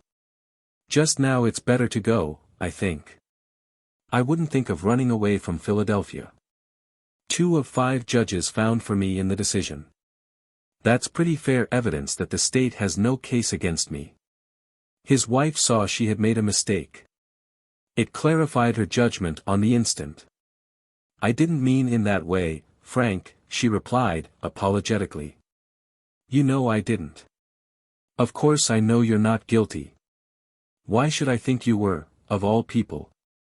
She paused, expecting some retort, some further argument, a kind word maybe. A trace of the older, baffling love, but he had quietly turned to his desk and was thinking of other things. At this point the anomaly of her own state came over her again. It was all so sad and so hopeless. And what was she to do in the future? And what was he likely to do? She paused half trembling and yet decided, because of her peculiarly non-resisting nature, why trespass on his time? Why bother? No good would really come of it. He really did not care for her any more, that was it. Nothing could make him, nothing could bring them together again, not even this tragedy. He was interested in another woman, Eileen, and so her foolish thoughts and explanations, her fear, sorrow, distress, were not important to him. He could take her agonized wish for his freedom as a comment on his probable guilt, a doubt of his innocence, a criticism of him. She turned away for a minute, and he started to leave the room. "I'll be back again in a few moments," he volunteered. "Are the children here?" "Yes, they're up in the playroom," she answered, sadly, utterly nonplussed and distraught. "Oh, Frank," she had it on her lips to cry, but before she could utter it he had bustled down the steps and was gone. She turned back to the table, her left hand to her mouth, her eyes in a queer, hazy, melancholy mist. Could it be, she thought, that life could really come to this, that love could so utterly, so thoroughly die? 10 years before, but, oh, why go back to that? Obviously it could, and thoughts concerning that would not help now.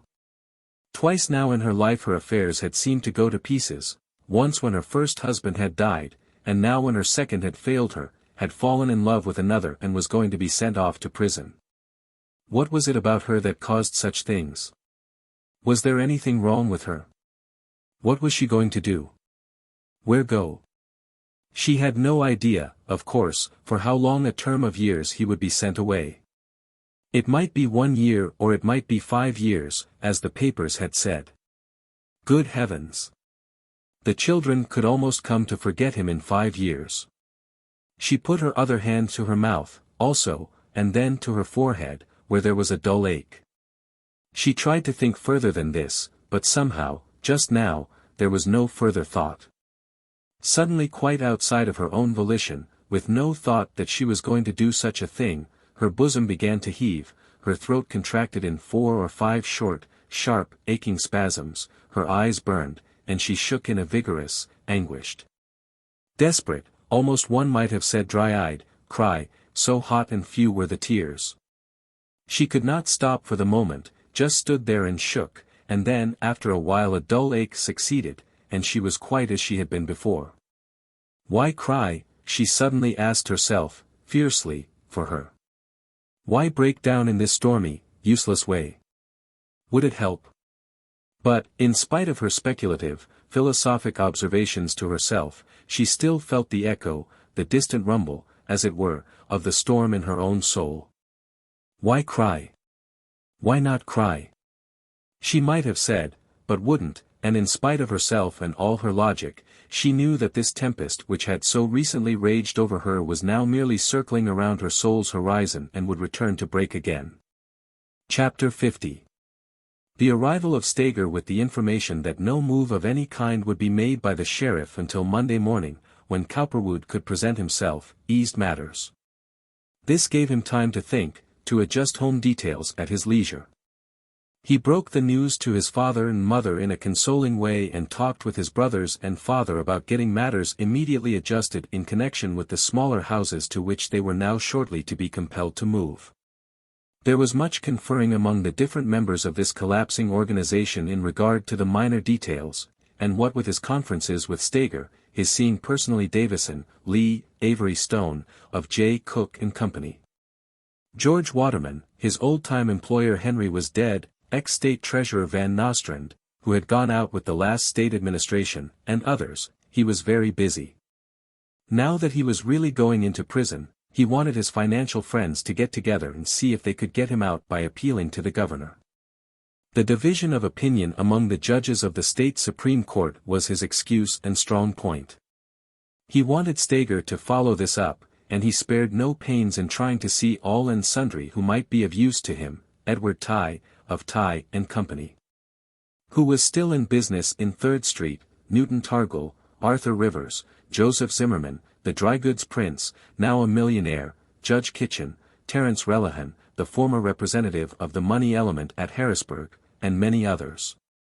Cowperwood wanted Relihan to approach the newspapers and see if he could not readjust their attitude so as to work to get him out. And he wanted Walter Lee to head the movement of getting up a signed petition which should contain all the important names of moneyed people and others, asking the governor to release him. Lee agreed to this heartily, as did Relihan, and many others. And, afterwards there was really nothing else to do, unless it was to see Aileen once more, and this, in the midst of his other complications and obligations, seemed all but impossible at times, and yet he did achieve that. 2. So eager was he to be soothed and comforted by the ignorant and yet all-embracing volume of her love. Her eyes these days. The eager, burning quest of him and his happiness that blazed in them. To think that he should be tortured so, her Frank. Oh, she knew, whatever he said, and however bravely and jauntily he talked. To think that her love for him should have been the principal cause of his being sent to jail, as she now believed. And the cruelty of her father. And the smallness of his enemies, that fool Stenar, for instance, whose pictures she had seen in the papers. Actually, whenever in the presence of her Frank, she fairly seethed in a chemic agony for him, her strong, handsome lover, the strongest, bravest, wisest, kindest, handsomest man in the world. Oh, didn't she know? And Cowperwood, looking in her eyes and realizing this reasonless, if so comforting fever for him, smiled and was touched. Such love! That of a dog for a master, that of a mother for a child. And how had he come to evoke it? He could not say, but it was beautiful. And so, now, in these last trying hours, he wished to see her much, and did, meeting her at least 4 times in the month in which he had been free, between his conviction and the final dismissal of his appeal. He had one last opportunity of seeing her, and she him, just before his entrance into prison this last time, on the Saturday before the Monday of his sentence. He had not come in contact with her since the decision of the Supreme Court had been rendered, but he had had a letter from her sent to a private mailbox, and had made an appointment for Saturday at a small hotel in Camden, which, Being across the river was safer, in his judgment, than anything in Philadelphia. He was a little uncertain as to how she would take the possibility of not seeing him soon again after Monday, and how she would act generally once he was where she could not confer with him as often as she chose. And in consequence, he was anxious to talk to her. But on this occasion, as he anticipated, and even feared, so sorry for her was he, she was not less emphatic in her protestations than she had ever been, in fact, much more so. When she saw him approaching in the distance, she went forward to meet him in that direct, forceful way which only she could attempt with him, a sort of mannish impetuosity which he both enjoyed and admired, and slipping her arms around his neck, said, "Honey, you needn't tell me. I saw it in the papers the other morning. Don't you mind, honey. I love you. I'll wait for you. I'll be with you yet, if it takes a dozen years of waiting. It doesn't make any difference to me if it takes 100, only I'm so sorry for you, sweetheart. I'll be with you every day through this, darling, loving you with all my might." She caressed him while he looked at her in that quiet way which betokened at once his self-poise and yet his interest and satisfaction in her. He couldn't help loving Aileen, he thought who could? She was so passionate, vibrant, desireful. He couldn't help admiring her tremendously, now more than ever, because literally, in spite of all his intellectual strength, he really could not rule her. She went at him, even when he stood off in a calm, critical way, as if he were her special property, her toy. She would talk to him always, and particularly when she was excited, as if he were just a baby, her pet. And sometimes he felt as though she would really overcome him mentally, make him subservient to her, she was so individual, so sure of her importance as a woman. Now on this occasion she went babbling on as if he were broken-hearted, in need of her greatest care and tenderness, although he really wasn't at all, and for the moment she actually made him feel as though he was. "It isn't as bad as that, Aileen," he ventured to say, eventually, and with a softness and tenderness almost unusual for him, even where she was concerned, but she went on forcefully, paying no heed to him. "Oh, yes, it is, too, honey. I know. Oh, my poor Frank. But I'll see you. I know how to manage, whatever happens. How often do they let visitors come out to see the prisoners there?" "Only once in 3 months, pet, so they say, but I think we can fix that after I get there. Only do you think you had better try to come right away, Aileen? You know what the feeling now is. Hadn't you better wait a while? Aren't you in danger of stirring up your father? He might cause a lot of trouble out there if he were so minded." "Only once in 3 months," she exclaimed, with rising emphasis, as he began this explanation. "Oh, Frank, no. Surely not. Once in 3 months. Oh, I can't stand that. I won't. I'll go and see the warden myself. He'll let me see you. I'm sure he will, if I talk to him." She fairly gasped in her excitement, not willing to pause in her tirade, but Cowperwood interposed with her, "You're not thinking what you're saying, Aileen. You're not thinking. Remember your father. Remember your family. Your father may know the warden out there. You don't want it to get all over town that you're running out there to see me, do you? Your father might cause you trouble. Besides, you don't know the small party politicians as I do. They gossip like a lot of old women. You'll have to be very careful what you do and how you do it. I don't want to lose you. I want to see you. But you'll have to mind what you're doing. Don't try to see me at once.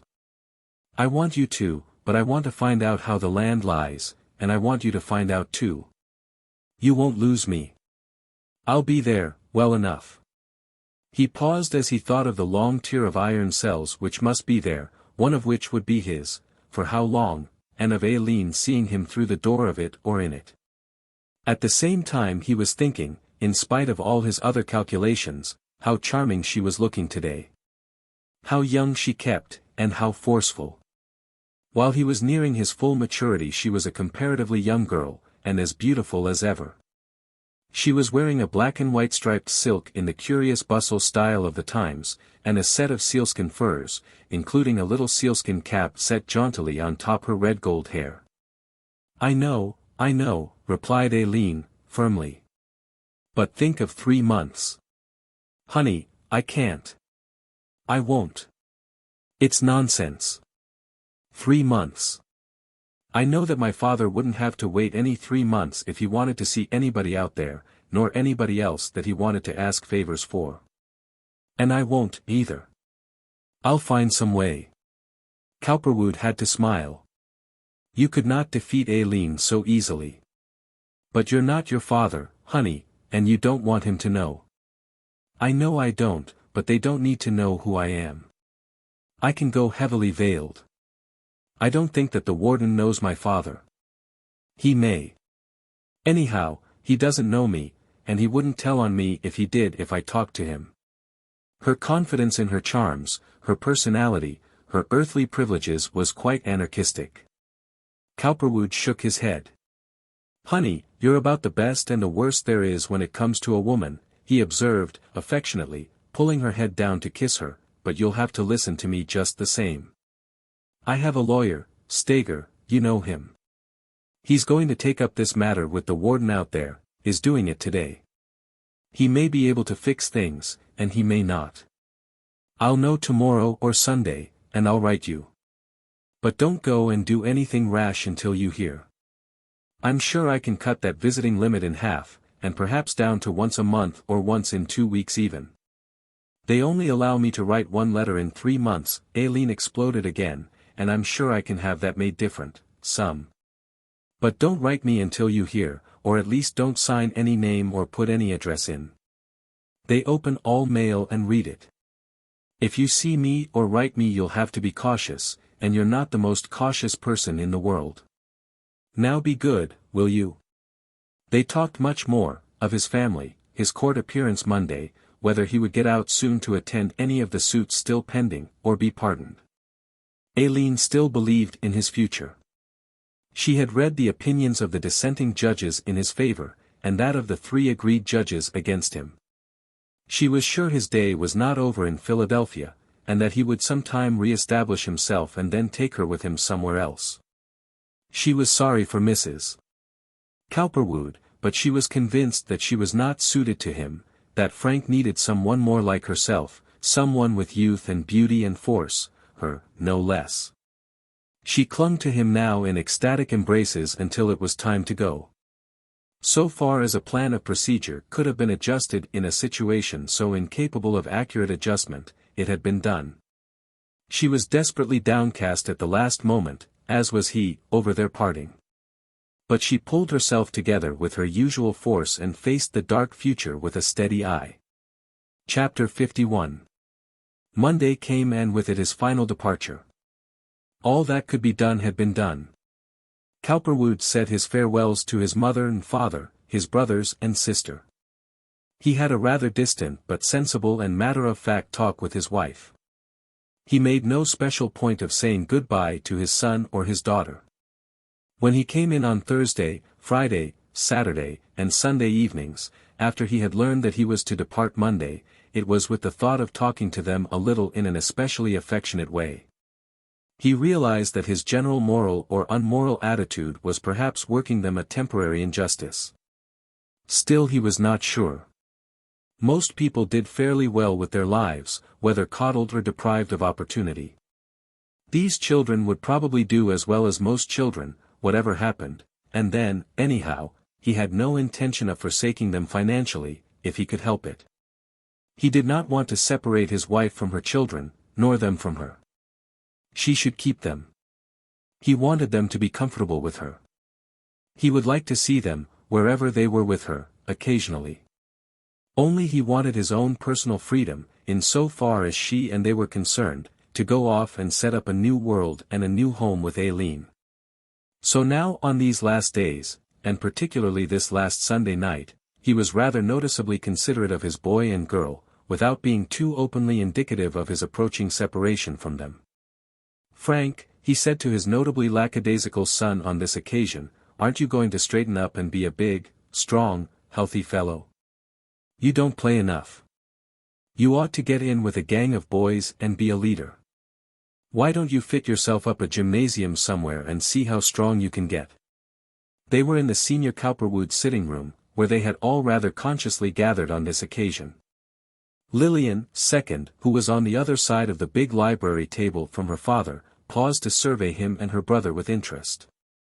Both had been carefully guarded against any real knowledge of their father's affairs or his present predicament.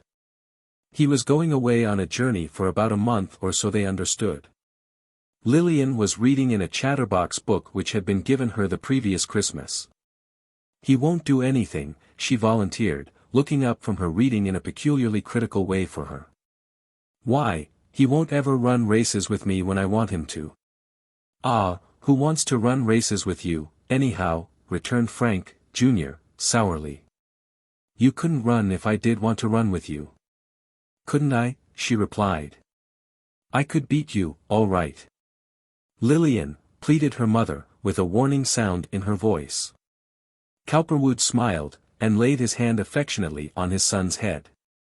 "You'll be all right, Frank," he volunteered, pinching his ear lightly. "Don't worry, just make an effort." The boy did not respond as warmly as he hoped. Later in the evening Mrs. Cowperwood noticed that her husband squeezed his daughter's slim little waist and pulled her curly hair gently. For the moment she was jealous of her daughter. "Going to be the best kind of a girl while I'm away," he said to her, privately. "Yes, Papa," she replied, brightly. "That's right," he returned, and leaned over and kissed her mouth tenderly. "Button eyes," he said. Mrs. Cowperwood sighed after he had gone. "Everything for the children, nothing for me," she thought, though the children had not got so vastly much either in the past. Cowperwood's attitude toward his mother in this final hour was about as tender and sympathetic as any he could maintain in this world. He understood quite clearly the ramifications of her interests, and how she was suffering for him and all the others concerned. He had not forgotten her sympathetic care of him in his youth. And if he could have done anything to have spared her this unhappy breakdown of her fortunes in her old age, he would have done so. There was no use crying over spilled milk. It was impossible at times for him not to feel intensely in moments of success or failure. But the proper thing to do was to bear up, not to show it, to talk little and go your way with an air not so much of resignation as of self-sufficiency, to whatever was awaiting you.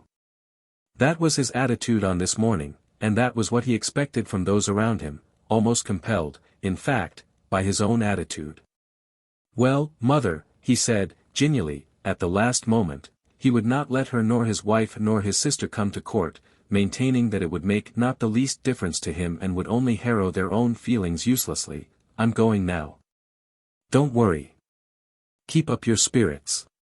He slipped his arm around his mother's waist, and she gave him a long, unrestrained, despairing embrace and kiss.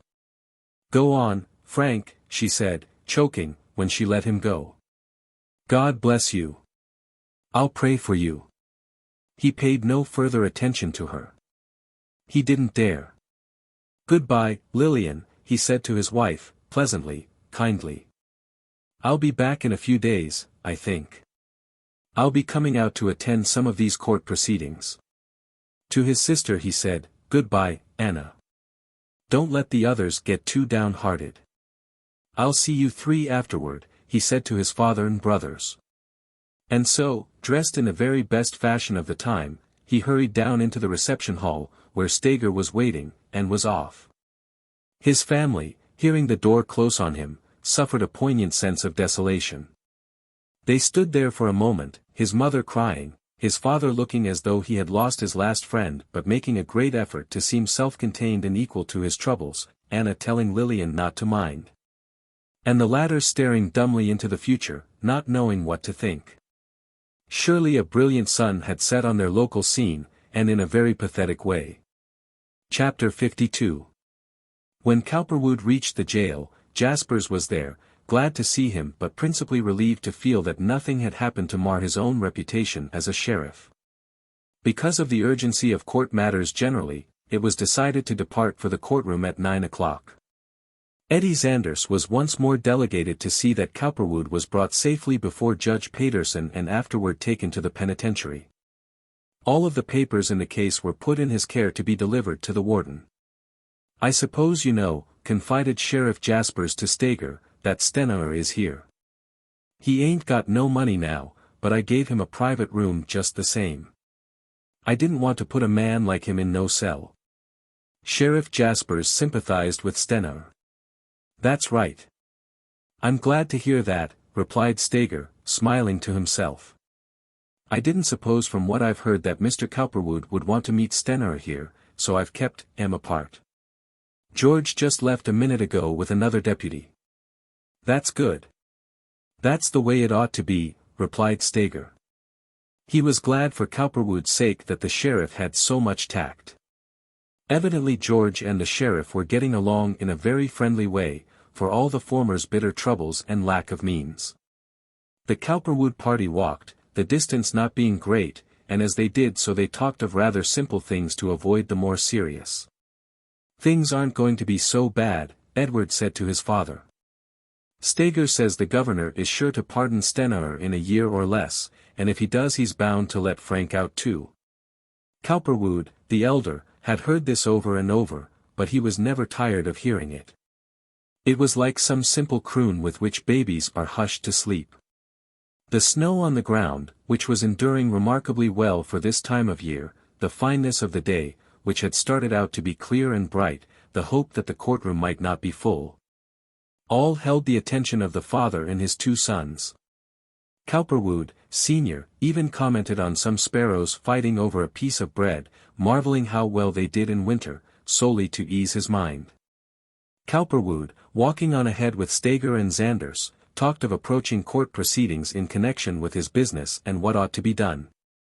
When they reached the court, the same little pen in which Cowperwood had awaited the verdict of his jury several months before was waiting to receive him. Cowperwood, Sr., and his other sons sought places in the courtroom proper. Eddie Sanders remained with his charge. Stenhour and a deputy by the name of Wilkerson were in the room, but he and Cowperwood pretended now not to see each other. Frank had no objection to talking to his former associate, but he could see that Stenhour was diffident and ashamed. So he let the situation pass without look or word of any kind. After some 3/4 of an hour of dreary waiting, the door leading into the courtroom proper opened and a bailiff stepped in. "All prisoners up for sentence," he called. There were 6, all told, including Cowperwood and Stenhour. 2 of them were Confederate housebreakers who had been caught red-handed at their midnight task. Another prisoner was no more and no less than a plain horse thief, a young man of 26, who had been convicted by a jury of stealing a grocer's horse and selling it.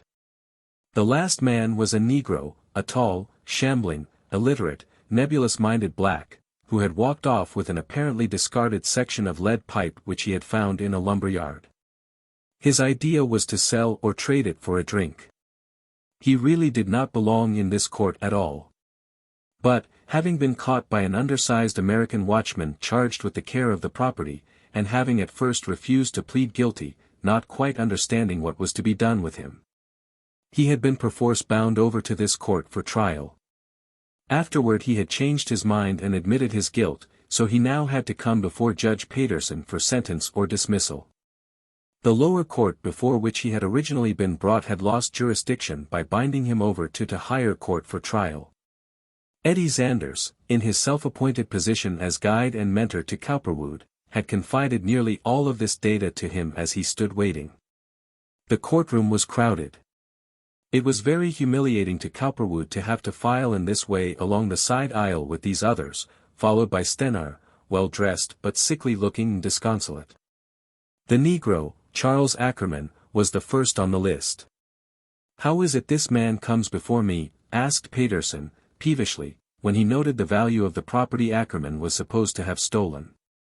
"Your Honor," the assistant district attorney explained, promptly, "this man was before a lower court and refused, because he was drunk, or something, to plead guilty. The lower court, because the complainant would not forego the charge, was compelled to bind him over to this court for trial. Since then he has changed his mind and has admitted his guilt to the district attorney. He would not be brought before you except we have no alternative. He has to be brought here now in order to clear the calendar. Judge Paterson stared quizzically at the Negro, who, obviously not very much disturbed by this examination, was leaning comfortably on the gate or bar before which the average criminal stood erect and terrified. He had been before police court magistrates before on one charge and another, drunkenness, disorderly conduct, and the like, but his whole attitude was one of shambling, lackadaisical, amusing innocence. "Well, Ackerman," inquired His Honor, severely, "did you or did you not steal this piece of lead pipe as charged here, $4.80 worth?" "Yassa, I did," he began. "I tell you how it was, Jedge. I was comin' along past dat lumberyard one Saturday afternoon, and I hadn't been wuckin', and I saw dat piece o' pipe through de fence, lyin' inside, and I jes reached though with a piece o' boat I found day and pulled it over to me and tuck it. And afterward dis Mr. Watchman man, he waved his hand oratorically toward the witness chair, where, in case the judge might wish to ask him some questions. The complainant had taken his stand, come around to where I live and accused me of done talking it. But you did take it, didn't you?" "Yassa, I done tuck it." "What did you do with it?" "I traded it for 25 cents. "You mean you sold it," corrected His Honor. "Yassa, I done sold it." "Well, don't you know it's wrong to do anything like that? Didn't you know when you reached through that fence and pulled that pipe over to you that you were stealing? Didn't you?" "Yassa, I knowed it was wrong," replied Ackerman, sheepishly. "I didn't think 'twas stealin' like 'zactly, but I done knowed it was wrong. I done knowed I oughtn't take it, I guess." "Of course you did. Of course you did. That's just it. You knew you were stealing, and still you took it. Has the man to whom this Negro sold the lead pipe been apprehended yet?" the judge inquired sharply of the district attorney.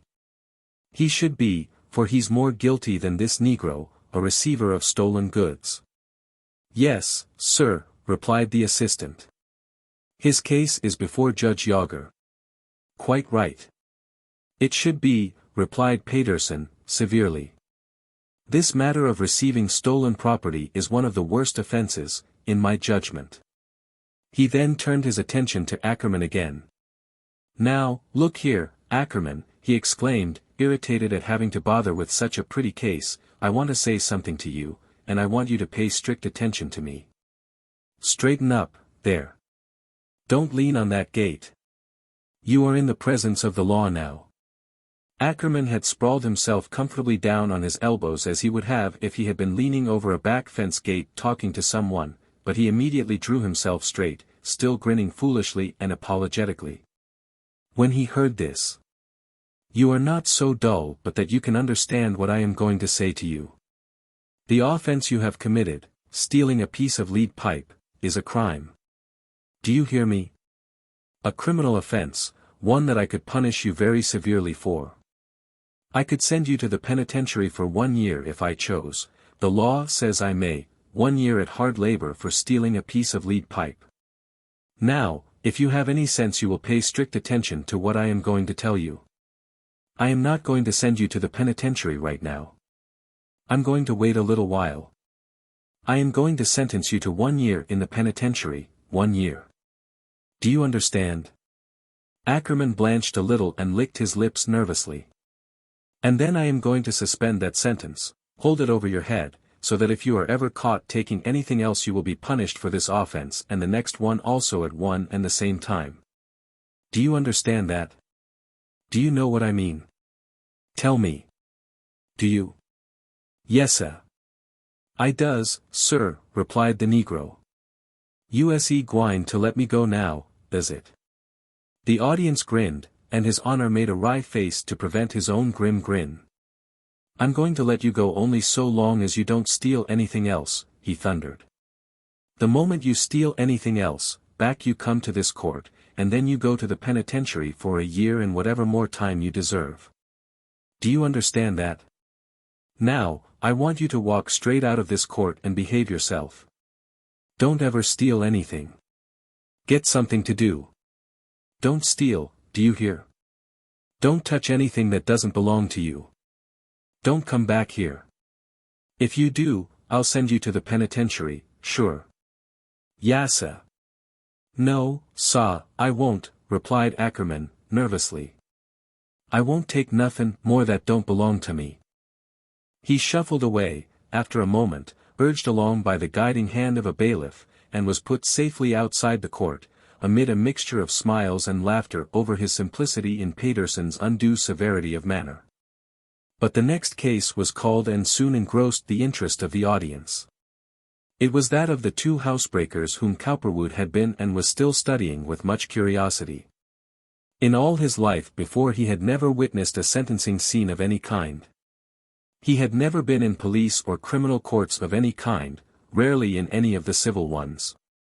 He was glad to see the Negro go, and gave Paterson credit for having some sense and sympathy, more than he had expected.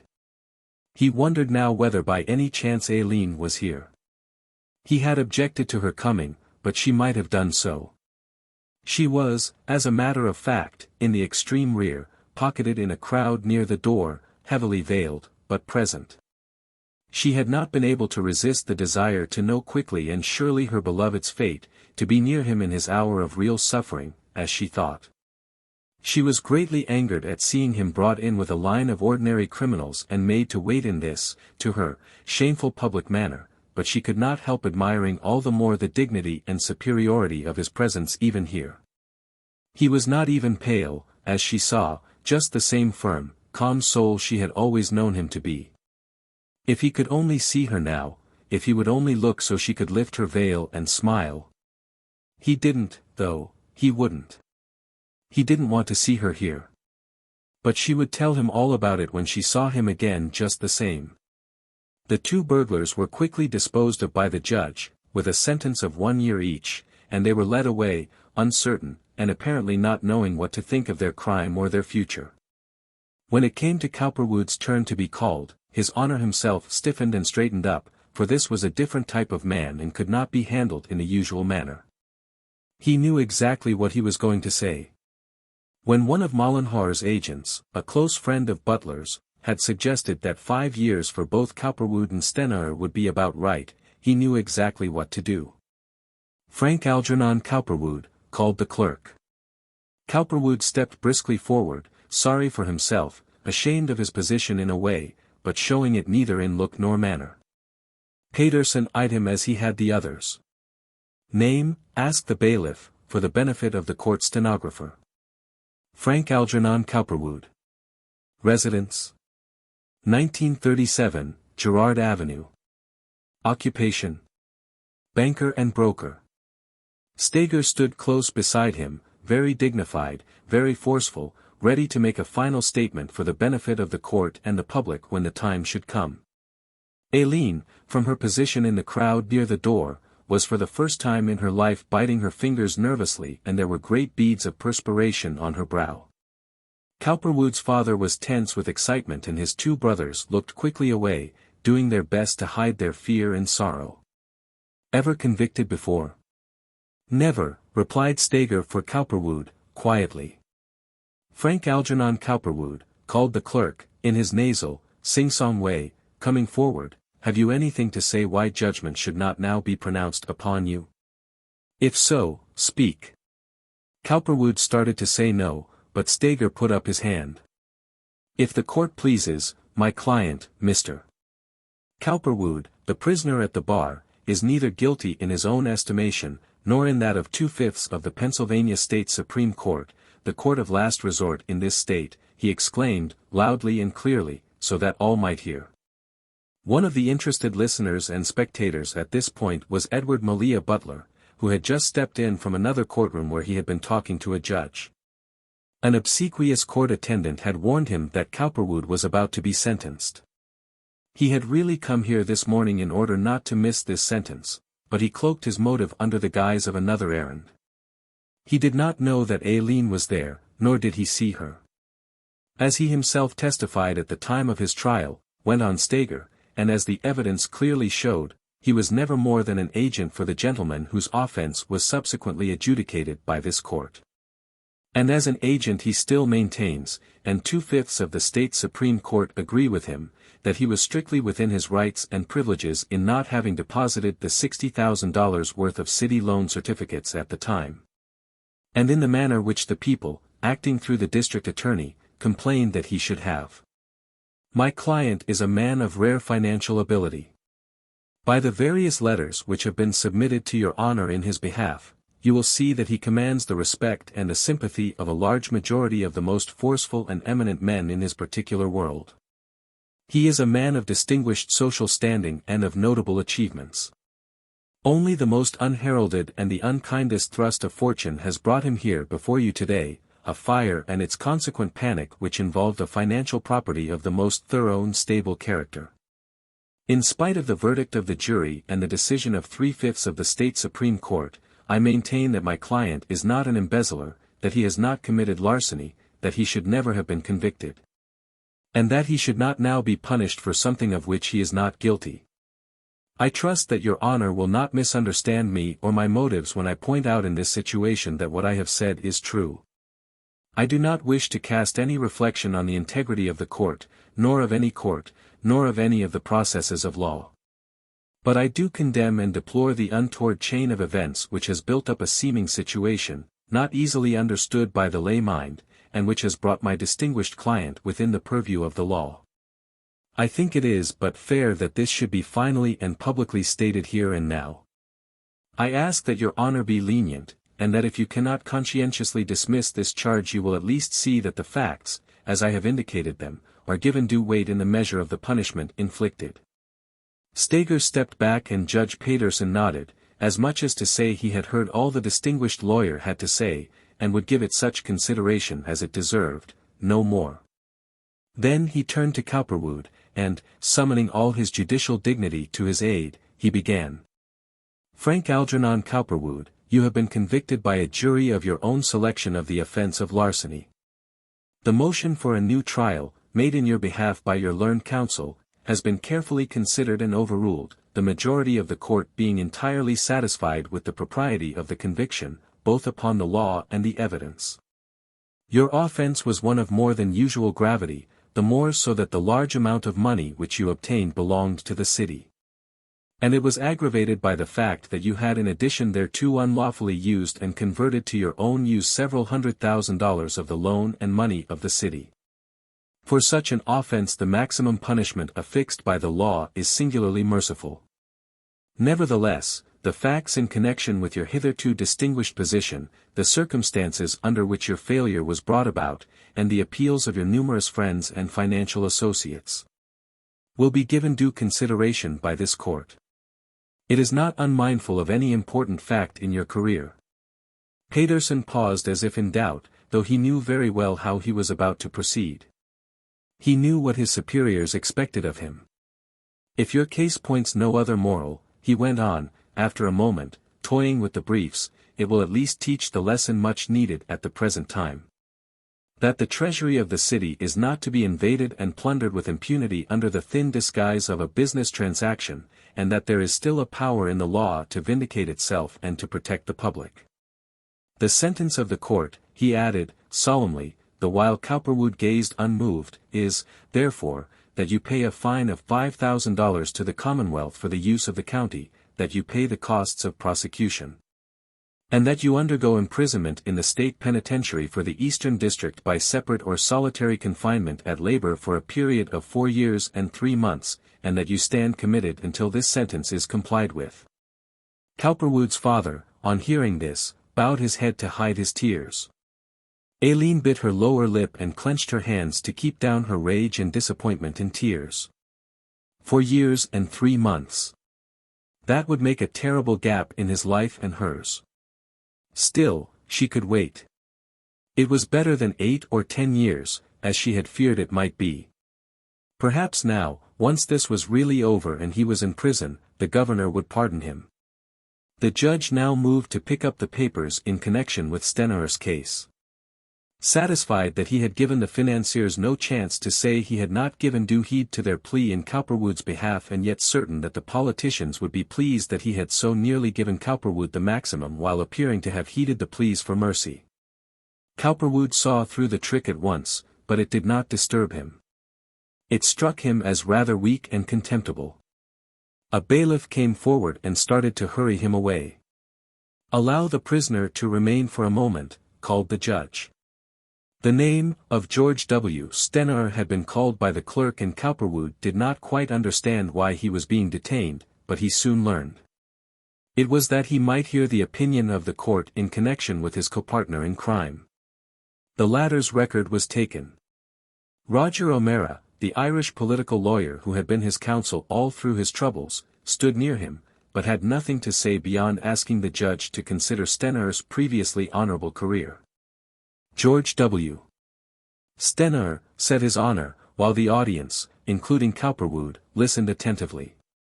"The motion for a new trial as well as an arrest of judgment in your case having been overruled, it remains for the court to impose such sentence as the nature of your offense requires. I do not desire to add to the pain of your position by any extended remarks of my own, but I cannot let the occasion pass without expressing my emphatic condemnation of your offense. The misapplication of public money has become the great crime of the age. If not promptly and firmly checked, it will ultimately destroy our institutions. When a republic becomes honeycombed with corruption, its vitality is gone. It must crumble upon the first pressure. In my opinion, the public is much to blame for your offense and others of a similar character. Heretofore, official fraud has been regarded with too much indifference.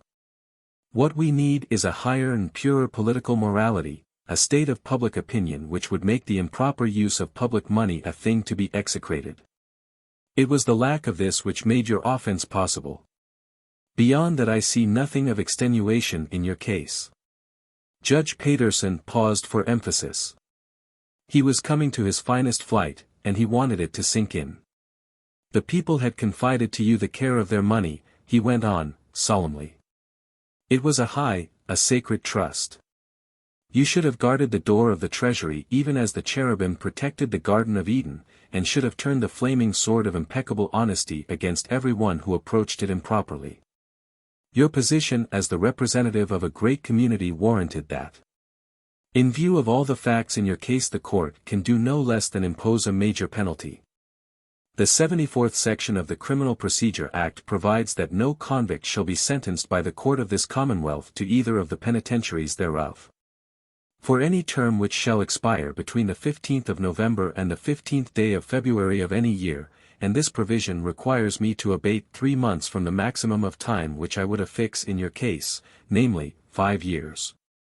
The sentence of the court is, therefore, that you pay a fine of $5,000 to the Commonwealth for the use of the county." Paterson knew well enough that Stener could never pay that sum, "and that you undergo imprisonment in the state penitentiary for the Eastern District, by separate and solitary confinement at labor, for the period of 4 years and 9 months, and that you stand committed until this sentence is complied with."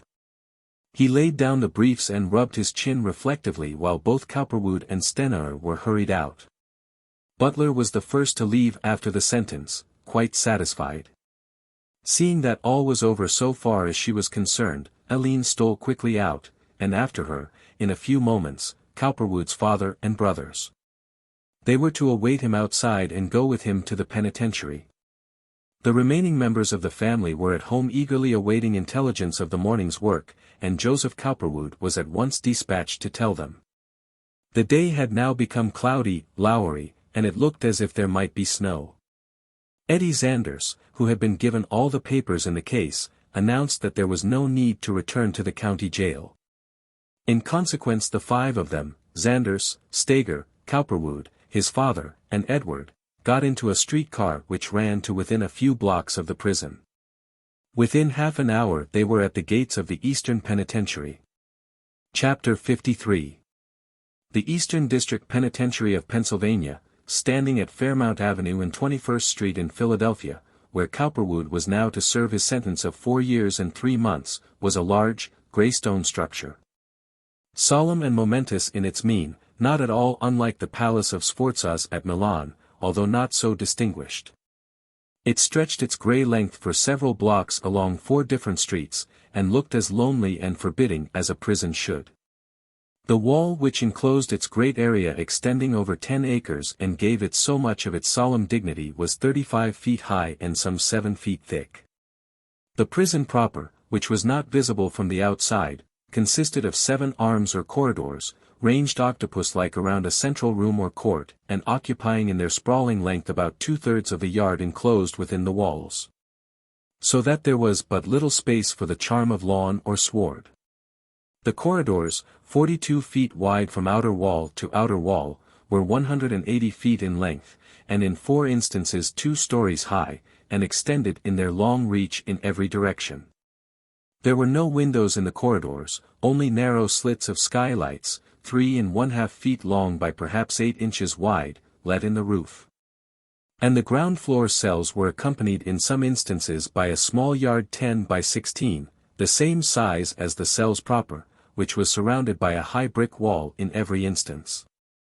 The cells and floors and roofs were made of stone, and the corridors, which were only 10 feet wide between the cells, and in the case of the single-story portion only 15 feet high, were paved with stone. If you stood in the central room, or rotunda, and looked down the long stretches which departed from you in every direction, you had a sense of narrowness and confinement not compatible with their length. The iron doors, with their outer accompaniment of solid wooden ones, the latter used at times to shut the prisoner from all sight and sound, were grim and unpleasing to behold. The halls were light enough, being whitewashed frequently and set with the narrow skylights, which were closed with frosted glass in winter, but they were, as are all such matter-of-fact arrangements for incarceration, bare, wearisome to look upon. Life enough there was in all conscience, seeing that there were 400 prisoners here at that time, and that nearly every cell was occupied, but it was a life of which no one individual was essentially aware as a spectacle. He was of it. But he was not. Some of the prisoners, after long service, were used as trustees or runners, as they were locally called, but not many. There was a bakery, a machine shop, a carpenter shop, a storeroom, a flour mill, and a series of gardens, or truck patches, but the manipulation of these did not require the services of a large number. The prison proper dated from 1822, and it had grown, wing by wing, until its present considerable size had been reached. Its population consisted of individuals of all degrees of intelligence and crime, from murderers to minor practitioners of larceny. It had what was known as the Pennsylvania system of regulation for its inmates, which was nothing more nor less than solitary confinement for all concerned, a life of absolute silence and separate labor in separate cells. Barring his comparatively recent experience in the county jail, which after all was far from typical, Cowperwood had never been in a prison in his life. Once, when a boy, in one of his perambulations through several of the surrounding towns, he had passed a village lock-up, as the town prisons were then called, a small, square, grey building with long iron-barred windows, and he had seen, at one of these rather depressing apertures on the second floor, a none too prepossessing drunkard or town ne'er-do-well who looked down on him with bleary eyes, unkempt hair, and a sodden, waxy, pallid face. And called, for it was summer and the jail window was open. "Hey, sonny, get me a plug of tobacco, will you?" Cowperwood, who had looked up, shocked and disturbed by the man's disheveled appearance, had called back, quite without stopping to think. "Nah, I can't." "Look out you don't get locked up yourself sometime, you little runt," the man had replied, savagely, only half recovered from his debauch of the day before. He had not thought of this particular scene in years, but now suddenly it came back to him. Here he was on his way to be locked up in this dull, somber prison, and it was snowing, and he was being cut out of human affairs as much as it was possible for him to be cut out. No friends were permitted to accompany him beyond the outer gate, not even Stager for the time being, though he might visit him later in the day. This was an inviolable rule. Xanders being known to the gatekeeper, and bearing his commitment paper, was admitted at once. The others turned solemnly away. They bade a gloomy if affectionate farewell to Cowperwood, who, on his part, attempted to give it all an air of inconsequence, as, in part and even here, it had for him. "Well, good-bye for the present," he said, shaking hands. I'll be all right and I'll get out soon. Wait and see. Tell Lillian not to worry. He stepped inside, and the gate clanked solemnly behind him. Xanders led the way through a dark, somber hall, wide and high-ceiled, to a farther gate, where a second gateman, trifling with a large key, unlocked a barred door at his bidding. Once inside the prison yard, Xanders turned to the left into a small office, presenting his prisoner before a small, chest-high desk, where stood a prison officer in uniform of blue. The latter, the receiving overseer of the prison, a thin, practical, executive-looking person with narrow gray eyes and light hair, took the paper which the sheriff's deputy handed him and read it. This was his authority for receiving Cowperwood. In his turn he handed Xanders a slip, showing that he had so received the prisoner, and then Xanders left, receiving gratefully the tip which Cowperwood pressed in his hand. "Well, goodbye, Mr. Cowperwood," he said, with a peculiar twist of his detective-like head. "I'm sorry. I hope you won't find it so bad here." He wanted to impress the receiving overseer with his familiarity with this distinguished prisoner, and Cowperwood, true to his policy of make-believe, shook hands with him cordially. "I'm much obliged to you for your courtesy, Mr. Xanders," he said, then turned to his new master with the air of a man who is determined to make a good impression. He was now in the hands of petty officials, he knew, who could modify or increase his comfort at will. He wanted to impress this man with his utter willingness to comply and obey, his sense of respect for his authority, without in any way demeaning himself. He was depressed but efficient, even here in the clutch of that eventual machine of the law, the state penitentiary, which he had been struggling so hard to evade. The receiving overseer, Roger Kendall, though thin and clerical, was a rather capable man, as prison officials go, shrewd, not particularly well educated, not over-intelligent naturally, not over-industrious, but sufficiently energetic to hold his position. He knew something about convicts, considerable, for he had been dealing with them for nearly 26 years. His attitude toward them was cold, cynical, critical. He did not permit any of them to come into personal contact with him, but he saw to it that underlings in his presence carried out the requirements of the law. When Cowperwood entered, dressed in his very good clothing, a dark grey-blue twill suit of pure wool, a light, well-made grey overcoat, a black derby hat of the latest shape, his shoes new and of good leather, his tie of the best silk. Heavy and conservatively colored, his hair and mustache showing the attention of an intelligent barber, and his hands well manicured, the receiving overseer saw at once that he was in the presence of someone of superior intelligence and force. Such a man as the fortune of his trade rarely brought into his net. Cowperwood stood in the middle of the room without apparently looking at anyone or anything, though he saw all. "Convict number 3633, Kendall called to a clerk, handing him at the same time a yellow slip of paper on which was written Cowperwood's full name and his record number, counting from the beginning of the penitentiary itself. The underling, a convict, took it and entered it in a book, reserving the slip at the same time for the penitentiary runner, or trustee, who would eventually take Cowperwood to the manners gallery. "You will have to take off your clothes and take a bath," said Kendall to Cowperwood, eyeing him curiously. "I don't suppose you need one, but it's the rule." "Thank you," replied Cowperwood, pleased that his personality was counting for something even here. "Whatever the rules are, I want to obey." When he started to take off his coat, however, Kendall put up his hand delayingly and tapped a bell. There now issued from an adjoining room an assistant, a prison servitor, a weird-looking specimen of the genus trustee. He was a small, dark, lopsided individual, one leg being slightly shorter, and therefore one shoulder lower, than the other. He was hollow-chested, squint-eyed, and rather shambling, but spry enough withal. He was dressed in a thin, poorly made, baggy suit of striped jeans, the prison stripes of the place, showing a soft roll-collar shirt underneath, and wearing a large, wide-striped cap, peculiarly offensive in its size and shape to Cowperwood. He could not help thinking how uncanny the man's squint eyes looked under its straight outstanding visor. The trustee had a silly, sycophantic manner of raising one hand in salute. He was a professional, second-story man, up for 10 years, but by dint of good behavior he had attained to the honor of working about this office without the degrading hood customary for prisoners to wear over the cap.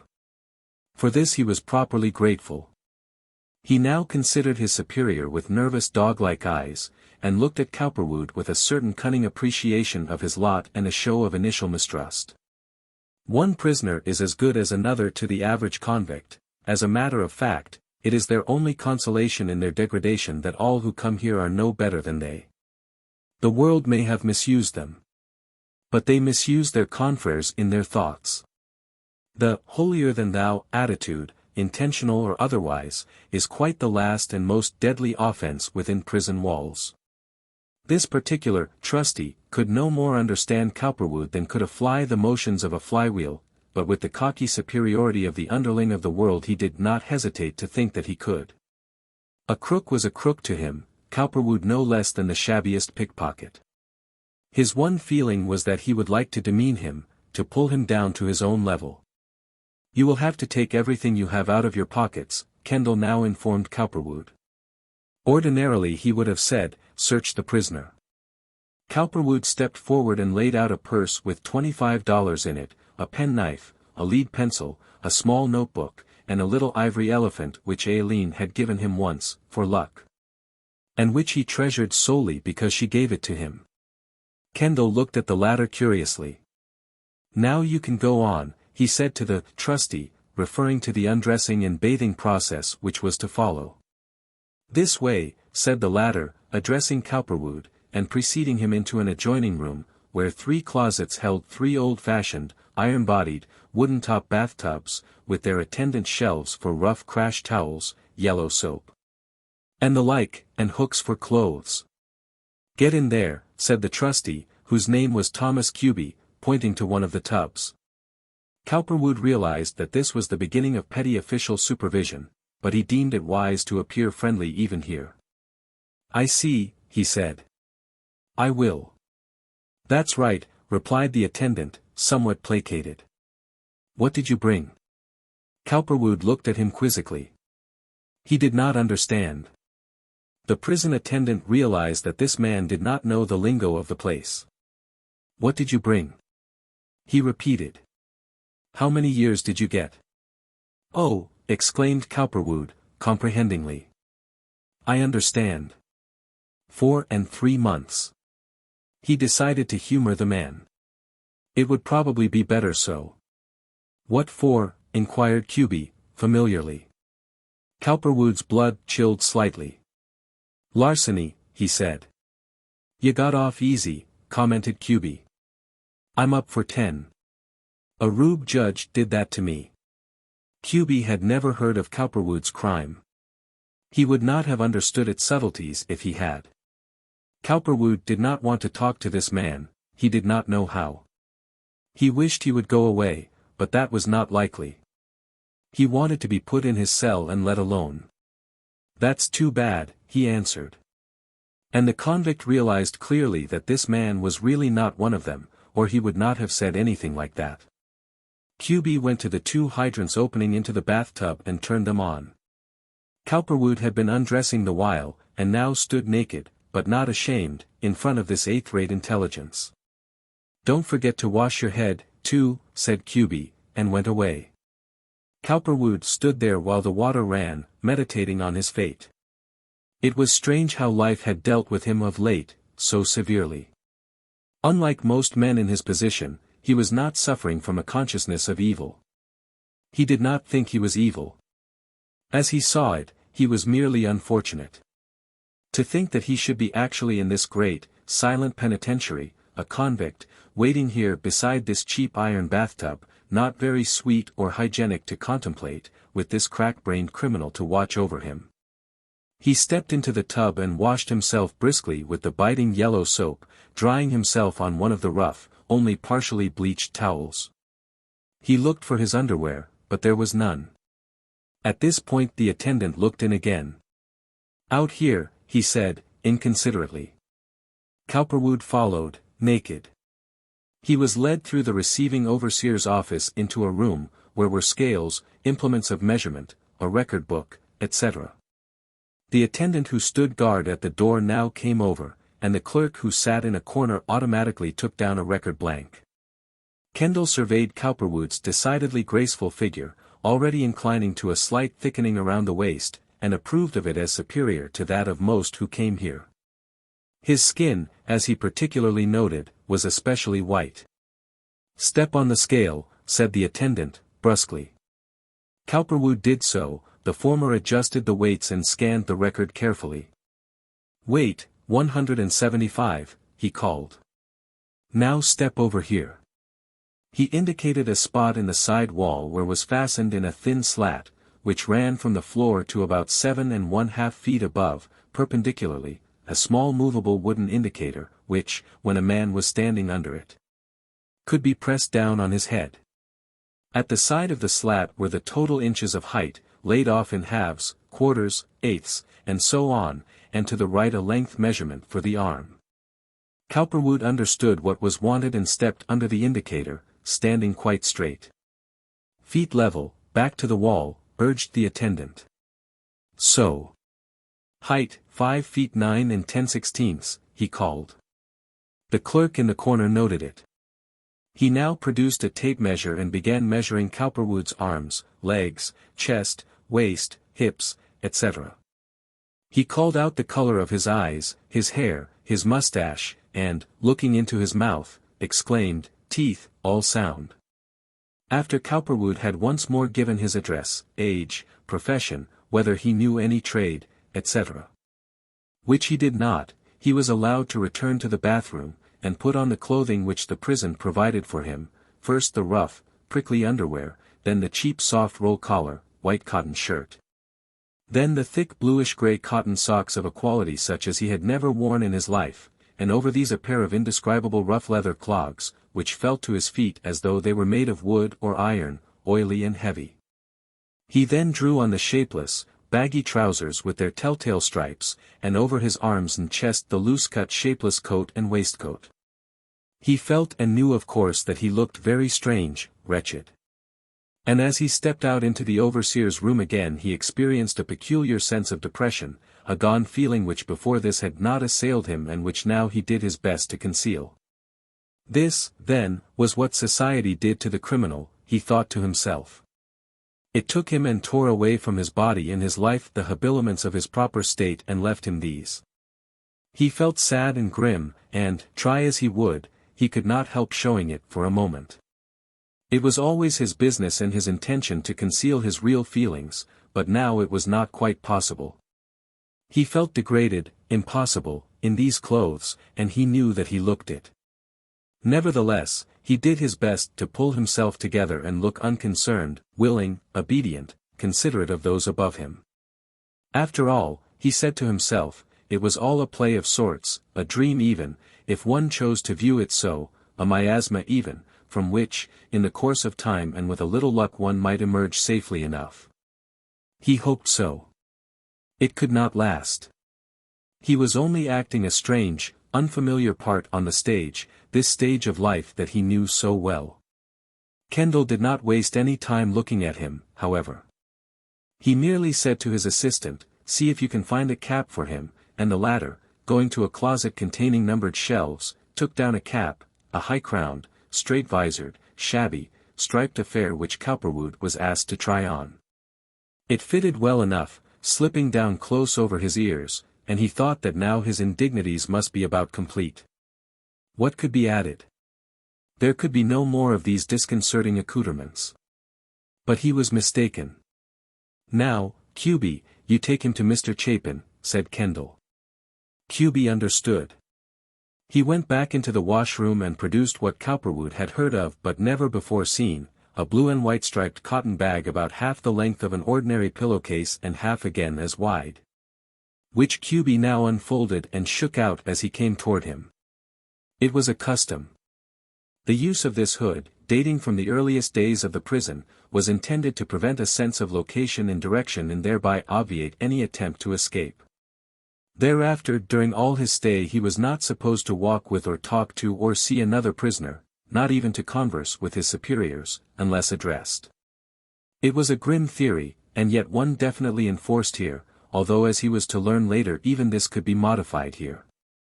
"You'll have to put this on," QB said, and opened it in such a way that it could be put over Cowperwood's head. Cowperwood understood. He had heard of it in some way, in times past. He was a little shocked, looked at it first with a touch of real surprise, but a moment after lifted his hands and helped pull it down. "Never mind," cautioned the guard, "put your hands down. I'll get it over." Cowperwood dropped his arms. When it was fully on, it came to about his chest, giving him little means of seeing anything. He felt very strange, very humiliated, very downcast. This simple thing of a blue and white striped bag over his head almost cost him his sense of self-possession. Why could not they have spared him this last indignity, he thought. "This way," said his attendant, and he was led out to where he could not say. "If you hold it out in front you can see to walk," said his guide, and Cowperwood pulled it out, thus being able to discern his feet and a portion of the floor below. He was thus conducted, seeing nothing in his transit, down a short walk, then through a long corridor, then through a room of uniformed guards, and finally up a narrow flight of iron steps, leading to the overseer's office on the second floor of one of the two-tier blocks. There, he heard the voice of QB saying, "Mr. Chapin, here's another prisoner for you from Mr. Kendall." "I'll be there in a minute," came a peculiarly pleasant voice from the distance. Presently a big, heavy hand closed about his arm, and he was conducted still further. "You hain't got far to go now," the voice said, "and then I'll take that bag off," and Cowperwood felt for some reason a sense of sympathy, perhaps, as though he would choke. The further steps were not many. A cell door was reached and unlocked by the inserting of a great iron key. It was swung open, and the same big hand guided him through. A moment later the bag was pulled easily from his head, and he saw that he was in a narrow, whitewashed cell, rather dim, windowless, but lighted from the top by a small skylight of frosted glass 3½ feet long by 4 inches wide. For a night light there was a tin-bodied lamp swinging from a hook near the middle of one of the side walls. A rough iron cot, furnished with a straw mattress and 2 pairs of dark blue, probably unwashed blankets, stood in one corner. There was a hydrant and small sink in another. A small shelf occupied the wall opposite the bed. A plain wooden chair with a homely round back stood at the foot of the bed, and a fairly serviceable broom was standing in one corner. There was an iron stool or pot for excreta, giving, as he could see, into a large drain pipe which ran along the inside wall, and which was obviously flushed by buckets of water being poured into it. Rats and other vermin infested this, and it gave off an unpleasant odor which filled the cell. The floor was of stone. Cowperwood's clear-seeing eyes took it all in at a glance. He noted the hard cell door, which was barred and crossbarred with great round rods of steel, and fastened with a thick, highly polished lock. He saw also that beyond this was a heavy wooden door, which could shut him in even more completely than the iron one. There was no chance for any clear, purifying sunlight here. Cleanliness depended entirely on whitewash, soap and water and sweeping, which in turn depended on the prisoners themselves. He also took in Chapin, the homely, good-natured, cell overseer whom he now saw for the first time, a large, heavy, lumbering man, rather dusty and misshapen-looking, whose uniform did not fit him well, and whose manner of standing made him look as though he would much prefer to sit down. He was obviously bulky, but not strong, and his kindly face was covered with a short growth of grayish-brown whiskers.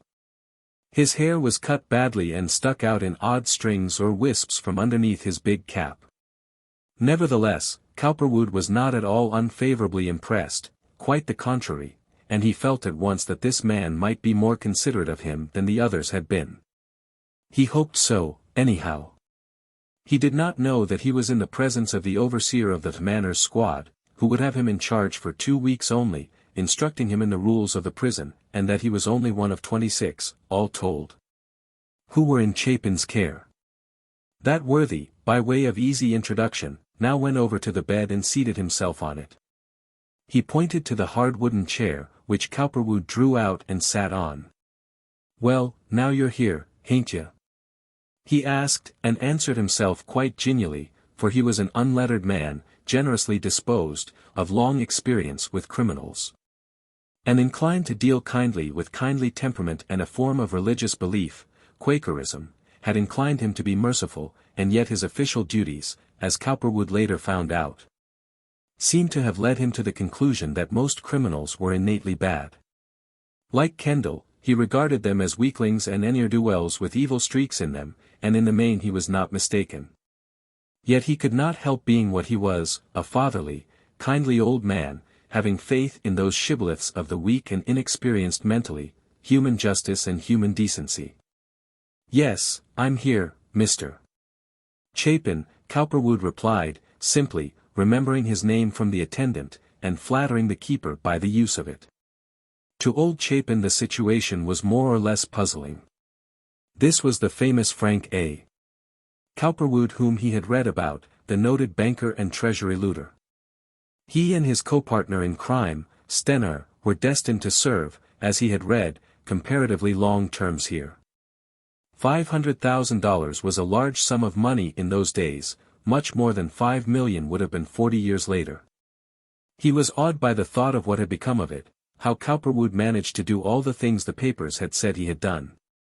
He had a little formula of questions which he usually went through with each new prisoner, asking him if he was sorry now for the crime he had committed, if he meant to do better with a new chance, if his father and mother were alive, etc.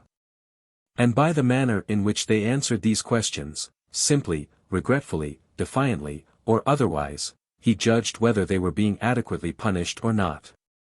Yet he could not talk to Cowperwood as he now saw or as he would to the average second-story burglar, store looter, pickpocket, and plain cheap thief and swindler. And yet he scarcely knew how else to talk. "Well, now," he went on, "I don't suppose you ever thought you'd get to a place like this, did you, Mr. Cowperwood?" "I never did," replied Frank, simply. "I wouldn't have believed it a few months ago, Mr. Chapin. I don't think I deserve to be here now, though of course there is no use of my telling you that." He saw that old Chapin wanted to moralize a little, and he was only too glad to fall in with his mood. He would soon be alone with no one to talk to perhaps, and if a sympathetic understanding could be reached with this man now, so much the better. Any port in a storm, any straw to a drowning man. "Well, no doubt all of us makes mistakes," continued Mr. Chapin, superiorly, with an amusing faith in his own value as a moral guide and reformer. "We can't just always tell how the plans we think so fine are coming out, can we?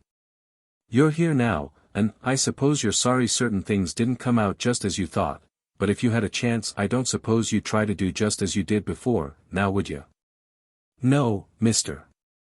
Chapin, I wouldn't, exactly," said Cowperwood, truly enough, though I believed I was right in everything I did. "I don't think legal justice has really been done me." "Well, that's the way," continued Chapin, meditatively, scratching his grizzled head and looking genially about. "Sometimes, as I allers says to some of these here young fellers that comes in here, we don't know as much as we thinks we does. We forget that others are just as smart as we are, and that there are allers people that are watchin' us all the time. These here courts and jails and detectives, they're here all the time, and they get us. I'gad, Chapin's moral version of, by God, they do, if we don't behave." "Yes," Cowperwood replied, "that's true enough, Mr. Chapin." "Well," continued the old man after a time, after he had made a few more solemn, owl-like, and yet well-intentioned remarks, "now here's your bed, and there's your chair, and there's your wash-stand, and there's your water-closet. Now keep 'em all clean and use 'em right." You would have thought he was making Cowperwood a present of a fortune. "You're the one's got to make up your bed every mornin' and keep your floor swept and your toilet flushed and your cell clean. There hain't anybody here'll do that for you. You want to do all them things the first thing in the mornin', when you get up, and afterward you'll get somethin' to eat, about 6:30. You're supposed to get up at 5:30. "Yes, Mr. Chapin," Cowperwood said, politely. "You can depend on me to do all those things promptly." "There hain't so much more," added Chapin. "You're supposed to wash yourself all over once a week and I'll give you a clean towel for that."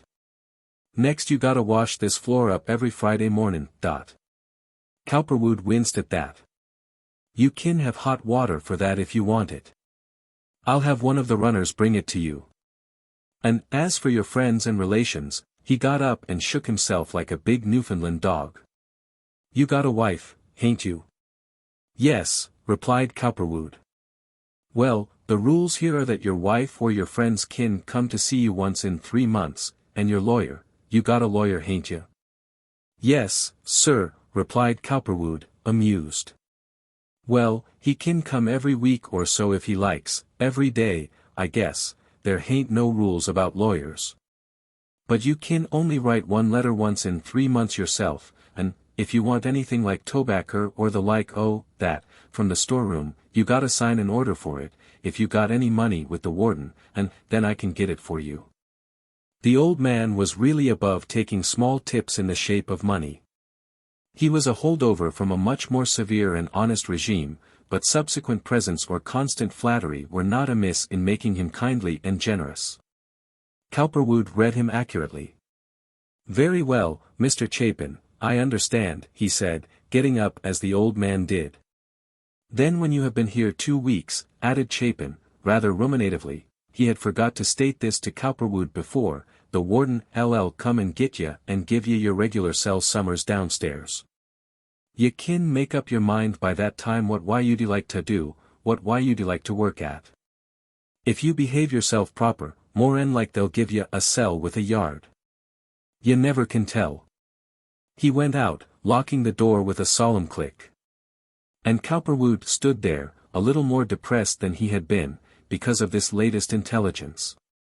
Only 2 weeks, and then he would be transferred from this kindly old man's care to another's, whom he did not know and with whom he might not fare so well. If ever you want me for anything, if ye're sick or somepin like that, Chapin now returned to say, after he had walked a few paces away, we have a signal here of our own. Just hang your towel out through these here bars. I'll see it, and I'll stop and find out what you want, when I'm passin'. Cowperwood, whose spirits had sunk, revived for the moment. Yes, sir, he replied, thank you, Mr. Chapin. The old man walked away, and Cowperwood heard his steps dying down the cement-paved hall. He stood and listened, his ears being greeted occasionally by a distant cough, a faint scraping of someone's feet, the hum or whir of a machine, or the iron scratch of a key in a lock. None of the noises was loud. Rather they were all faint and far away. He went over and looked at the bed, which was not very clean and without linen, and anything but wide or soft, and felt it curiously. So here was where he was to sleep from now on, he who so craved and appreciated luxury and refinement. If LIII or some of his rich friends should see him here. Worse, he was sickened by the thought of possible vermin. How could he tell? How would he do? The one chair was abominable. The skylight was weak. He tried to think of himself as becoming accustomed to the situation, but he rediscovered the awful pot in one corner, and that discouraged him. It was possible that rats might come up here, it looked that way. No pictures, no books, no scene, no person, no space to walk, just the 4 bare walls and silence, which he would be shut into at night by the thick door.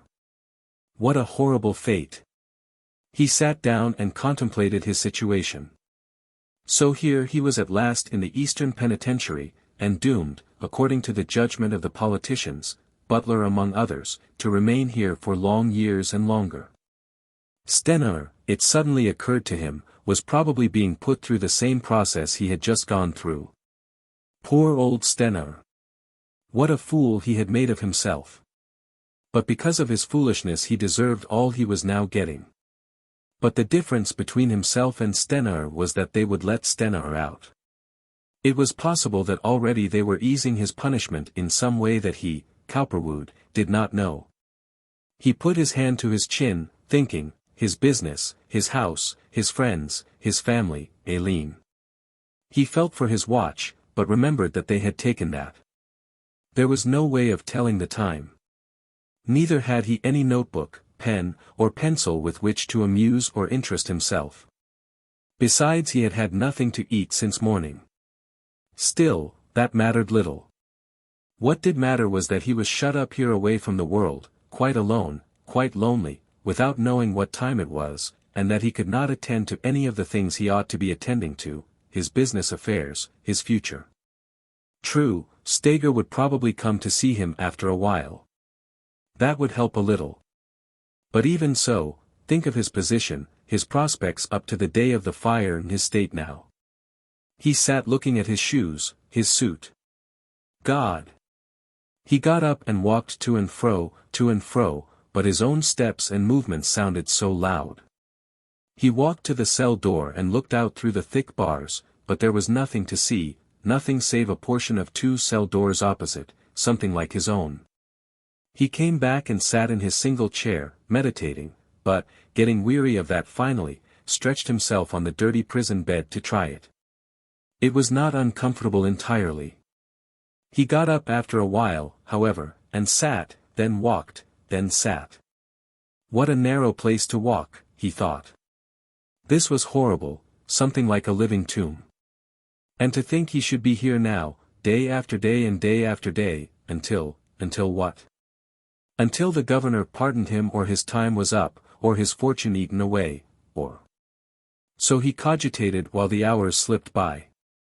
It was nearly 5 o'clock before Steger was able to return, and then only for a little while.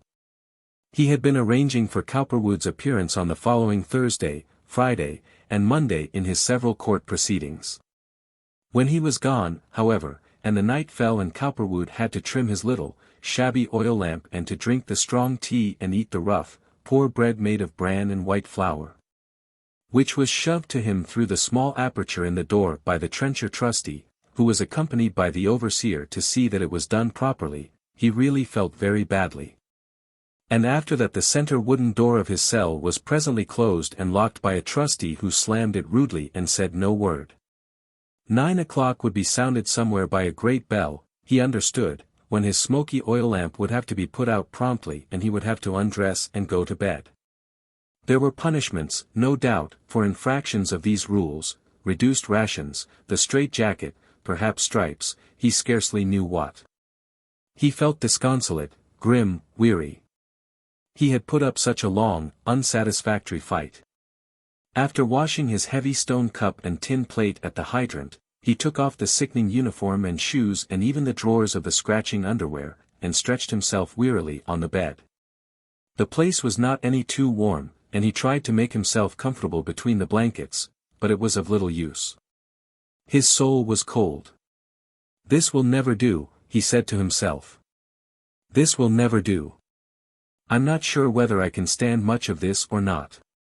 Still he turned his face to the wall, and after several hours sleep eventually came. Chapter 54. Those who by any pleasing courtesy of fortune, accident of birth, inheritance, or the wisdom of parents or friends, have succeeded in avoiding making that anathema of the prosperous and comfortable, a mess of their lives, will scarcely understand the mood of Cowperwood, sitting rather gloomily in his cell these first days, wondering what, in spite of his great ingenuity, was to become of him. The strongest have their hours of depression. There are times when life to those endowed with the greatest intelligence, perhaps mostly to those, takes on a somber hue. They see so many phases of its dreary subtleties.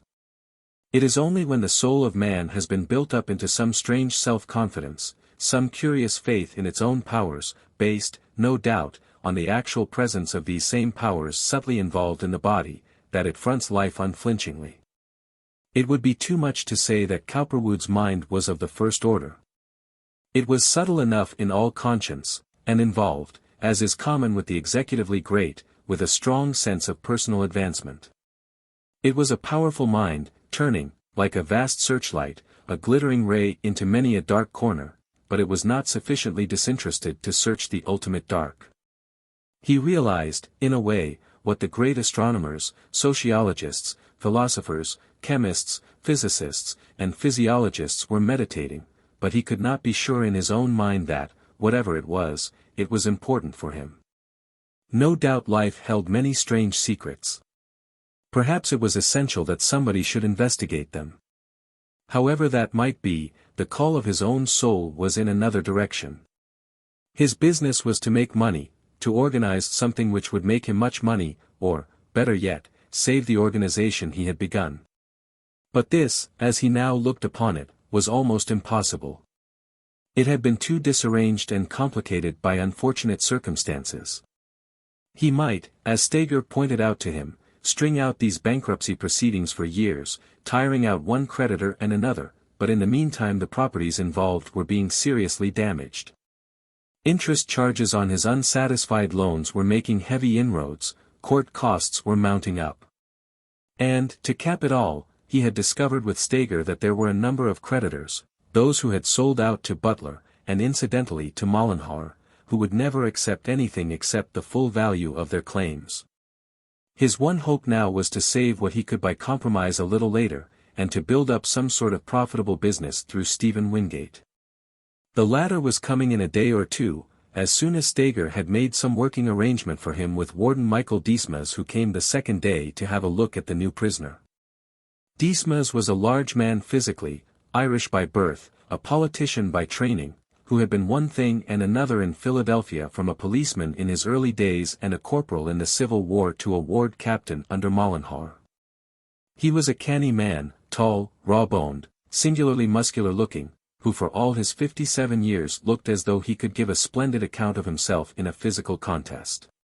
His hands were large and bony, his face more square than either round or long, and his forehead high. He had a vigorous growth of short-clipped, iron-gray hair, and a bristly iron-gray mustache, very short, keen, intelligent blue-gray eyes. A florid complexion, and even-edged, savage-looking teeth, which showed the least bit in a slightly wolfish way when he smiled. However, he was not as cruel a person as he looked to be. Temperamental, to a certain extent hard, and on occasion savage, but with kindly hours also. His greatest weakness was that he was not quite mentally able to recognize that there were mental and social differences between prisoners, and that now and then one was apt to appear here who, with or without political influences, was eminently worthy of special consideration. What he could recognize was the differences pointed out to him by the politicians in special cases, such as that of Stener, not Cowperwood. However, seeing that the prison was a public institution apt to be visited at any time by lawyers, detectives, doctors, preachers, propagandists, and the public generally, and that certain rules and regulations had to be enforced, if for no other reason than to keep a moral and administrative control over his own help, it was necessary to maintain, and that even in the face of the politician, a certain amount of discipline, system, and order, and it was not possible to be too liberal with any one. There were, however, exceptional cases, men of wealth and refinement, victims of those occasional uprisings which so shocked the political leaders generally, who had to be looked after in a friendly way. Dismas was quite aware, of course, of the history of Cowperwood and Stener. The politicians had already given him warning that Stener, because of his past services to the community, was to be treated with special consideration. Not so much was said about Cowperwood, although they did admit that his lot was rather hard. Perhaps he might do a little something for him, but at his own risk. Butler is down on him, Straubach said to Dismas, on one occasion. It's that girl of his that's at the bottom of it all. If you listened to Butler you'd feed him on bread and water, but he isn't a bad fellow. As a matter of fact, if George had had any sense Cowperwood wouldn't be where he is today. But the big fellows wouldn't let Stener alone. They wouldn't let him give Cowperwood any money. Although Straubach had been one of those who, under pressure from Mollenhauer, had advised Stener not to let Cowperwood have any more money, yet here he was pointing out the folly of the victim's course. The thought of the inconsistency involved did not trouble him in the least. Dismas decided, therefore, that if Cowperwood were persona non grata to the Big Three, it might be necessary to be indifferent to him, or at least slow in extending him any special favors. For Stener a good chair, clean linen, special cutlery and dishes, the daily papers, privileges in the matter of mail, the visits of friends, and the like. For Cowperwood, well, he would have to look at Cowperwood and see what he thought. At the same time, Steger's intercessions were not without their effect on Dismas. So the morning after Cowperwood's entrance the warden received a letter from Terence Relihan, the Harrisburg potentate, indicating that any kindness shown to Mr. Cowperwood would be duly appreciated by him. Upon the receipt of this letter Dismas went up and looked through Cowperwood's iron door. On the way he had a brief talk with Chapin, who told him what a nice man he thought Cowperwood was. Dismas had never seen Cowperwood before, but in spite of the shabby uniform, the clog shoes, the cheap shirt, and the wretched cell, he was impressed. Instead of the weak, anemic body and the shifty eyes of the average prisoner, he saw a man whose face and form blazed energy and power, and whose vigorous erectness no wretched clothes or conditions could demean. He lifted his head when Dismas appeared, glad that any form should have appeared at his door, and looked at him with large, clear, examining eyes, those eyes that in the past had inspired so much confidence and surety in all those who had known him. Dismas was stirred. Compared with Stenar, whom he knew in the past and whom he had met on his entry, this man was a force. Say what you will, one vigorous man inherently respects another. And Dismas was vigorous physically. He eyed Cowperwood and Cowperwood eyed him. Instinctively Dismas liked him. He was like one tiger looking at another. Instinctively Cowperwood knew that he was the warden. "This is Mr. Dismas, isn't it?" he asked, courteously and pleasantly. "Yes, sir, I'm the man," replied Dismas interestedly. "These rooms are not as comfortable as they might be, are they?" The warden's even teeth showed in a friendly, yet wolfish, way. "They certainly are not, Mr. Dismas," replied Cowperwood, standing very erect and soldier-like. "I didn't imagine I was coming to a hotel, however." He smiled.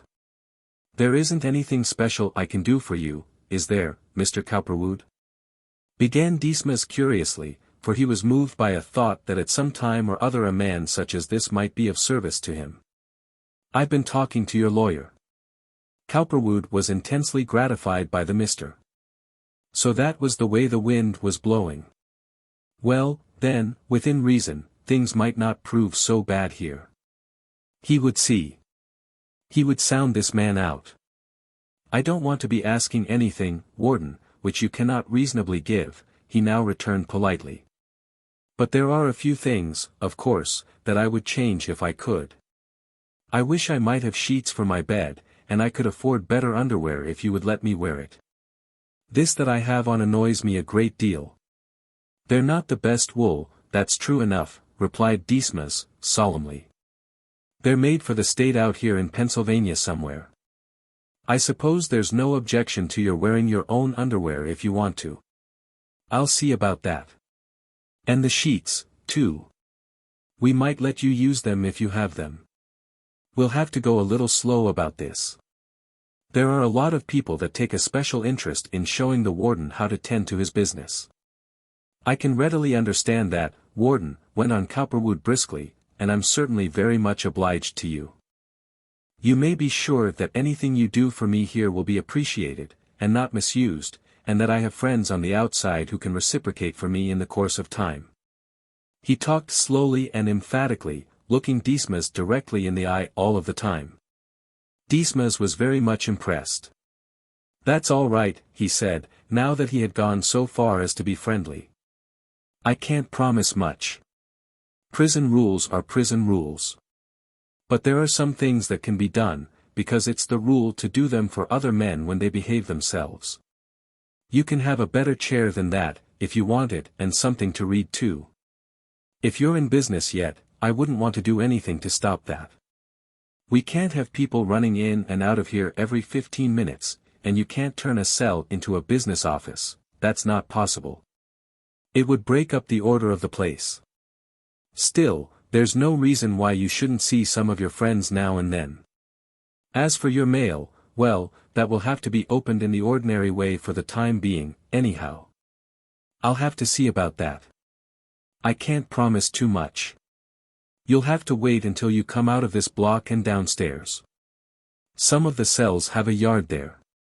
If there are any empty," the warden cocked his eye wisely, and Cowperwood saw that his tot was not to be as bad as he had anticipated, though bad enough.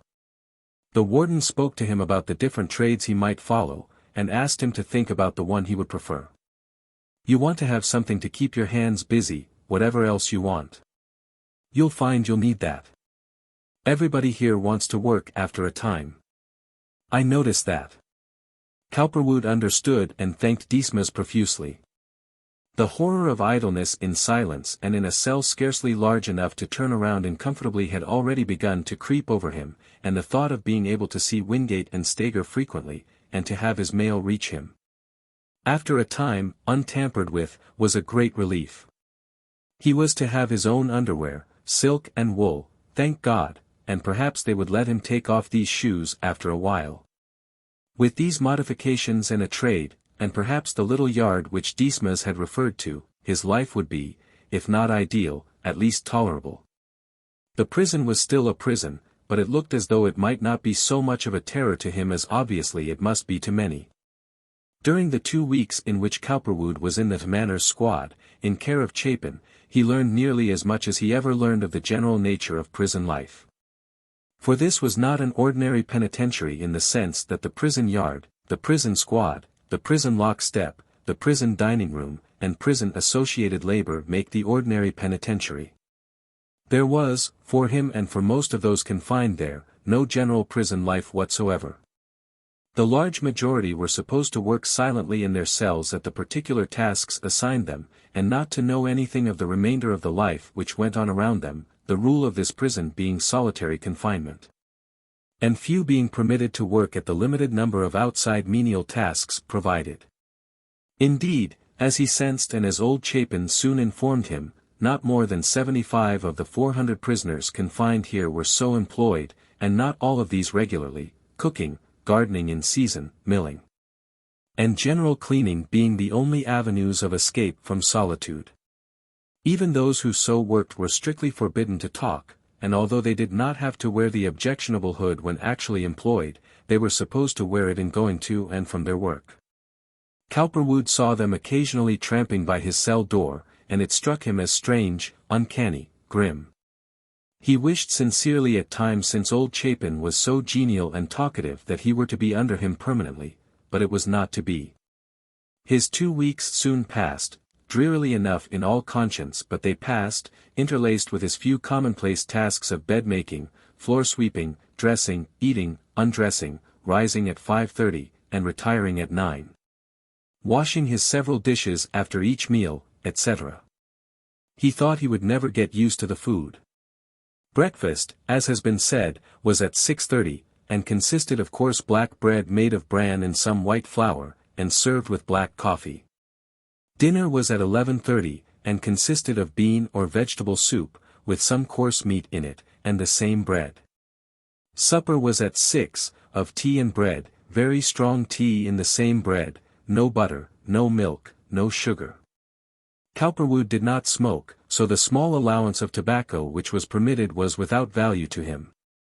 Stager called in every day for 2 or 3 weeks, and after the second day, Stephen Wingate, as his new business associate, was permitted to see him also, once every day, if he wished, Dismas stated. Though the latter felt he was stretching a point in permitting this so soon. Both of these visits rarely occupied more than an hour, or an hour and a half, and after that the day was long. He was taken out on several days on a court order, between 9 and 5, to testify in the bankruptcy proceedings against him, which caused the time in the beginning to pass quickly. It was curious, once he was in prison, safely shut from the world for a period of years apparently, how quickly all thought of assisting him departed from the minds of those who had been most friendly. He was done, so most of them thought. The only thing they could do now would be to use their influence to get him out some time, how soon, they could not guess. Beyond that there was nothing. He would really never be of any great importance to anyone any more, or so they thought. It was very sad, very tragic, but he was gone, his place knew him not. A bright young man, that, observed President Davison of the Girard National, on reading of Cowperwood's sentence and incarceration. Too bad. Too bad. He made a great mistake. Only his parents, Aileen, and his wife, the latter with mingled feelings of resentment and sorrow, really missed him. Aileen, because of her great passion for him, was suffering most of all. For years and 3 months, she thought. If he did not get out before then she would be nearing 29 and he would be nearing 40. Would he want her then? Would she be so attractive? And would nearly 5 years change his point of view? He would have to wear a convict suit all that time, and be known as a convict forever after. It was hard to think about, but only made her more than ever determined to cling to him, whatever happened, and to help him all she could. Indeed, the day after his incarceration she drove out and looked at the grim, grey walls of the penitentiary. Knowing nothing absolutely of the vast and complicated processes of law and penal servitude, it seemed especially terrible to her. What might not they be doing to her Frank? Was he suffering much? Was he thinking of her as she was of him? Oh, the pity of it all! The pity! The pity of herself, her great love for him. She drove home, determined to see him. But as he had originally told her that visiting days were only once in 3 months, and that he would have to write her when the next one was, or when she could come, or when he could see her on the outside, she scarcely knew what to do. Secrecy was the thing. The next day, however, she wrote him just the same, describing the drive she had taken on the stormy afternoon before, the terror of the thought that he was behind those grim grey walls, and declaring her determination to see him soon. And this letter, under the new arrangement, he received at once. He wrote her in reply, giving the letter to Wingate to mail. It ran: "My sweet girl, I fancy you are a little downhearted to think I cannot be with you any more soon, but you mustn't be. I suppose you read all about the sentence in the paper. I came out here the same morning, nearly noon. If I had time, dearest, I'd write you a long letter describing the situation so as to ease your mind, but I haven't. It's against the rules, and I am really doing this secretly. I'm here, though, safe enough, and wish I were out, of course. Sweetest, you must be careful how you try to see me at first. You can't do me much service outside of cheering me up, and you may do yourself great harm. Besides, I think I have done you far more harm than I can ever make up to you, and that you had best give me up, although I know you do not think so, and I would be sad, if you did. I am to be in the Court of Special Pleas, 6th and Chestnut, on Friday at 2 o'clock, but you cannot see me there. I'll be out in charge of my counsel. You must be careful. Perhaps you'll think better, and not come here." This last touch was one of pure gloom, the first Cowperwood had ever introduced into their relationship, but conditions had changed him. Hitherto he had been in the position of the superior being, the one who was being sought, although Aileen was and had been well worth seeking, and he had thought that he might escape unscathed. And so grow in dignity and power until she might not possibly be worthy of him any longer. He had had that thought. But here, in Stripes, it was a different matter. Eileen's position, reduced in value as it was by her long, ardent relationship with him, was now, nevertheless, superior to his, apparently so. For after all, was she not Edward Butler's daughter, and might she, after she had been away from him a while, wish to become a convict's bride? She ought not to want to, and she might not want to, for all he knew, she might change her mind. She ought not to wait for him. Her life was not yet ruined. The public did not know, so he thought, not generally anyhow, that she had been his mistress. She might marry. Why not, and so pass out of his life forever? And would not that be sad for him?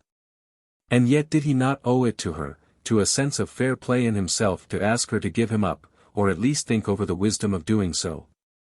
He did her the justice to believe that she would not want to give him up. And in his position, however harmful it might be to her, it was an advantage, a connecting link with the finest period of his past life, to have her continue to love him. He could not, however, scribbling this note in his cell in Wingate's presence, and giving it to him to mail, Overseer Chapin was kindly keeping a respectful distance, though he was supposed to be present, refrained from adding, at the last moment. This little touch of doubt which, when she read it, struck Aileen to the heart. She read it as gloom on his part, as great depression. Perhaps, after all, the penitentiary in so soon, was really breaking his spirit, and he had held up so courageously so long. Because of this, now she was madly eager to get to him, to console him, even though it was difficult, perilous. She must, she said. In regard to visits from the various members of his family, his mother and father, his brother, his wife, and his sister, Cowperwood made it plain to them on one of the days on which he was out attending a bankruptcy hearing, that even providing it could be arranged, he did not think they should come oftener than once in 3 months, unless he wrote them or sent word by Stager. The truth was that he really did not care to see much of any of them at present. He was sick of the whole social scheme of things. In fact, he wanted to be rid of the turmoil he had been in, seeing it had proved so useless. He had used nearly $15,000 thus far in defending himself, court costs, family maintenance, Stager, etc., but he did not mind that. He expected to make some little money working through Wingate. His family were not utterly without funds, sufficient to live on in a small way. He had advised them to remove into houses more in keeping with their reduced circumstances, which they had done, his mother and father and brothers and sister to a 3-story brick house of about the caliber of the old Buttonwood Street house, and his wife to a smaller, less expensive 2-story one on North 21st Street, near the penitentiary, a portion of the money saved out of the $35,000 extracted from Stener under false pretenses aiding to sustain it. Of course, all this was a terrible descent from the Girard Avenue mansion for the elder Cowperwood. For here was none of the furniture which characterized the other somewhat gorgeous domicile, merely store-bought, ready-made furniture, and neat but cheap hangings and fixtures generally. The assignees, to whom all Cowperwood's personal property belonged, and to whom Cowperwood, the elder, had surrendered all his holdings, would not permit anything of importance to be removed. It had all to be sold for the benefit of creditors. A few very small things, but only a few, had been kept, as everything had been inventoried some time before. One of the things which old Cowperwood wanted was his own desk which Frank had designed for him. But as it was valued at $500 and could not be relinquished by the sheriff except on payment of that sum, or by auction, and as Henry Cowperwood had no such sum to spare, he had to let the desk go. There were many things they all wanted, and Anna Adelaide had literally purloined a few, though she did not admit the fact to her parents until long afterward. There came a day when the 2 houses in Girard Avenue were the scene of a sheriff's sale, during which the general public, without let or hindrance, was permitted to tramp through the rooms and examine the pictures, statuary, and objects of art generally, which were auctioned off to the highest bidder. Considerable fame had attached to Cowperwood's activities in this field, owing in the first place to the real merit of what he had brought together, and in the next place to the enthusiastic comment of such men as Wilton Ellsworth, Fletcher Norton, Gordon Strake, architects and art dealers whose judgment and taste were considered important in Philadelphia. All of the lovely things by which he had set great store, small bronzes, representative of the best period of the Italian Renaissance, bits of Venetian glass which he had collected with great care, a full curio case, statues by Powers, Hosmer, and Thorvaldsen, things which would be smiled at 30 years later, but which were of high value then. All of his pictures by representative American painters from Gilbert to Eastman Johnson, together with a few specimens of the current French and English schools, went for a song. Art judgment in Philadelphia at this time was not exceedingly high. And some of the pictures, for lack of appreciative understanding, were disposed of at much too low a figure. Strake, Norton, and Ellsworth were all present and bought liberally. Senator Simpson, Mollenhauer, and Straubach came to see what they could see. The small fry politicians were there, en masse. But Simpson, calm judge of good art, secured practically the best of all that was offered. To him went the curio case of Venetian glass, 1 pair of tall blue and white Mohammedan cylindrical vases, 14 examples of Chinese jade, including several artists' water dishes and a pierced window screen of the faintest tinge of green. To Mollenhauer went the furniture and decorations of the entry hall and reception room of Henry Cowperwood's house, and to Edward Straubach 2 of Cowperwood's bird's-eye maple bedroom suites for the most modest of prices. Adam Davis was present and secured the secrétaire of Buhl which the elder Cowperwood prized so highly. To Fletcher Norton went the 4 Greek vases, a kylix, a water jar, and 2 amphorae, which he had sold to Cowperwood and which he valued highly. Various objects of art, including a Sèvres dinner set, a Gobelin tapestry, Barry bronzes and pictures by Detaille, Fortuny, and George Inness, went to Walter Lee, Arthur Rivers, Joseph Zimmerman, Judge Kitchen, Harper Stager, Terence Relihan, Trenor Drake, Mr. and Mrs. Simeon Jones, W. C. Davison, Fruin Casson, Fletcher Norton, and Judge Rafalski. Within 4 days after the sale began the 2 houses were bare of their contents. Even the objects in the house at 931, North 10th Street had been withdrawn from storage where they had been placed at the time it was deemed advisable to close this institution, and placed on sale with the other objects in the 2 homes. It was at this time that the senior Cowperwoods first learned of something which seemed to indicate a mystery which had existed in connection with their son and his wife. No one of all the Cowperwoods was present during all this gloomy distribution. And Aileen, reading of the disposition of all the wares, and knowing their value to Cowperwood, to say nothing of their charm for her, was greatly depressed. Yet she was not long despondent, for she was convinced that Cowperwood would some day regain his liberty and attain a position of even greater significance in the financial world. She could not have said why, but she was sure of it. Chapter 55. In the meanwhile Cowperwood had been transferred to a new overseer and a new cell in Block 3 on the ground door, which was like all the others in size, 10 by 16, but to which was attached the small yard previously mentioned. Warden Dismas came up 2 days before he was transferred, and had another short conversation with him through his cell door. "You'll be transferred on Monday," he said, in his reserved, slow way. "They'll give you a yard, though it won't be much good to you. We only allow a half-hour a day in it. I've told the overseer about your business arrangements. He'll treat you right in that matter. Just be careful not to take up too much time that way, and things will work out. I've decided to let you learn caning chairs. That'll be the best for you. It's easy, and it'll occupy your mind." The warden and some allied politicians made a good thing out of this prison industry. It was really not hard labor, the tasks set were simple and not oppressive, but all of the products were promptly sold, and the profits pocketed. It was good, therefore, to see all the prisoners working, and it did them good. Cowperwood was glad of the chance to do something, for he really did not care so much for books, and his connection with Wingate and his old affairs were not sufficient to employ his mind in a satisfactory way. At the same time, he could not help thinking, if he seemed strange to himself, now, how much stranger he would seem then, behind these narrow bars working at so commonplace a task as caning chairs. Nevertheless, he now thanked Dismas for this, as well as for the sheets and the toilet articles which had just been brought in. "That's all right," replied the latter, pleasantly and softly, by now much intrigued by Cowperwood. "I know that there are men and men here, the same as anywhere. If a man knows how to use these things and wants to be clean, I wouldn't be one to put anything in his way." The new overseer with whom Cowperwood had to deal was a very different person from Elias Chapin.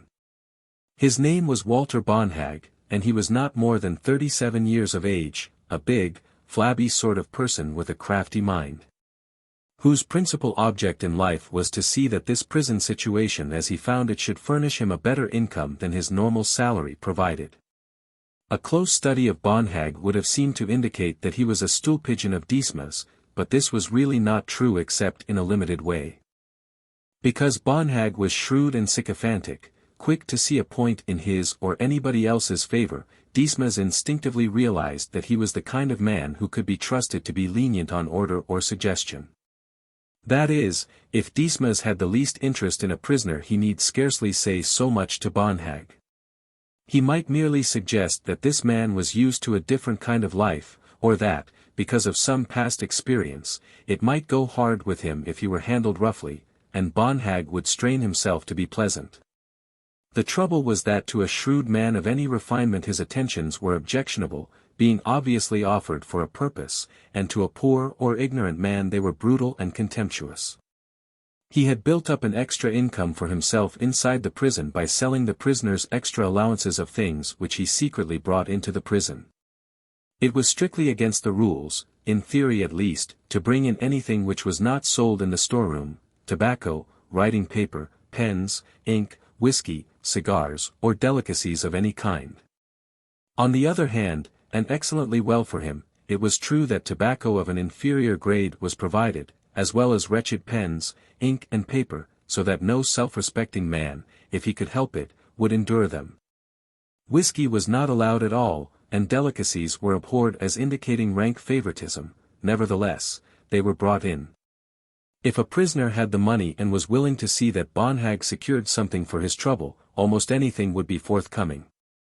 Also the privilege of being sent into the general yard as a trustee, or being allowed to stay in the little private yard which some cells possessed, longer than the half-hour ordinarily permitted, was sold.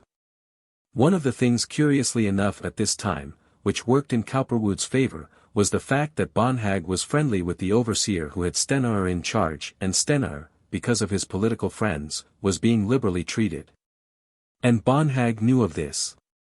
He was not a careful reader of newspapers, nor had he any intellectual grasp of important events, but he knew by now that both Stenaer and Cowperwood were, or had been, individuals of great importance in the community. Also that Cowperwood had been the more important of the two. Better yet, as Bonhag now heard, Cowperwood still had money. Some prisoner, who was permitted to read the paper, told him so.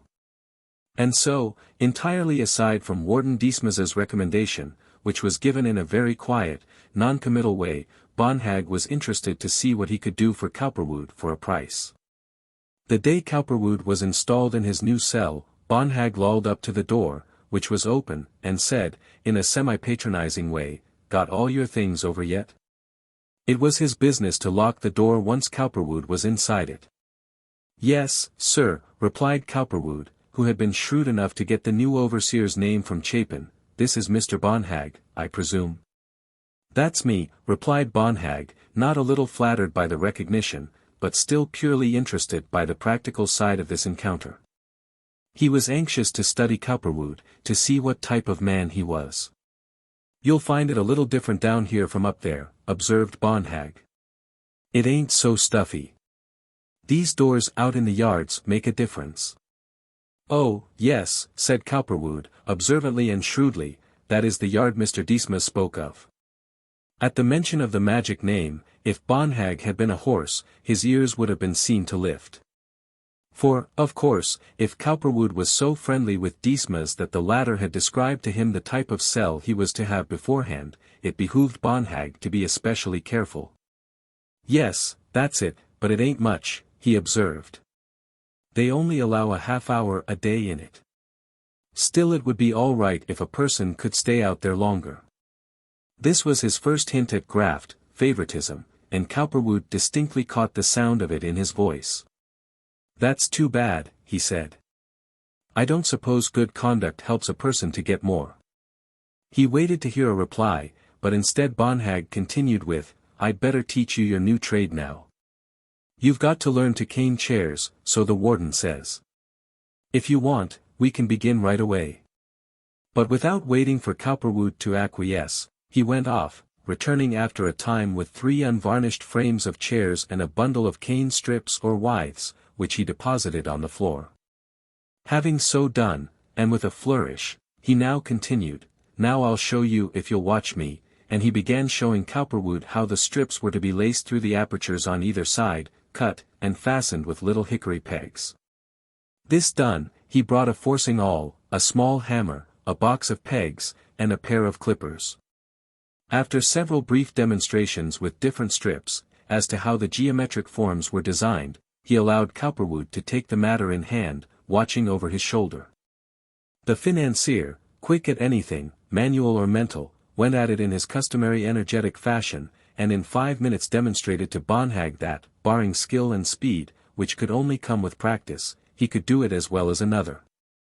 You'll make out all right, said Bonhag. You're supposed to do 10 of those a day. We won't count the next few days, though, until you get your hand in. After that I'll come around and see how you're getting along. You understand about the towel on the door, don't you? He inquired. Yes, Mr. Chapin explained that to me, replied Cowperwood. I think I know what most of the rules are now. I'll try not to break any of them. The days which followed brought a number of modifications of his prison lot, but not sufficient by any means to make it acceptable to him. Bonhag, during the first few days in which he trained Cowperwood in the art of caning chairs, managed to make it perfectly clear that there were a number of things he would be willing to do for him. One of the things that moved him to this, was that already he had been impressed by the fact that Stener's friends were coming to see him in larger numbers than Cowperwood's, sending him an occasional basket of fruit, which he gave to the overseers. And that his wife and children had been already permitted to visit him outside the regular visiting day. This was a cause for jealousy on Bonhag's part. His fellow overseer was lording it over him, telling him, as it were, of the high jinks in Block 4. Bonhag really wanted Cowperwood to spruce up and show what he could do, socially or otherwise. And so now he began with, I see you have your lawyer and your partner here every day. There ain't anybody else you'd like to have visit you, is there? Of course, it's against the rules to have your wife or sister or anybody like that, except on visiting days, and here he paused and rolled a large and informing eye on Cowperwood, such an eye as was supposed to convey dark and mysterious things. But all the rules ain't kept around here by a long shot. Cowperwood was not the man to lose a chance of this kind. He smiled a little, enough to relieve himself and to convey to Bonhag that he was gratified by the information, but vocally he observed, I'll tell you how it is, Mr. Bonhag. I believe you understand my position better than most men would, and that I can talk to you. There are people who would like to come here, but I have been afraid to let them come. I did not know that it could be arranged. If it could be, I would be very grateful. You and I are practical men. I know that if any favors are extended, some of those who help to bring them about must be looked after. If you can do anything to make it a little more comfortable for me here, I will show you that I appreciate it. I haven't any money on my person, but I can always get it, and I will see that you are properly looked after. Bonhag's short, thick ears tingled. This was the kind of talk he liked to hear. I can fix anything like that, Mr. Cowperwood, he replied, servilely. You leave it to me. If there's anyone you want to see at any time, just let me know. Of course I have to be very careful, and so do you, but that's all right, too. If you want to stay out in that yard a little longer in the mornings or get out there afternoons or evenings, from now on, why, go ahead. It's all right. I'll just leave the door open. If the warden or anybody else should be around, I'll just scratch on your door with my key, and you come in and shut it. If there's anything you want from the outside I can get it for you, jelly or eggs or butter or any little thing like that. You might like to fix up your meals a little that way. I'm certainly most grateful, Mr. Bonhag, returned Cowperwood in his grandest manner, and with a desire to smile, but he kept a straight face. In regard to that other matter, went on Bonhag, referring to the matter of extra visitors, I can fix that any time you want to. I know the men out at the gate. If you want anybody to come here, just write M a note and give it to me, and tell M to ask for me when they come. That'll get M in all right. When they get here you can talk to M in your cell. See? Only when I tap they have to come out. You want to remember that. So just you let me know. Cowperwood was exceedingly grateful. He said so in direct, choice language. It occurred to him at once that this was Eileen's opportunity, and that he could now notify her to come. If she veiled herself sufficiently she would probably be safe enough. He decided to write her, and when Wingate came he gave him a letter to mail. 2 days later, at 3 o'clock in the afternoon, the time appointed by him, Aileen came to see him. She was dressed in grey broadcloth with white velvet trimmings and cut steel buttons which glistened like silver, and wore, as additional ornaments, as well as a protection against the cold, a cap, stole, and muff of snow-white ermine. Over this rather striking costume she had slipped a long dark circular cloak, which she meant to lay off immediately upon her arrival. She had made a very careful toilet as to her shoes, gloves, hair, and the gold ornaments which she wore. Her face was concealed by a thick green veil, as Cowperwood had suggested, and she arrived at an hour when, as near as he had been able to prearrange, he would be alone. Wingate usually came at 4, after business, and Stager in the morning, when he came at all. She was very nervous over this strange adventure, leaving the streetcar in which she had chosen to travel some distance away and walking up a side street.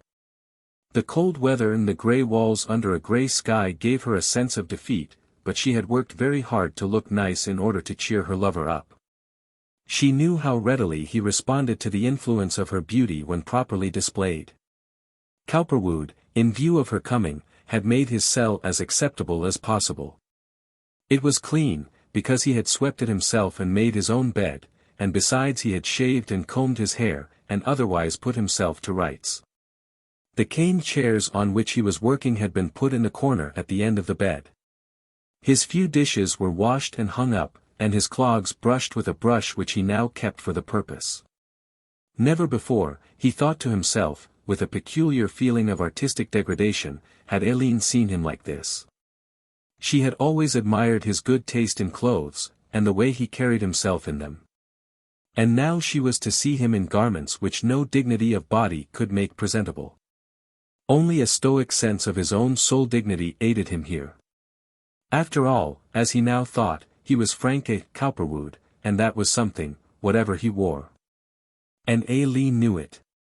Again, he might be free and rich some day, and he knew that she believed that.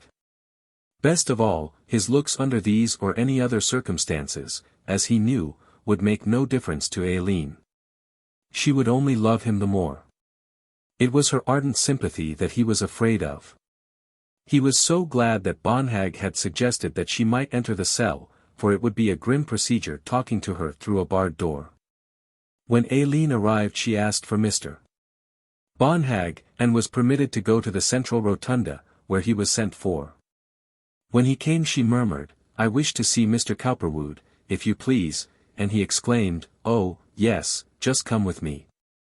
As he came across the rotunda floor from his corridor he was struck by the evident youth of Aileen, even though he could not see her face. This now was something in accordance with what he had expected of Cowperwood. A man who could steal $500,000 and set a whole city by the ears must have wonderful adventures of all kinds, and Aileen looked like a true adventure. He led her to the little room where he kept his desk and detained visitors, and then bustled down to Cowperwood's cell, where the financier was working on one of his chairs and scratching on the door with his key. Called, "There's a young lady here to see you. Do you want to let her come inside?" "Thank you, yes," replied Cowperwood, and Bonhag hurried away, unintentionally forgetting, in his boorish incivility, to unlock the cell door, so that he had to open it in Aileen's presence. The long corridor, with its thick doors, mathematically spaced gratings and grey stone pavement, caused Aileen to feel faint at heart. A prison, iron cells. And he was in one of them. It chilled her usually courageous spirit. What a terrible place for her Frank to be. What a horrible thing to have put him here. Judges, juries, courts, laws, jails seemed like so many foaming ogres ranged about the world, glaring down upon her and her love affair. The clank of the key in the lock, and the heavy outward swinging of the door, completed her sense of the untoward. And then she saw Cowperwood. Because of the price he was to receive, Bonhag, after admitting her, strolled discreetly away. Aileen looked at Cowperwood from behind her veil, afraid to speak until she was sure Bonhag had gone. And Cowperwood, who was retaining his self-possession by an effort, signaled her but with difficulty after a moment or two. "It's all right," he said. "He's gone away." She lifted her veil, removed her cloak, and took in, without seeming to, the stuffy, narrow thickness of the room, his wretched shoes, the cheap, misshapen suit, the iron door behind him leading out into the little yard attached to his cell. Against such a background, with his partially caned chairs visible at the end of the bed, he seemed unnatural, weird even. Her Frank. And in this condition. She trembled and it was useless for her to try to speak. She could only put her arms around him and stroke his head, murmuring, "My poor boy, my darling. Is this what they have done to you? Oh, my poor darling." She held his head while Cowperwood, anxious to retain his composure, winced and trembled, too. Her love was so full, so genuine. It was so soothing at the same time that it was unmanning, as now he could see, making of him a child again. And for the first time in his life, some inexplicable trick of chemistry, that chemistry of the body, of blind forces which so readily supersedes reason at times, he lost his self-control. The depth of Eileen's feelings, the cooing sound of her voice, the velvety tenderness of her hands, that beauty that had drawn him all the time, more radiant here perhaps within these hard walls, and in the face of his physical misery, than it had ever been before, completely unmanned him. He did not understand how it could, he tried to defy the moods, but he could not. When she held his head close and caressed it, of a sudden, in spite of himself, his breast felt thick and stuffy, and his throat hurt him. He felt, for him, an astonishingly strange feeling, a desire to cry, which he did his best to overcome, it shocked him so. There then combined and conspired to defeat him a strange, rich picture of the great world he had so recently lost, of the lovely, magnificent world which he hoped some day to regain. He felt more poignantly at this moment than ever he had before the degradation of the clogged shoes, the cotton shirt, the striped suit, the reputation of a convict, permanent and not to be laid aside. He drew himself quickly away from her, turned his back, clinched his hands, drew his muscles taut, but it was too late. He was crying, and he could not stop. "Oh, damn it!" he exclaimed, half angrily, half self-commiseratingly, in combined rage and shame. "Why should I cry? What the devil's the matter with me, anyhow?" Aileen saw it. She fairly flung herself in front of him, seized his head with one hand, his shabby waist with the other, and held him tight in a grip that he could not have readily released. "Oh, honey, honey, honey," she exclaimed, pityingly feverishly. "I love you, I adore you. They could cut my body into bits if it would do you any good. To think that they should make you cry. Oh, my sweet, my darling boy." She pulled his still shaking body tighter, and with her free hand caressed his head. She kissed his eyes, his hair, his cheeks. He pulled himself loose again after a moment, exclaiming, "What the devil's got into me," but she drew him back. "Never mind, honey darling, don't you be ashamed to cry. Cry here on my shoulder. Cry here with me. My baby, my honey pet." He quieted down after a few moments, cautioning her against bonhag, and regaining his former composure, which he was so ashamed to have lost. "You're a great girl, pet," he said, with a tender and yet apologetic smile. "You're all right, all that I need, a great help to me, but don't worry any longer about me, dear. I'm all right. It isn't as bad as you think. How are you?" Aileen on her part was not to be soothed so easily. His many woes, including his wretched position here, outraged her sense of justice and decency. To think her fine, wonderful Frank should be compelled to come to this, to cry. She stroked his head, tenderly, while wild, deadly, unreasoning opposition to life and chance and untoward opposition surged in her brain. Her father, damn him. Her family, pooh. What did she care? Her Frank, her Frank. How little all else mattered where he was concerned. Never, never, never would she desert him, never, come what might. And now she clung to him in silence while she fought in her brain an awful battle with life and law and fate and circumstance. Law, nonsense. People, they were brutes, devils, enemies, hounds. She was delighted, eager, crazy to make a sacrifice of herself. She would go anywhere for or with her Frank now. She would do anything for him. Her family was nothing, life nothing, nothing, nothing. She would do anything he wished, nothing more, nothing less, anything she could do to save him, to make his life happier, but nothing for anyone else. Chapter 56. The days passed. Once the understanding with Bonhag was reached, Cowperwood's wife, mother and sister were allowed to appear on occasions. His wife and the children were now settled in the little home for which he was paying, and his financial obligations to her were satisfied by Wingate, who paid her $125 a month for him. He realized that he owed her more, but he was sailing rather close to the wind financially, these days. The final collapse of his old interests had come in March, when he had been legally declared a bankrupt, and all his properties forfeited to satisfy the claims against him. The city's claim of $500,000 would have eaten up more than could have been realized at the time, had not a pro rata payment of 30 cents on the dollar been declared.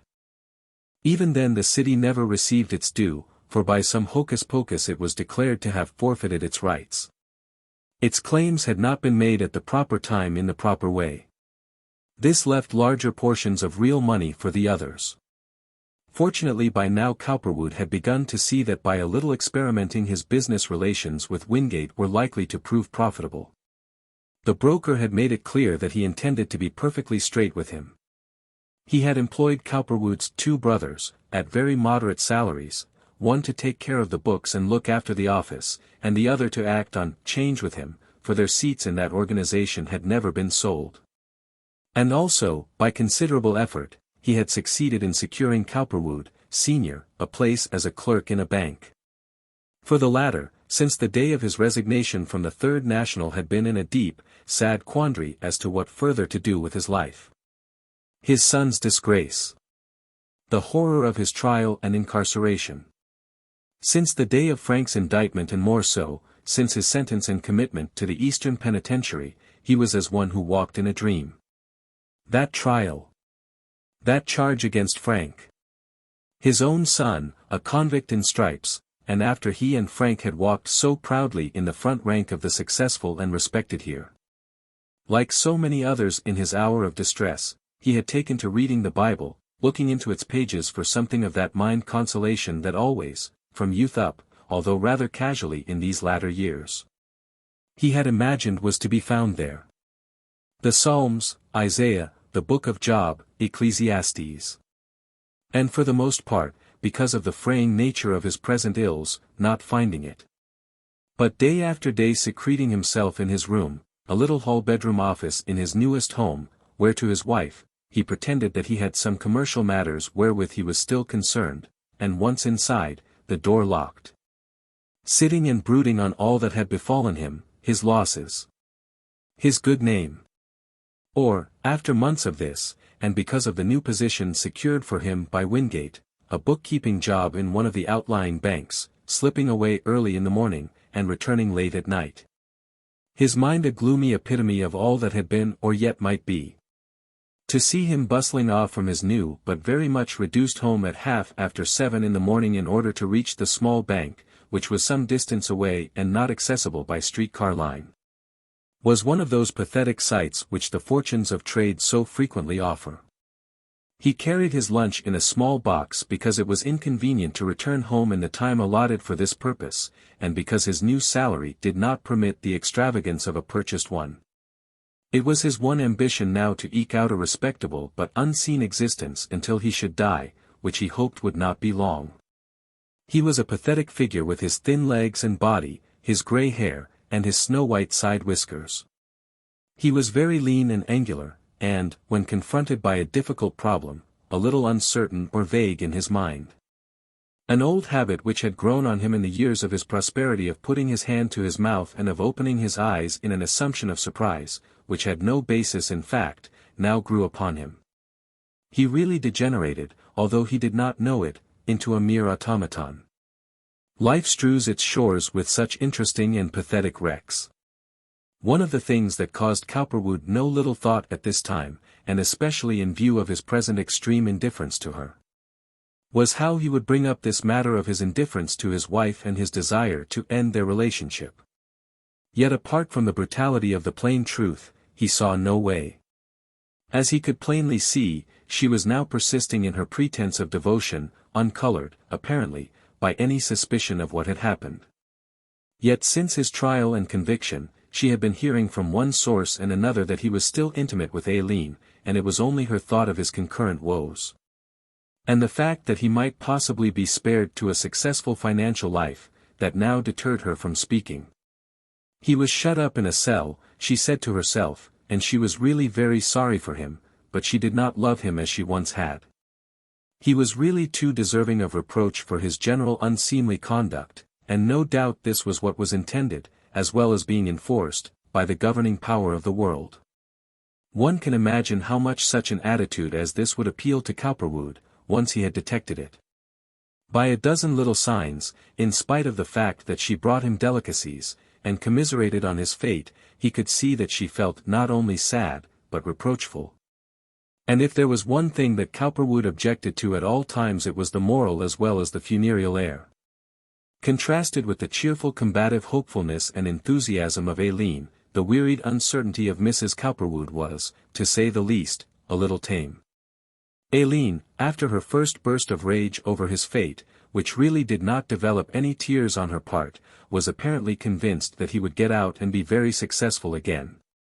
She talked success and his future all the time because she believed in it. Instinctively she seemed to realize that prison walls could not make a prison for him. Indeed, on the first day she left she handed Bonhag $10, and after thanking him in her attractive voice, without showing her face, however, for his obvious kindness to her, bespoke his further favor for Cowperwood, a very great man, as she described him, which sealed that ambitious materialist's fate completely. There was nothing the overseer would not do for the young lady in the dark cloak. She might have stayed in Cowperwood's cell for a week if the visiting hours of the penitentiary had not made it impossible. The day that Cowperwood decided to discuss with his wife the weariness of his present married state and his desire to be free of it was some 4 months after he had entered the prison. By that time he had become inured to his convict life. The silence of his cell and the menial tasks he was compelled to perform, which had at first been so distressing, banal, maddening, in their pointless iteration, had now become merely commonplace, dull, but not painful. Furthermore, he had learned many of the little resources of the solitary convict, such as that of using his lamp to warm up some delicacy which he had saved from a previous meal or from some basket which had been sent him by his wife or Aileen.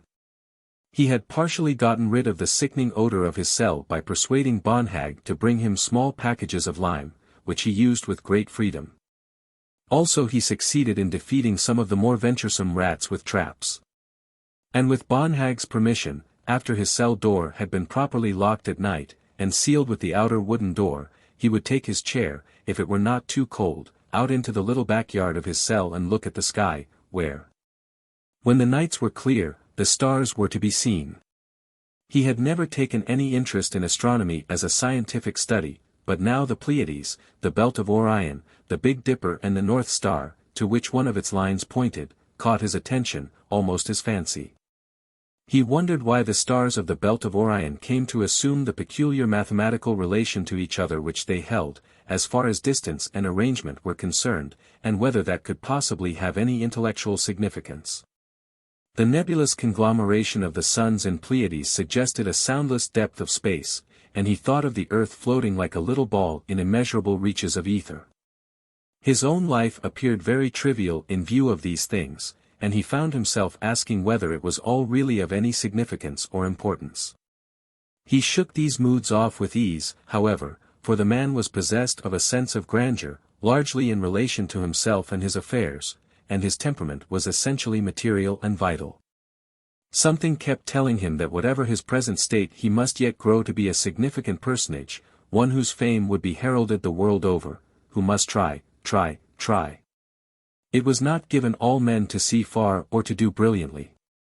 But to him it was given, and he must be what he was cut out to be. There was no more escaping the greatness that was inherent in him than there was for so many others the littleness that was in them. Mrs. Cowperwood came in that afternoon quite solemnly, bearing several changes of linen, a pair of sheets, some potted meat and a pie. She was not exactly doleful, but Cowperwood thought that she was tending toward it, largely because of her brooding over his relationship to Aileen, which he knew that she knew. Something in her manner decided him to speak before she left. And after asking her how the children were, and listening to her inquiries in regard to the things that he needed, he said to her, sitting on his single chair while she sat on his bed. "Lillian. There's something I've been wanting to talk with you about for some time. I should have done it before, but it's better late than never. I know that there is something between Aileen Butler and me, and we might as well have it open and aboveboard. It's true I am very fond of her and she is very devoted to me, and if ever I get out of here I want to arrange it so that I can marry her. That means that you will have to give me a divorce, if you will, and I want to talk to you about that now. This can't be so very much of a surprise to you, because you must have seen this long while that our relationship hasn't been all that it might have been, and under the circumstances this can't prove such a very great hardship to you, I am sure." He paused, waiting, for Mrs. Cowperwood at first said nothing. Her thought, when he first broached this, was that she ought to make some demonstration of astonishment or wrath, but when she looked into his steady, examining eyes, so free from the illusion of or interest in demonstrations of any kind, she realized how useless it would be. He was so utterly matter-of-fact in what seemed to her quite private and secret affairs, very shameless. She had never been able to understand quite how he could take the subtleties of life as he did, anyhow. Certain things which she always fancied should be hushed up he spoke of with the greatest nonchalance. Her ears tingled sometimes at his frankness in disposing of a social situation. But she thought this must be characteristic of notable men, and so there was nothing to be said about it. Certain men did as they pleased, society did not seem to be able to deal with them in any way. Perhaps God would, later, she was not sure. Anyhow, bad as he was, direct as he was, forceful as he was far more interesting than most of the more conservative types in whom the social virtues of polite speech and modest thoughts were seemingly predominate. "I know," she said, rather peacefully, although with a touch of anger and resentment in her voice. "I've known all about it all this time. I expected you would say something like this to me some day. It's a nice reward for all my devotion to you. But it's just like you, Frank. When you are set on something, nothing can stop you. It wasn't enough that you were getting along so nicely and had 2 children whom you ought to love, but you had to take up with this Butler creature until her name and yours are a byword throughout the city. I know that she comes to this prison. I saw her out here one day as I was coming in, and I suppose everyone else knows it by now. She has no sense of decency and she does not care, the wretched, vain thing, but I would have thought that you would be ashamed, Frank, to go on the way that you have. When you still have me and the children and your father and mother, and when you are certain to have such a hard fight to get yourself on your feet, as it is. If she had any sense of decency she would not have anything to do with you, the shameless thing." Cowperwood looked at his wife with unflinching eyes. He read in her remarks just what his observation had long since confirmed, that she was sympathetically out of touch with him. She was no longer so attractive physically, and intellectually she was not Eileen's equal. Also that contact with those women who had deigned to grace his home in his greatest hour of prosperity had proved to him conclusively she was lacking in certain social graces. Aileen was by no means so vastly better, still she was young and amenable and adaptable, and could still be improved. Opportunity, as he now chose to think, might make Aileen, whereas for Lillian, or at least, as he now saw it, it could do nothing. "I'll tell you how it is, Lillian," he said, "I'm not sure that you are going to get what I mean exactly, but you and I are not at all well suited to each other any more." "You didn't seem to think that 3 or 4 years ago," interrupted his wife, bitterly. "I married you when I was 21, went on Cowperwood, quite brutally, not paying any attention to her interruption, and I was really too young to know what I was doing. I was a mere boy. It doesn't make so much difference about that. I am not using that as an excuse. The point that I am trying to make is this, that right or wrong, important or not important, I have changed my mind since. I don't love you any more, and I don't feel that I want to keep up a relationship, however it may look to the public, that is not satisfactory to me. You have one point of view about life, and I have another. You think your point of view is the right one, and there are thousands of people who will agree with you, but I don't think so. We have never quarreled about these things, because I didn't think it was important to quarrel about them. I don't see under the circumstances that I am doing you any great injustice when I ask you to let me go.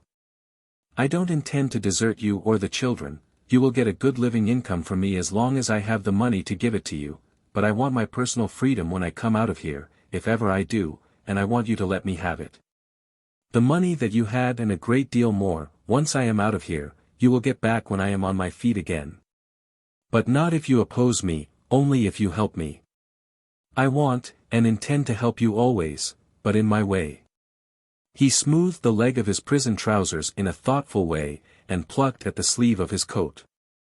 Just now he looked very much like a highly intelligent workman as he sat here, rather than like the important personage that he was. Mrs. Cowperwood was very resentful. "That's a nice way to talk to me, and a nice way to treat me," she exclaimed dramatically, rising and walking the short space, some 2 steps, that lay between the wall and the bed. "I might have known that you were too young to know your own mind when you married me. Money, of course, that's all you think of and your own gratification. I don't believe you have any sense of justice in you. I don't believe you ever had. You only think of yourself, Frank. I never saw such a man as you. You have treated me like a dog all through this affair. And all the while you have been running with that little snip of an Irish thing, and telling her all about your affairs, I suppose. You let me go on believing that you cared for me up to the last moment, and then you suddenly step up and tell me that you want a divorce. I'll not do it. I'll not give you a divorce, and you needn't think it." Cowperwood listened in silence. His position, in so far as this marital tangle was concerned, as he saw, was very advantageous. He was a convict, constrained by the exigencies of his position to be out of personal contact with his wife for a long period of time to come, which should naturally tend to school her to do without him. When he came out, it would be very easy for her to get a divorce from a convict, particularly if she could allege misconduct with another woman, which he would not deny. At the same time, he hoped to keep Eileen's name out of it. Mrs. Cowperwood, if she would, could give any false name if he made no contest. Besides, she was not a very strong person, intellectually speaking. He could bend her to his will. There was no need of saying much more now. The ice had been broken, the situation had been put before her, and time should do the rest. "Don't be dramatic, Lillian," he commented, indifferently. "I'm not such a loss to you if you have enough to live on. I don't think I want to live in Philadelphia if ever I come out of here. My idea now is to go west, and I think I want to go alone. I shan't get married right away again even if you do give me a divorce. I don't care to take anybody along. It would be better for the children if you would stay here and divorce me. The public would think better of them and you." "I'll not do it," declared Mrs. Cowperwood, emphatically. "I'll never do it, never. So there. You can say what you choose. You owe it to me to stick by me and the children after all I've done for you, and I'll not do it. You needn't ask me any more, I'll not do it." "Very well," replied Cowperwood, quietly, getting up. "We needn't talk about it any more now. Your time is nearly up, anyhow. 20 minutes was supposed to be the regular allotment for visitors. Perhaps you'll change your mind sometime." She gathered up her muff and the shawl strap in which she had carried her gifts, and turned to go. It had been her custom to kiss Cowperwood in a make-believe way up to this time, but now she was too angry to make this pretense. And yet she was sorry, too, sorry for herself and, she thought, for him.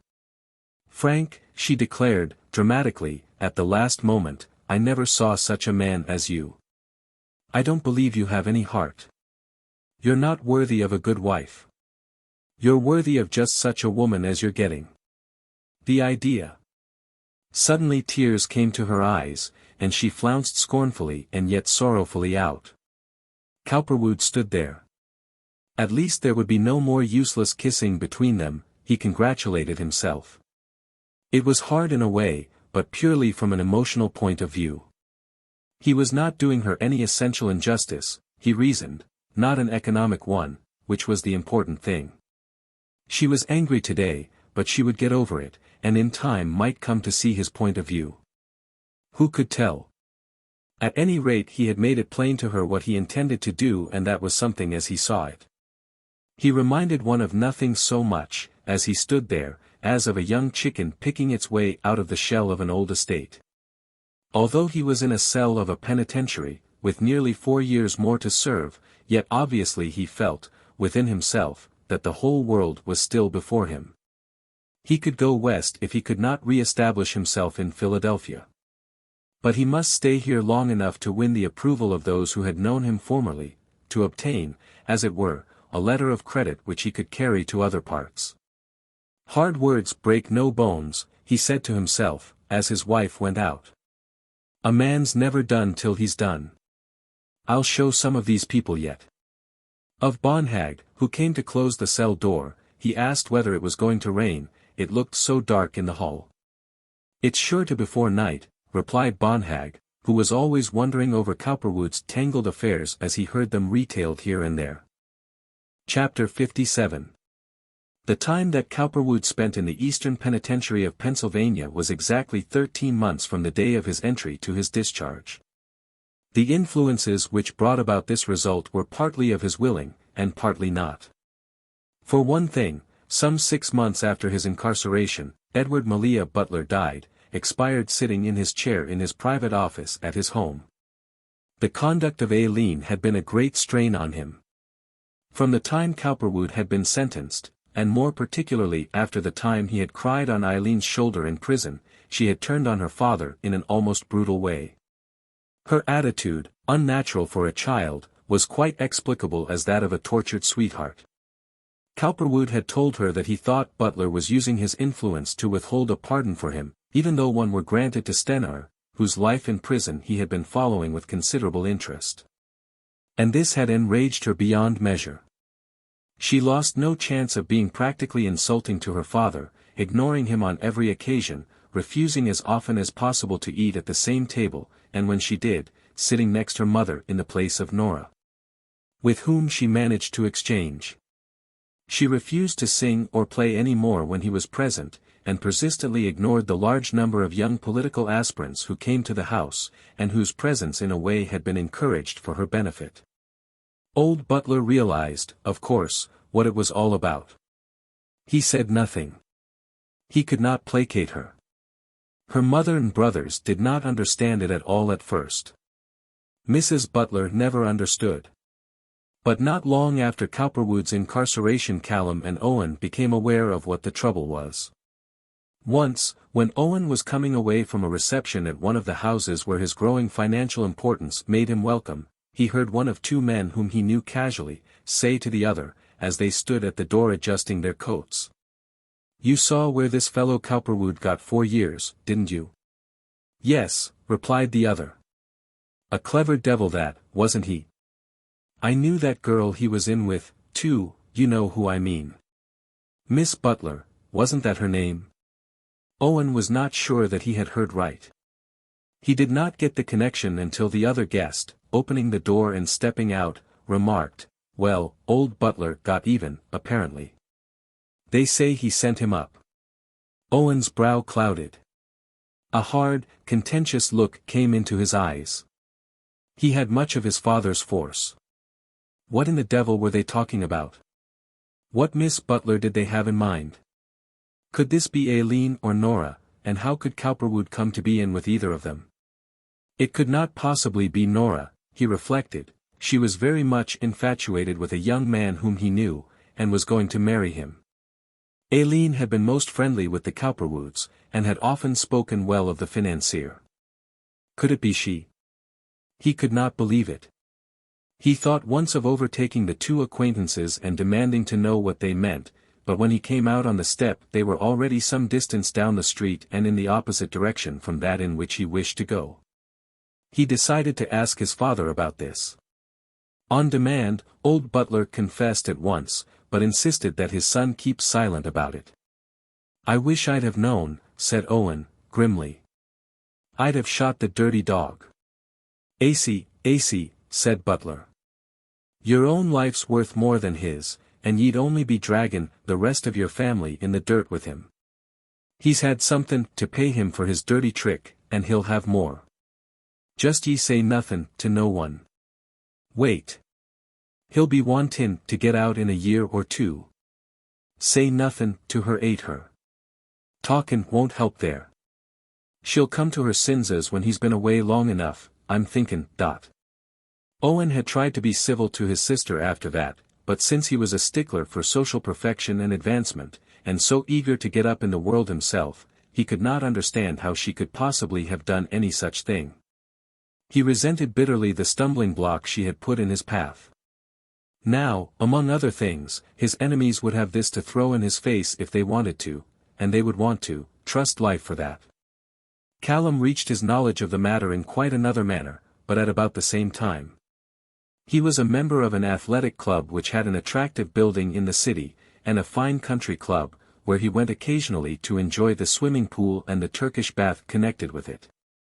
One of his friends approached him there in the billiard room one evening and said, "Say, Butler, you know I'm a good friend of yours, don't you?" "Why, certainly, I know it," replied Callum. "What's the matter?" "Well, you know," said the young individual, whose name was Richard Pethick, looking at Callum with a look of almost strained affection. "I wouldn't come to you with any story that I thought would hurt your feelings or that you oughtn't to know about, but I do think you ought to know about this." He pulled at a high white collar which was choking his neck. "I know you wouldn't, Pethick," replied Callum, very much interested. "What is it? What's the point?" "Well, I don't like to say anything," replied Pethick, "but that fellow Hibbs is saying things around here about your sister." "What's that?" exclaimed Callum, straightening up in the most dynamic way and bethinking him of the approved social procedure in all such cases. He should be very angry. He should demand and exact proper satisfaction in some form or other, by blows very likely if his honor had been in any way impugned. "What is it he says about my sister? What right has he to mention her name here, anyhow? He doesn't know her." Pethick affected to be greatly concerned lest he cause trouble between Callum and Hibbs. He protested that he did not want to, when, in reality, he was dying to tell. At last he came out with, "Why, he's circulated the yarn that your sister had something to do with this man Cowperwood, who was tried here recently, and that's why he's just gone to prison." "What's that?" exclaimed Callum, losing the make-believe of the unimportant, and taking on the serious mien of someone who feels desperately. "He says that, does he? Where is he? I want to see if he'll say that to me." Some of the stern fighting ability of his father showed in his slender, rather refined young face. "Now, Callum," insisted Pethick, realizing the genuine storm he had raised, and being a little fearful of the result, "do be careful what you say. You mustn't have a row in here. You know it's against the rules. Besides, he may be drunk. It's just some foolish talk he's heard, I'm sure. Now, for goodness sake, don't get so excited." Pethick, having evoked the storm, was not a little nervous as to its results in his own case. He, too, as well as Callum, himself as the talebearer, might now be involved.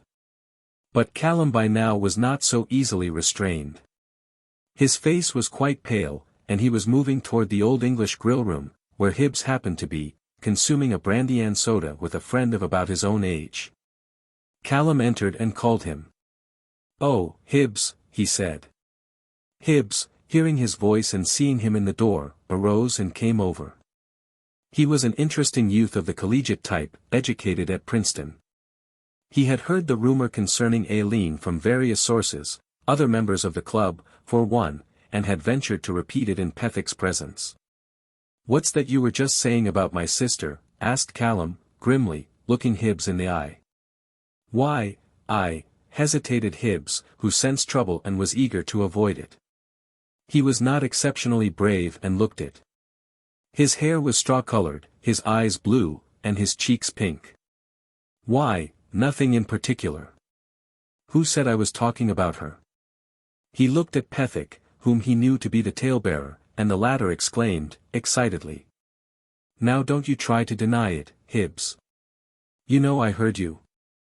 "Well, what did I say?" asked Hibbs, defiantly. "Well, what did you say?" interrupted Callum, grimly, transferring the conversation to himself. "That's just what I want to know." "Why," stammered Hibbs, nervously, "I don't think I've said anything that anybody else hasn't said. I just repeated that someone said that your sister had been very friendly with Mr. Cowperwood. I didn't say any more than I have heard other people say around here." "Oh, you didn't, did you?" exclaimed Callum, withdrawing his hand from his pocket and slapping Hibbs in the face. He repeated the blow with his left hand, fiercely. "Perhaps that'll teach you to keep my sister's name out of your mouth, you pup." Hibbs's arms flew up. He was not without pugilistic training, and he struck back vigorously, striking Callum once in the chest and once in the neck. In an instant the 2 rooms of this suite were in an uproar. Tables and chairs were overturned by the energy of men attempting to get to the scene of action. The 2 combatants were quickly separated, sides were taken by the friends of each, excited explanations attempted and defied. Callum was examining the knuckles of his left hand, which were cut from the blow he had delivered. He maintained a gentlemanly calm. Hibbs, very much flustered and excited, insisted that he had been most unreasonably used. The idea of attacking him here. And, anyhow, as he maintained now, Pethick had been both eavesdropping and lying about him. Incidentally, the latter was protesting to others that he had done the only thing which an honorable friend could do. It was a 9 days' wonder in the club, and was only kept out of the newspapers by the most strenuous efforts on the part of the friends of both parties. Callum was so outraged on discovering that there was some foundation for the rumor at the club and a general rumor which prevailed that he tendered his resignation, and never went there again. "I wish to heaven you hadn't struck that fellow," counselled Owen, when the incident was related to him.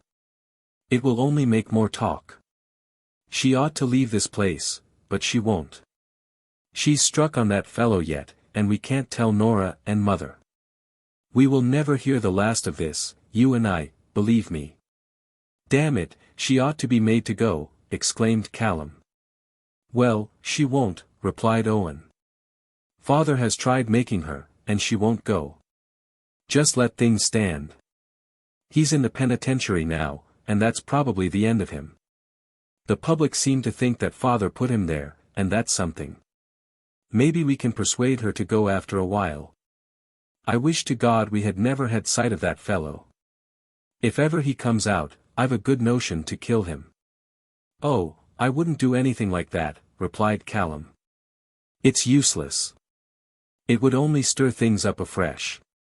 He's done for, anyhow. They plan to urge Nora to marry as soon as possible. And as for their feelings toward Aileen, it was a very chilly atmosphere which Mrs. Butler contemplated from now on, much to her confusion, grief, and astonishment. In this divided world it was that Butler eventually found himself, all at sea as to what to think or what to do. He had brooded so long now, 4 months, and as yet had found no solution. And finally, in a form of religious despair, sitting at his desk, in his business chair, he had collapsed, a weary and disconsolate man of 70. A lesion of the left ventricle was the immediate physical cause, although brooding over Aileen was in part the mental one. His death could not have been laid to his grief over Aileen exactly, for he was a very large man, apoplectic and with sclerotic veins and arteries. For a great many years now he had taken very little exercise, and his digestion had been considerably impaired thereby. He was past 70, and his time had been reached. They found him there the next morning, his hands folded in his lap, his head on his bosom, quite cold. He was buried with honors out of St. Timothy's Church, the funeral attended by a large body of politicians and city officials, who discussed secretly among themselves whether his grief over his daughter had anything to do with his end. All his good deeds were remembered, of course, and Mollenhauer and Simpson sent great floral emblems in remembrance. They were very sorry that he was gone, for they had been a cordial 3. But gone he was, and that ended their interest in the matter. He left all of his property to his wife in one of the shortest wills ever recorded locally. I give and bequeath to my beloved wife, Nora, all my property of whatsoever kind to be disposed of as she may see fit. There was no misconstruing this. A private paper drawn secretly for her some time before by Butler, explained how the property should be disposed of by her at her death. It was Butler's real will masquerading as hers, and she would not have changed it for worlds. But he wanted her left in undisturbed possession of everything until she should die. Eileen's originally assigned portion had never been changed. According to her father's will, which no power under the sun could have made Mrs. Butler alter, she was left $250,000 to be paid at Mrs. Butler's death. Neither this fact nor any of the others contained in the paper were communicated by Mrs. Butler, who retained it to be left as her will. Aileen often wondered, but never sought to know, what had been left her. Nothing she fancied, but felt that she could not help this. Butler's death led at once to a great change in the temper of the home. After the funeral the family settled down to a seemingly peaceful continuance of the old life, but it was a matter of seeming merely. The situation stood with Callum and Owen manifesting a certain degree of contempt for Aileen, which she, understanding, reciprocated. She was very haughty. Owen had plans of forcing her to leave after Butler's death, but he finally asked himself what was the use. Mrs. Butler, who did not want to leave the old home, was very fond of Aileen, so therein lay a reason for letting her remain. Besides, any move to force her out would have entailed an explanation to her mother, which was not deemed advisable. Owen himself was interested in Caroline Mollenhauer, whom he hoped some day to marry, as much for her prospective wealth as for any other reason, though he was quite fond of her. In the January following Butler's death, which occurred in August, Nora was married very quietly, and the following spring Callum embarked on a similar venture. In the meanwhile, with Butler's death, the control of the political situation had shifted considerably. A certain Tom Collins, formerly one of Butler's henchmen, but latterly a power in the 1st, 2nd, 3rd, and 4th wards, where he had numerous saloons and control of other forms of vice, appeared as a claimant for political recognition. Mollenhauer and Simpson had to consult him, as he could make very uncertain the disposition of some 115,000 votes, a large number of which were fraudulent, but which fact did not modify their deadly character on occasion. Butler's sons disappeared as possible political factors, and were compelled to confine themselves to the street railway and contracting business. The pardon of Cowperwood and Stenauer, which Butler would have opposed, because by keeping Stenauer in he kept Cowperwood in, became a much easier matter. The scandal of the Treasury defalcation was gradually dying down. The newspapers had ceased to refer to it in any way. Through Stager and Wingate, a large petition signed by all important financiers and brokers had been sent to the governor pointing out that Cowperwood's trial and conviction had been most unfair, and asking that he be pardoned. There was no need of any such effort, so far as Stenauer was concerned. Whenever the time seemed ripe the politicians were quite ready to say to the governor that he ought to let him go. It was only because Butler had opposed Cowperwood's release that they had hesitated. It was really not possible to let out the one and ignore the other, and this petition, coupled with Butler's death, cleared the way very nicely. Nevertheless, nothing was done until the March following Butler's death, when both Stenauer and Cowperwood had been incarcerated 13 months, a length of time which seemed quite sufficient to appease the anger of the public at large. In this period Stenauer had undergone a considerable change physically and mentally. In spite of the fact that a number of the minor aldermen, who had profited in various ways by his largesse, called to see him occasionally, and that he had been given, as it were, almost the liberty of the place, and that his family had not been allowed to suffer, nevertheless he realized that his political and social days were over. Somebody might now occasionally send him a basket of fruit and assure him that he would not be compelled to suffer much longer. But when he did get out, he knew that he had nothing to depend on save his experience as an insurance agent and real estate dealer. That had been precarious enough in the days when he was trying to get some small political foothold. How would it be when he was known only as the man who had looted the treasury of $500,000 and been sent to the penitentiary for 5 years? Who would lend him the money wherewith to get a little start, even so much as $4,000 or $5,000? The people who were calling to pay their respects now and then, and to assure him that he had been badly treated? Never. All of them could honestly claim that they had not so much to spare. If he had good security to offer, yes, but if he had good security he would not need to go to them at all. The man who would have actually helped him if he had only known was Frank Cowperwood. Stenaer could have confessed his mistake, as Cowperwood saw it, and Cowperwood would have given him the money gladly, without any thought of return. But by his poor understanding of human nature, Stenaer considered that Cowperwood must be an enemy of his, and he would not have had either the courage or the business judgment to approach him. During his incarceration Cowperwood had been slowly accumulating a little money through Wingate. He had paid Steger considerable sums from time to time, until that worthy finally decided that it would not be fair to take any more. "If ever you get on your feet, Frank," he said, "you can remember me if you want to, but I don't think you'll want to. It's been nothing but lose, lose, lose for you through me. I'll undertake this matter of getting that appeal to the governor without any charge on my part. Anything I can do for you from now on is free gratis for nothing." "Oh, don't talk nonsense, Harper," replied Cowperwood. "I don't know of anybody that could have done better with my case. Certainly there isn't anybody that I would have trusted as much. I don't like lawyers, you know."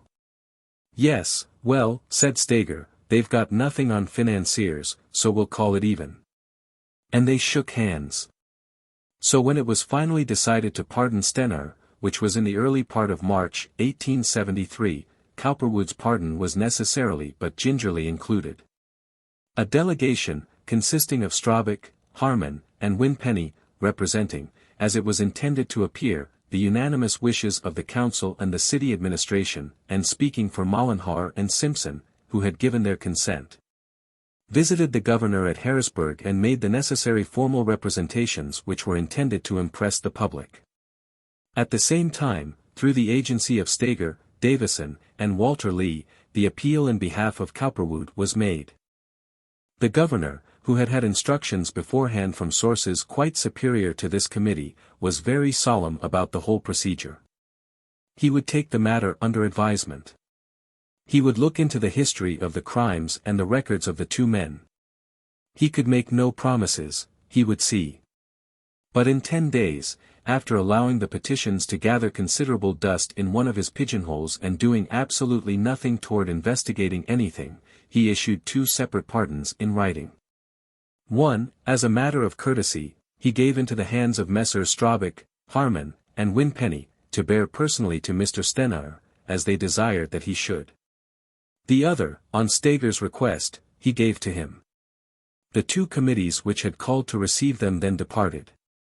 And the afternoon of that same day saw Straubach, Harman, and Winpenny arrive in one group, and Steger, Wingate, and Walter LIII in another, at the prison gate, but at different hours.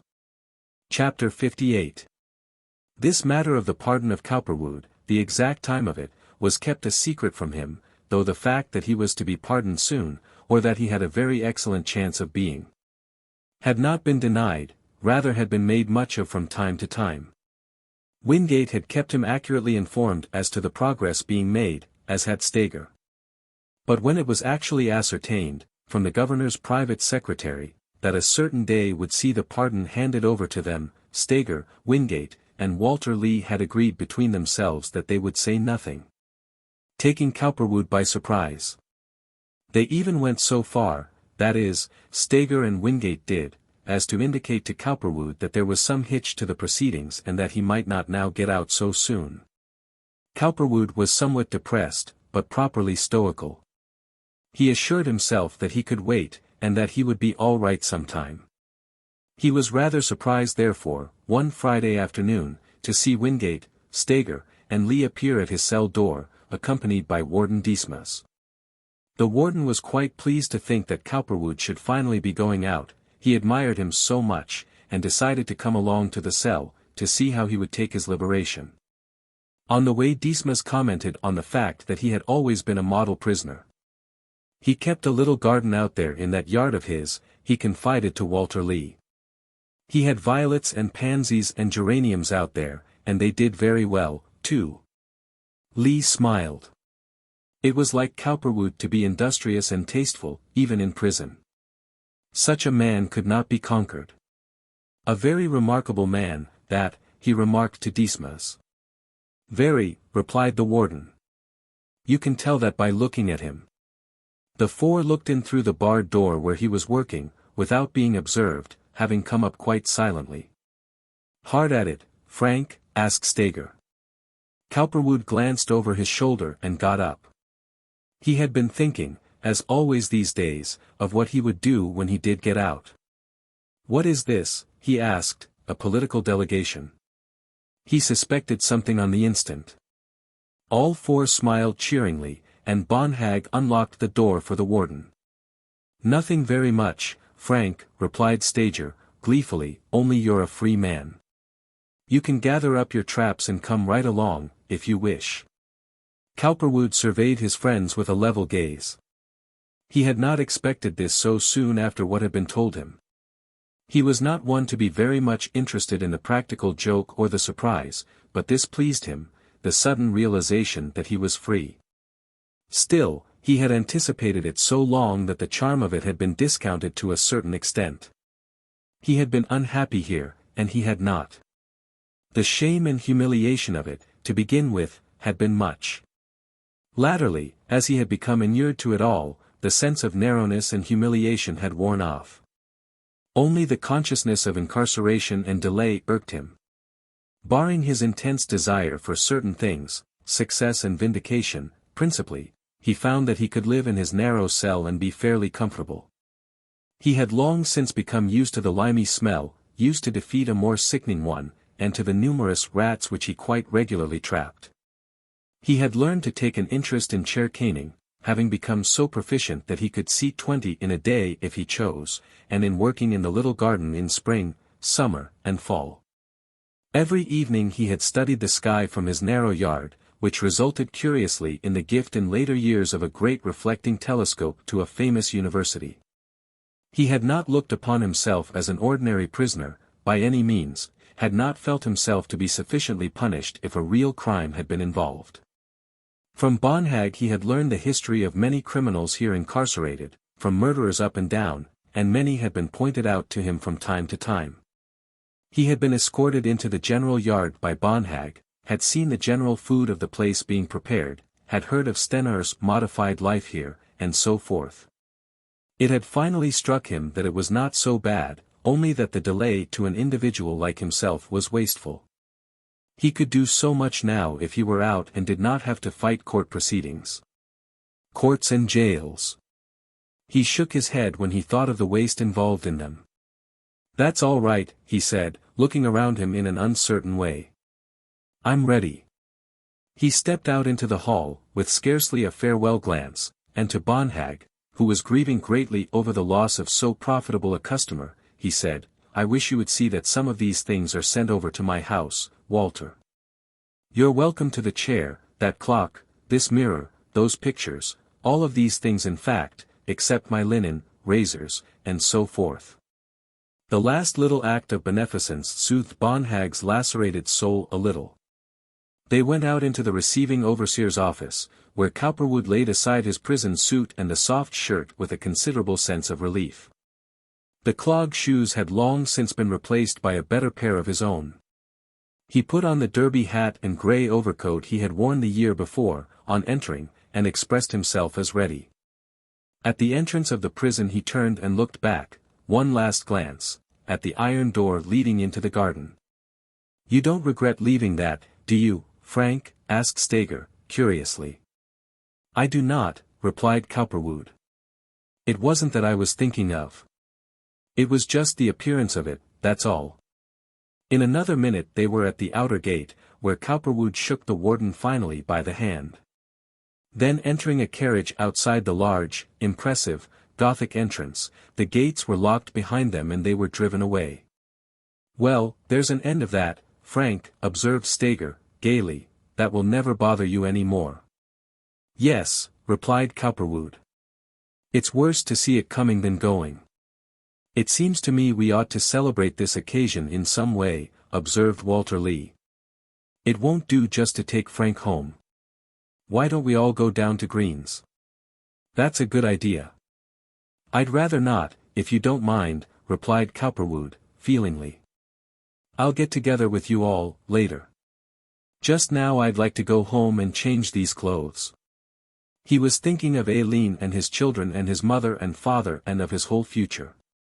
Life was going to broaden out for him considerably from now on, he was sure of it. He had learned so much about taking care of himself in those 13 months. He was going to see Aileen, and find how she felt about things in general, and then he was going to resume some such duties as he had had in his own concern, with Wingate and Company. He was going to secure a seat on "Change Again," through his friends. And, to escape the effect of the prejudice of those who might not care to do business with an ex-convict, he was going to act as general outside man, and floor man on "charge," for Wingate and Company. His practical control of that could not be publicly proved. Now for some important development in the market, some slump or something. He would show the world whether he was a failure or not. They let him down in front of his wife's little cottage, and he entered briskly in the gathering gloom. On September 18, 1873, at 12:15 of a brilliant autumn day, in the city of Philadelphia, one of the most startling financial tragedies that the world has ever seen had its commencement. The banking house of J. Cook & Company. The foremost financial organization of America, doing business at number 114 South 3rd Street in Philadelphia, and with branches in New York, Washington, and London, closed its doors. Those who know anything about the financial crises of the United States know well the significance of the panic which followed. It is spoken of in all histories as the Panic of 1873, and the widespread ruin and disaster which followed was practically unprecedented in American history. At this time Cowperwood, once more a broker, ostensibly a broker's agent, was doing business in South 3rd Street and representing Wingate and Colorado on "Change." During the 6 months which had elapsed since he had emerged from the Eastern Penitentiary he had been quietly resuming financial, if not social, relations with those who had known him before. Furthermore, Wingate and Company were prospering, and had been for some time, a fact which redounded to his credit with those who knew. Ostensibly he lived with his wife in a small house on North 21st Street. In reality he occupied a bachelor apartment on North 15th Street, to which Aileen occasionally repaired. The difference between himself and his wife had now become a matter of common knowledge in the family, and, although there were some faint efforts made to smooth the matter over, no good resulted. The difficulties of the past 2 years had so inured his parents to expect the untoward and exceptional that, astonishing as this was, it did not shock them so much as it would have years before. They were too much frightened by life to quarrel with its weird developments. They could only hope and pray for the best. The Butler family, on the other hand, what there was of it, had become indifferent to Eileen's conduct. She was ignored by her brothers and Nora, who now knew all, and her mother was so taken up with religious devotions and brooding contemplation of her loss that she was not as active in her observation of Eileen's life as she might have been. Besides, Cowperwood and his mistress were more circumspect in their conduct than they had ever been before. Their movements were more carefully guarded, though the result was the same. Cowperwood was thinking of the West, of reaching some slight local standing here in Philadelphia, and then, with perhaps $100,000 in capital, removing to the boundless prairies of which he had heard so much, Chicago, Fargo, Duluth, Sioux City, places then heralded in Philadelphia and the East as coming centers of great life, and taking Aileen with him. Although the problem of marriage with her was insoluble unless Mrs. Cowperwood should formally agree to give him up, a possibility which was not manifest at this time, neither he nor Aileen were deterred by that thought. They were going to build a future together, or so they thought, marriage or no marriage. The only thing which Cowperwood could see to do was to take Aileen away with him, and to trust to time and absence to modify his wife's point of view.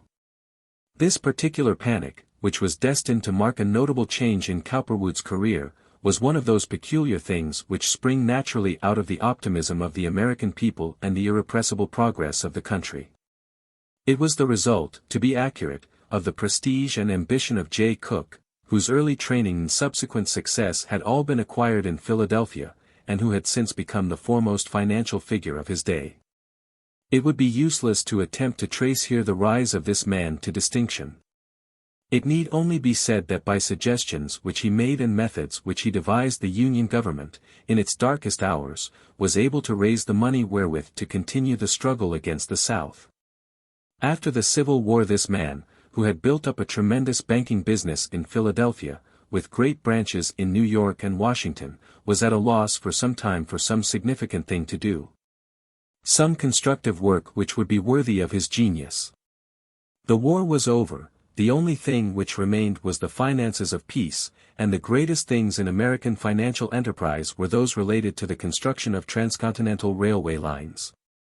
The Union Pacific, authorized in 1860, was already building, the Northern Pacific and the Southern Pacific were already dreams in various pioneer minds. The great thing was to connect the Atlantic and the Pacific by steel, to bind up the territorially perfected and newly solidified Union, or to enter upon some vast project of mining, of which gold and silver were the most important. Actually, railway building was the most significant of all, and railroad stocks were far and away the most valuable and important on every exchange in America. Here in Philadelphia, New York Central, Rock Island, Wabash, Central Pacific, St.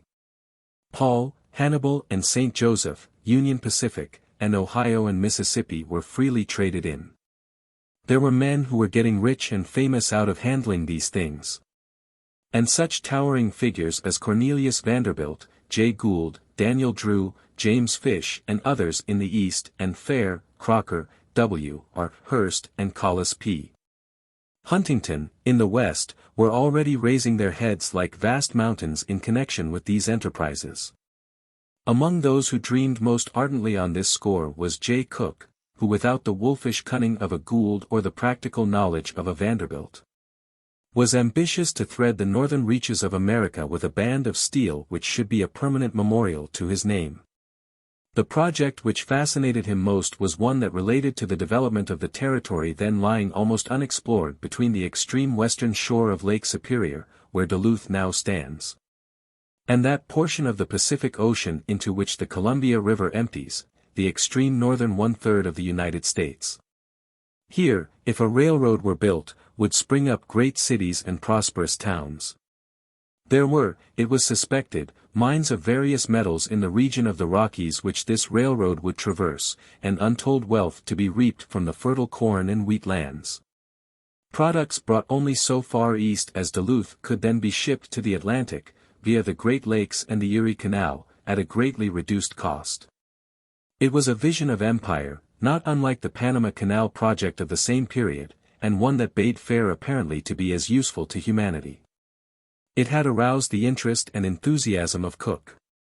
Because of the fact that the government had made a grant of vast areas of land on either side of the proposed tract to the corporation that should seriously undertake it and complete it within a reasonable number of years.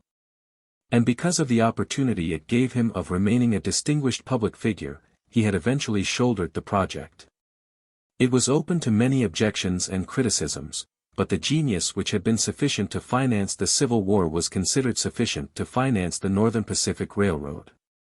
Cook undertook it with the idea of being able to put the merits of the proposition before the people direct, not through the agency of any great financial corporation, and of selling to the butcher, the baker, and the candlestick maker the stock or shares that he wished to dispose of.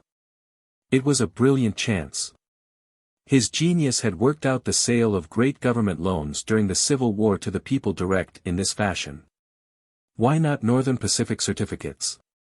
For several years he conducted a pyrotechnic campaign, surveying the territory in question, organizing great railway construction corps, building hundreds of miles of track under most trying conditions, and selling great blocks of his stock, on which interest of a certain percentage was guaranteed.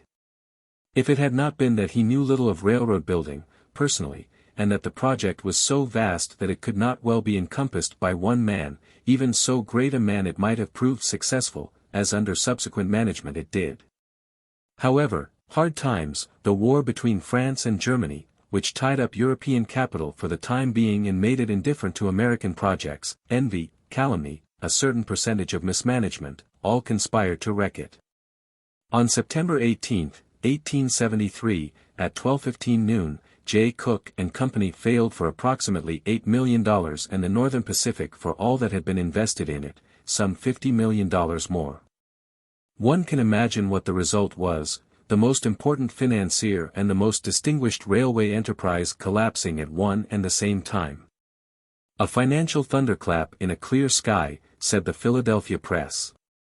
No one could have been more surprised, said the Philadelphia Inquirer, if snow had fallen amid the sunshine of a summer noon. The public, which by Cook's previous tremendous success had been lulled into believing him invincible, could not understand it. It was beyond belief. J. Cook fail? Impossible, or anything connected with him. Nevertheless, he had failed. And the New York Stock Exchange, after witnessing a number of crashes immediately afterward, closed for 8 days. The Lake Shore Railroad failed to pay a call loan of $1,750,000. And the Union Trust Company, allied to the Vanderbilt interests, closed its doors after withstanding a prolonged run. The National Trust Company of New York had $800,000 of government securities in its vaults, but not a dollar could be borrowed upon them, and it suspended. Suspicion was universal, rumor affected every one. In Philadelphia, when the news reached the Stock Exchange, it came first in the form of a brief dispatch addressed to the Stock Board from the New York Stock Exchange, rumor on street of failure of J. Cook and Company. Answer. It was not believed, and so not replied to. Nothing was thought of it. The world of brokers paid scarcely any attention to it. Cowperwood, who had followed the fortunes of J. Cook and Company, with considerable suspicion of its president's brilliant theory of vending his wares direct to the people, was perhaps the only one who had suspicions. He had once written a brilliant criticism to some inquirer, in which he had said that no enterprise of such magnitude as the Northern Pacific had ever before been entirely dependent upon one house, or rather upon one man. And that he did not like it. I am not sure that the lands through which the road runs are so unparalleled in climate, soil, timber, minerals, etc., as Mr. Cook and his friends would have us believe. Neither do I think that the road can at present, or for many years to come, earn the interest which its great issues of stock call for. There is great danger and risk there. So when the notice was posted, he looked at it, wondering what the effect would be if by any chance J. Cook and Company should fail. He was not long in wonder.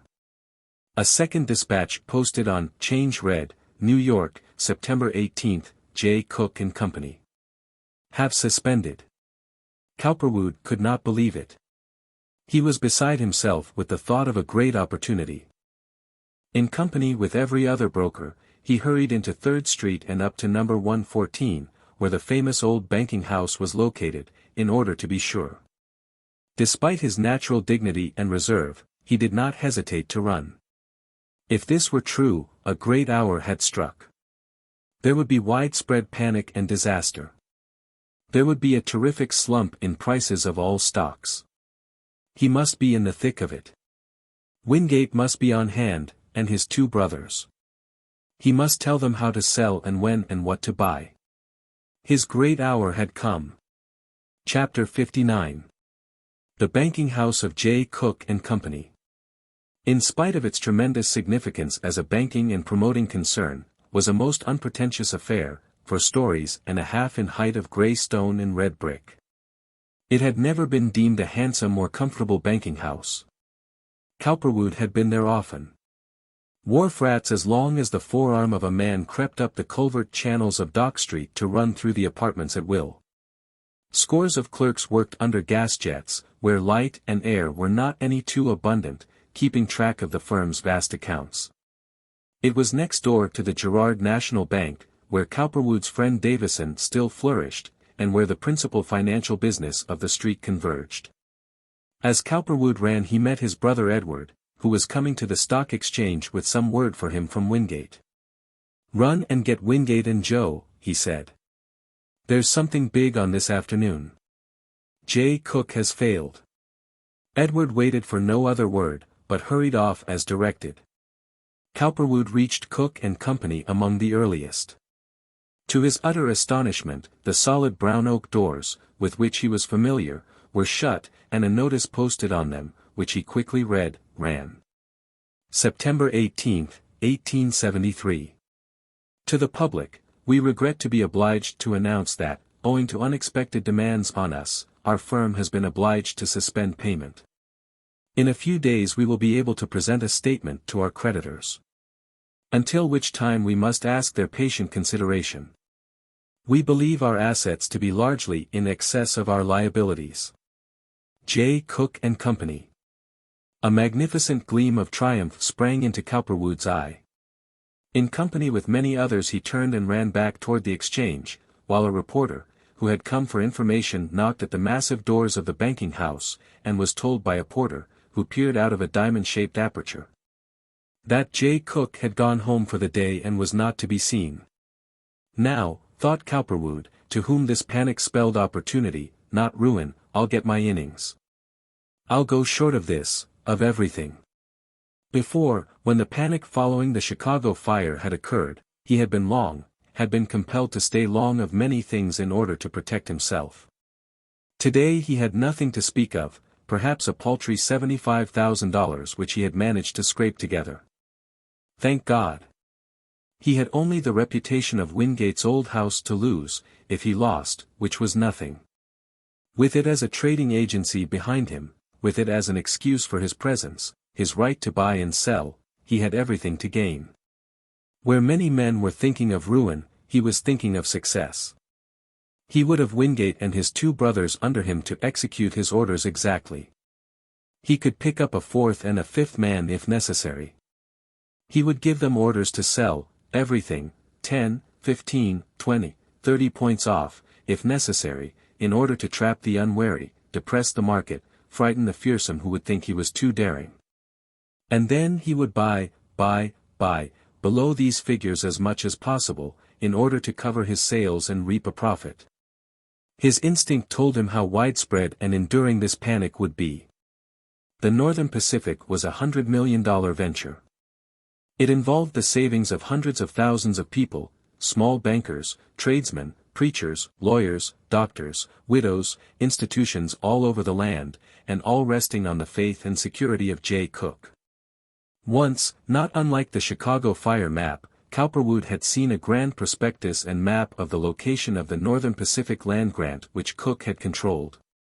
Showing a vast stretch or belt of territory extending from Duluth, the zenith city of the unsalted seas, as Proctor Knott, speaking in the House of Representatives, had sarcastically called it, through the Rockies and the headwaters of the Missouri to the Pacific Ocean. He had seen how Cook had ostensibly managed to get control of this government grant, containing millions upon millions of acres and extending 1,400 miles in length, but it was only a vision of empire. There might be silver and gold and copper mines there.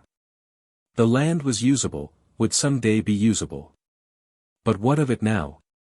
It would do to fire the imaginations of fools with, nothing more. It was inaccessible, and would remain so for years to come. No doubt thousands had subscribed to build this road, but, too, thousands would now fail if it had failed.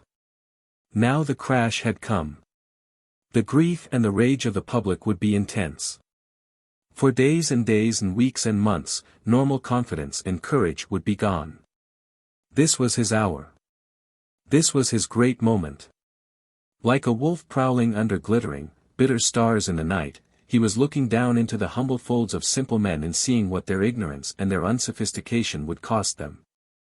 He hurried back to the exchange, the very same room in which only 2 years before he had fought his losing fight, and, finding that his partner and his brother had not yet come, began to sell everything in sight. Pandemonium had broken loose.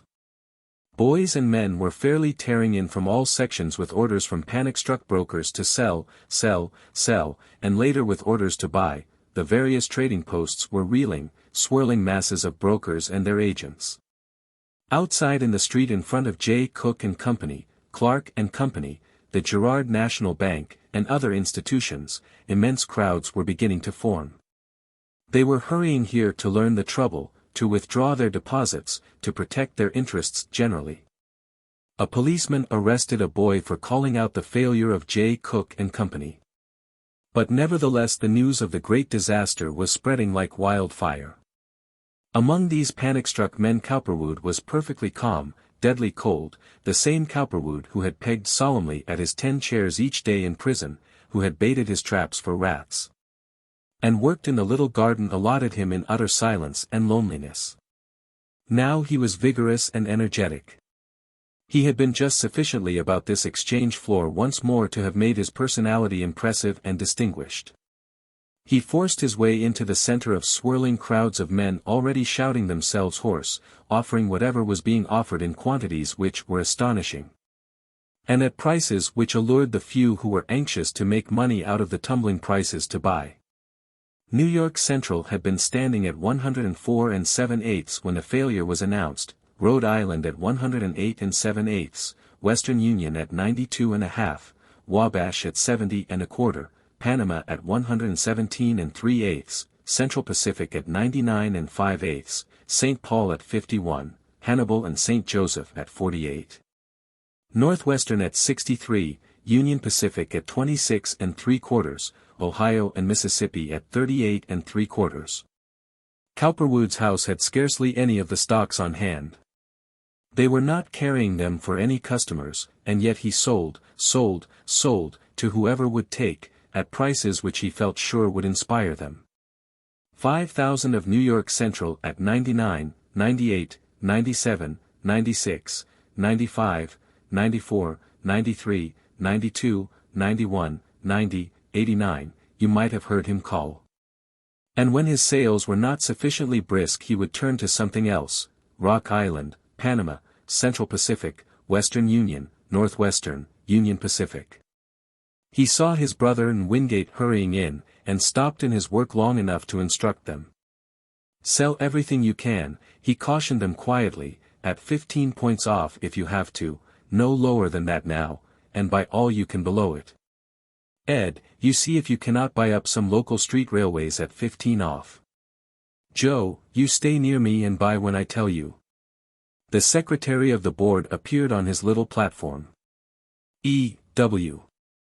Clark and Company, he announced, at 1:30, have just closed their doors. Ty and Company, he called at 1:45, announced that they are compelled to suspend.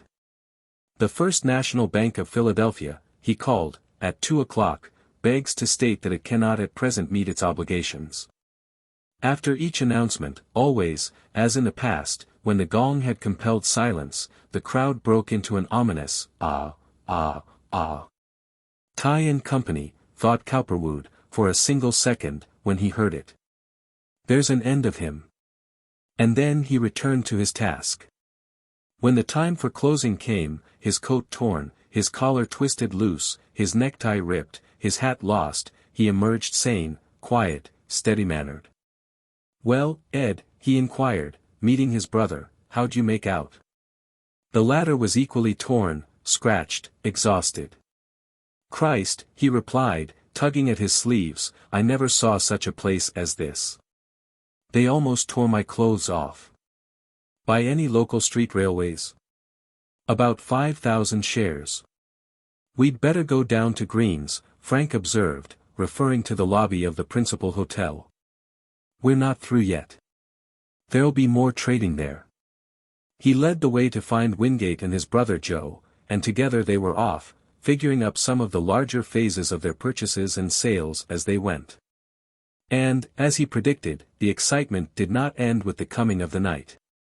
The crowd lingered in front of J. Cook and Company's on 3rd Street and in front of other institutions, waiting apparently for some development which would be favorable to them. For the initiated the center of debate and agitation was Green's Hotel, where on the evening of the 18th the lobby and corridors were crowded with bankers, brokers, and speculators. The stock exchange had practically adjourned to that hotel en masse. What of the morrow? Who would be the next to fail? From whence would money be forthcoming? These were the topics from each mind and upon each tongue. From New York was coming momentarily more news of disaster. Over their banks and trust companies were falling like trees in a hurricane. Cowperwood in his perambulations, seeing what he could see and hearing what he could hear, reaching understandings which were against the rules of the exchange, but which were nevertheless in accord with what every other person was doing, saw about him men known to him as agents of Mollenhauer and Simpson, and congratulated himself that he would have something to collect from them before the week was over. He might not own a street railway, but he would have the means to.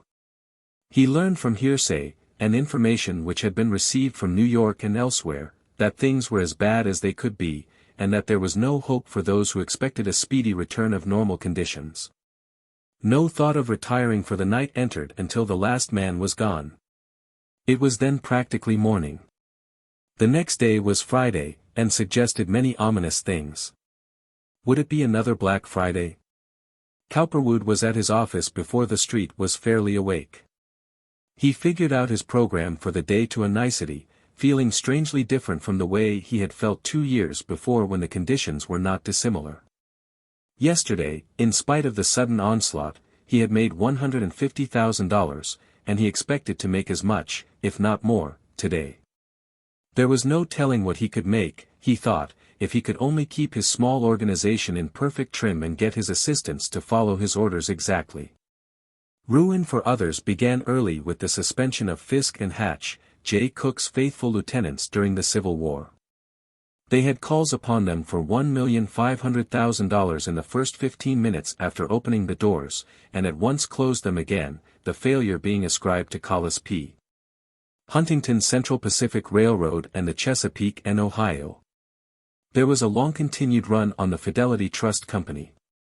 News of these facts, and of failures in New York posted on Change, strengthened the cause Cowperwood was so much interested in, for he was selling as high as he could and buying as low as he could on a constantly sinking scale.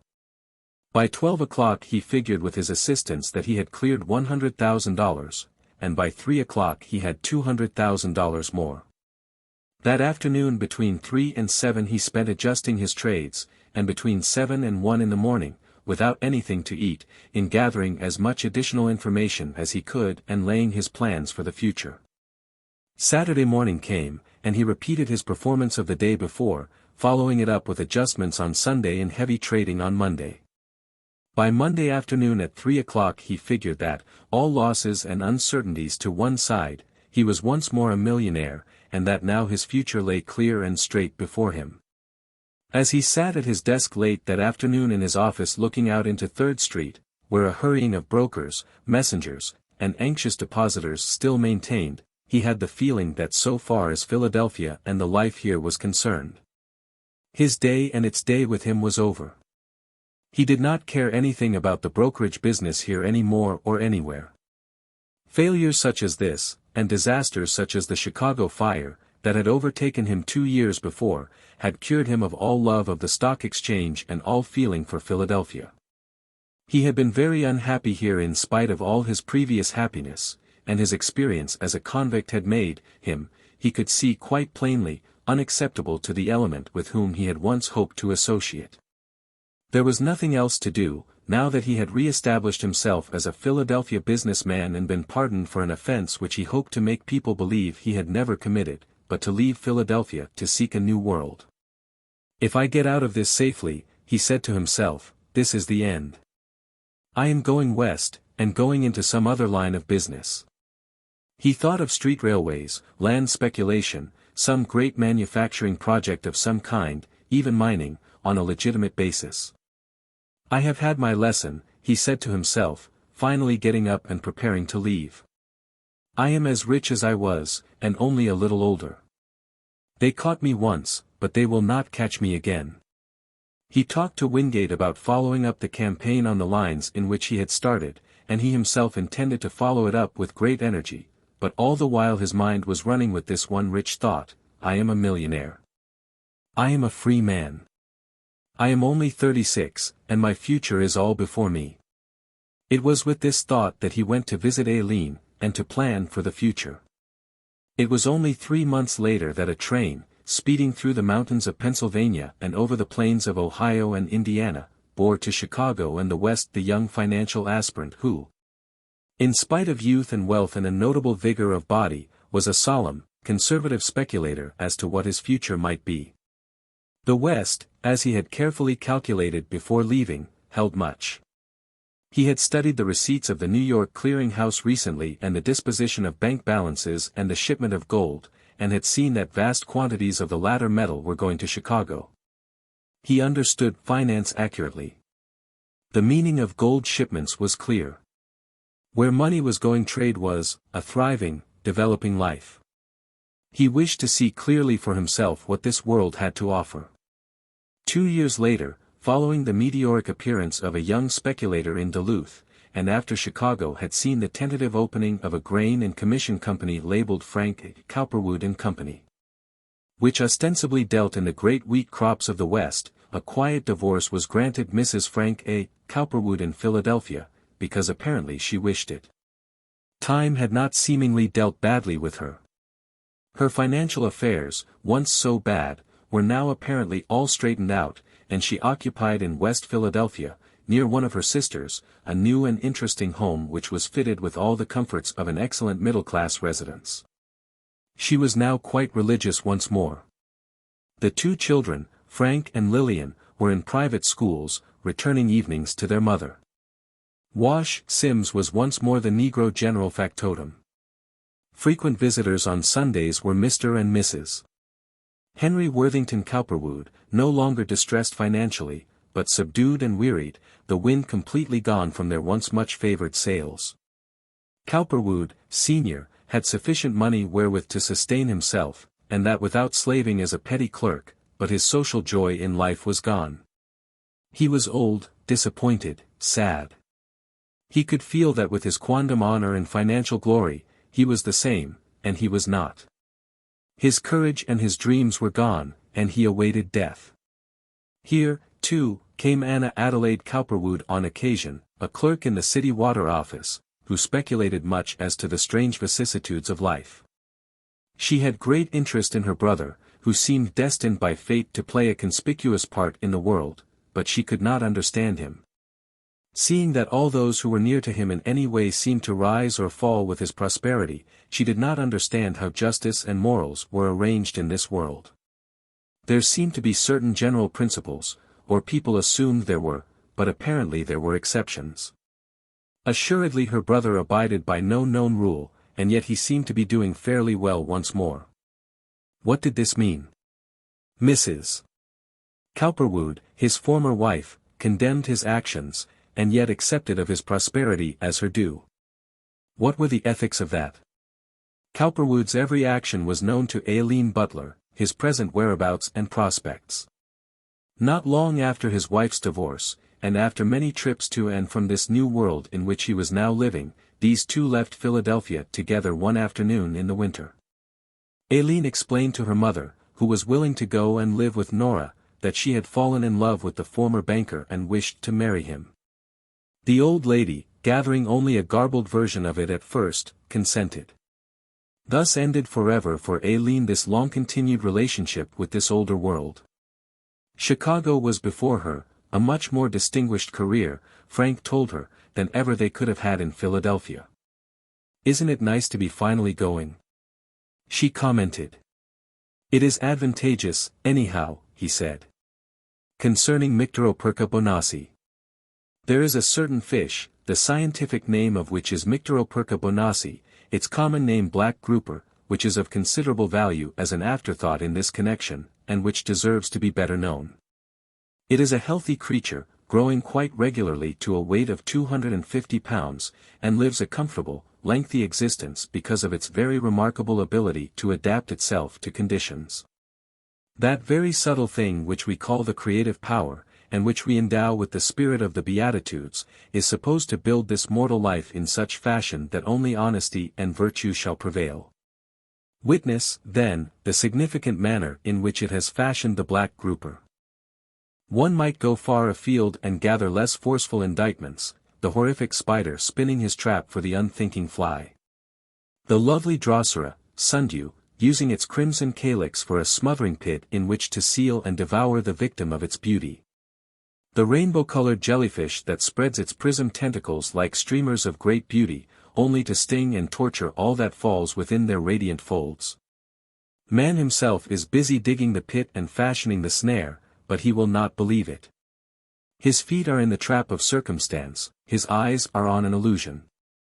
Mictoroperca moving in its dark world of green waters is as fine an illustration of the constructive genius of nature, which is not beatific, as any which the mind of man may discover. Its great superiority lies in an almost unbelievable power of simulation, which relates solely to the pigmentation of its skin. In electrical mechanics we pride ourselves on our ability to make over one brilliant scene into another in the twinkling of an eye, and flash before the gaze of an onlooker picture after picture, which appear and disappear as we look. The directive control of Mictoroperca over its appearance is much more significant. You cannot look at it long without feeling that you are witnessing something spectral and unnatural, so brilliant is its power to deceive. From being black it can become instantly white, from being an earth-colored brown it can fade into a delightful water-colored green. Its markings change as the clouds of the sky. One marvels at the variety and subtlety of its power. Lying at the bottom of a bay, it can simulate the mud by which it is surrounded. Hidden in the folds of glorious leaves, it is of the same markings. Lurking in a flaw of light, it is like the light itself shining dimly in water. Its power to elude or strike unseen is of the greatest. What would you say was the intention of the overruling, intelligent, constructive force which gives to Mictoroperca this ability? To fit it to be truthful. To permit it to present an unvarying appearance which all honest life-seeking fish may know. Or would you say that subtlety, chicanery, trickery, were here at work? An implement of illusion one might readily suspect it to be, a living lie, a creature whose business it is to appear what it is not, to simulate that with which it has nothing in common, to get its living by great subtlety. The power of its enemies to forfend against which is little. The indictment is fair. Would you say, in the face of this, that a beatific, beneficent creative, overruling power never wills that which is either tricky or deceptive? Or would you say that this material seeming in which we dwell is itself an illusion? If not, whence then the 10 Commandments and the illusion of justice? Why were the Beatitudes dreamed of and how do they avail? The magic crystal. If you had been a mystic or a soothsayer or a member of that mysterious world which divines by incantations, dreams, the mystic bowl, or the crystal sphere, you might have looked into their mysterious depths at this time and foreseen a world of happenings which concerned these two, who were now apparently so fortunately placed. In the fumes of the witch's pot, or the depths of the radiant crystal, might have been revealed cities, a world of mansions, carriages, jewels, beauty, a vast metropolis outraged by the power of one man. A great state seething with indignation over a force it could not control, vast halls of priceless pictures, a palace unrivaled for its magnificence, a whole world reading with wonder, at times, of a given name. And sorrow, sorrow, sorrow. The 3 witches that hailed Macbeth upon the blasted heath might in turn have called to Cowperwood, "Hail to you, Frank Cowperwood, master of a great railway system. Hail to you, Frank Cowperwood, builder of a priceless mansion. Hail to you, Frank Cowperwood, patron of arts and possessor of endless riches. You shall be famed hereafter." But like the weird sisters, they would have lied, for in the glory was also the ashes of Dead Sea fruit, an understanding that could neither be inflamed by desire nor satisfied by luxury, a heart that was long since wearied by experience. A soul that was as bereft of illusion as a windless moon. And to Aileen, as to Macduff, they might have spoken a more pathetic promise, one that concerned hope and failure. To have and not to have. All the seeming, and yet the sorrow of not having.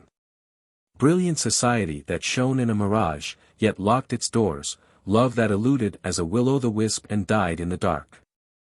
Hail to you, Frank Cowperwood, master and no master, prince of a world of dreams whose reality was disillusion. So might the witches have called, the bowl have danced with figures, the fumes with vision, and it would have been true. What wise man might not read from such a beginning, such an end?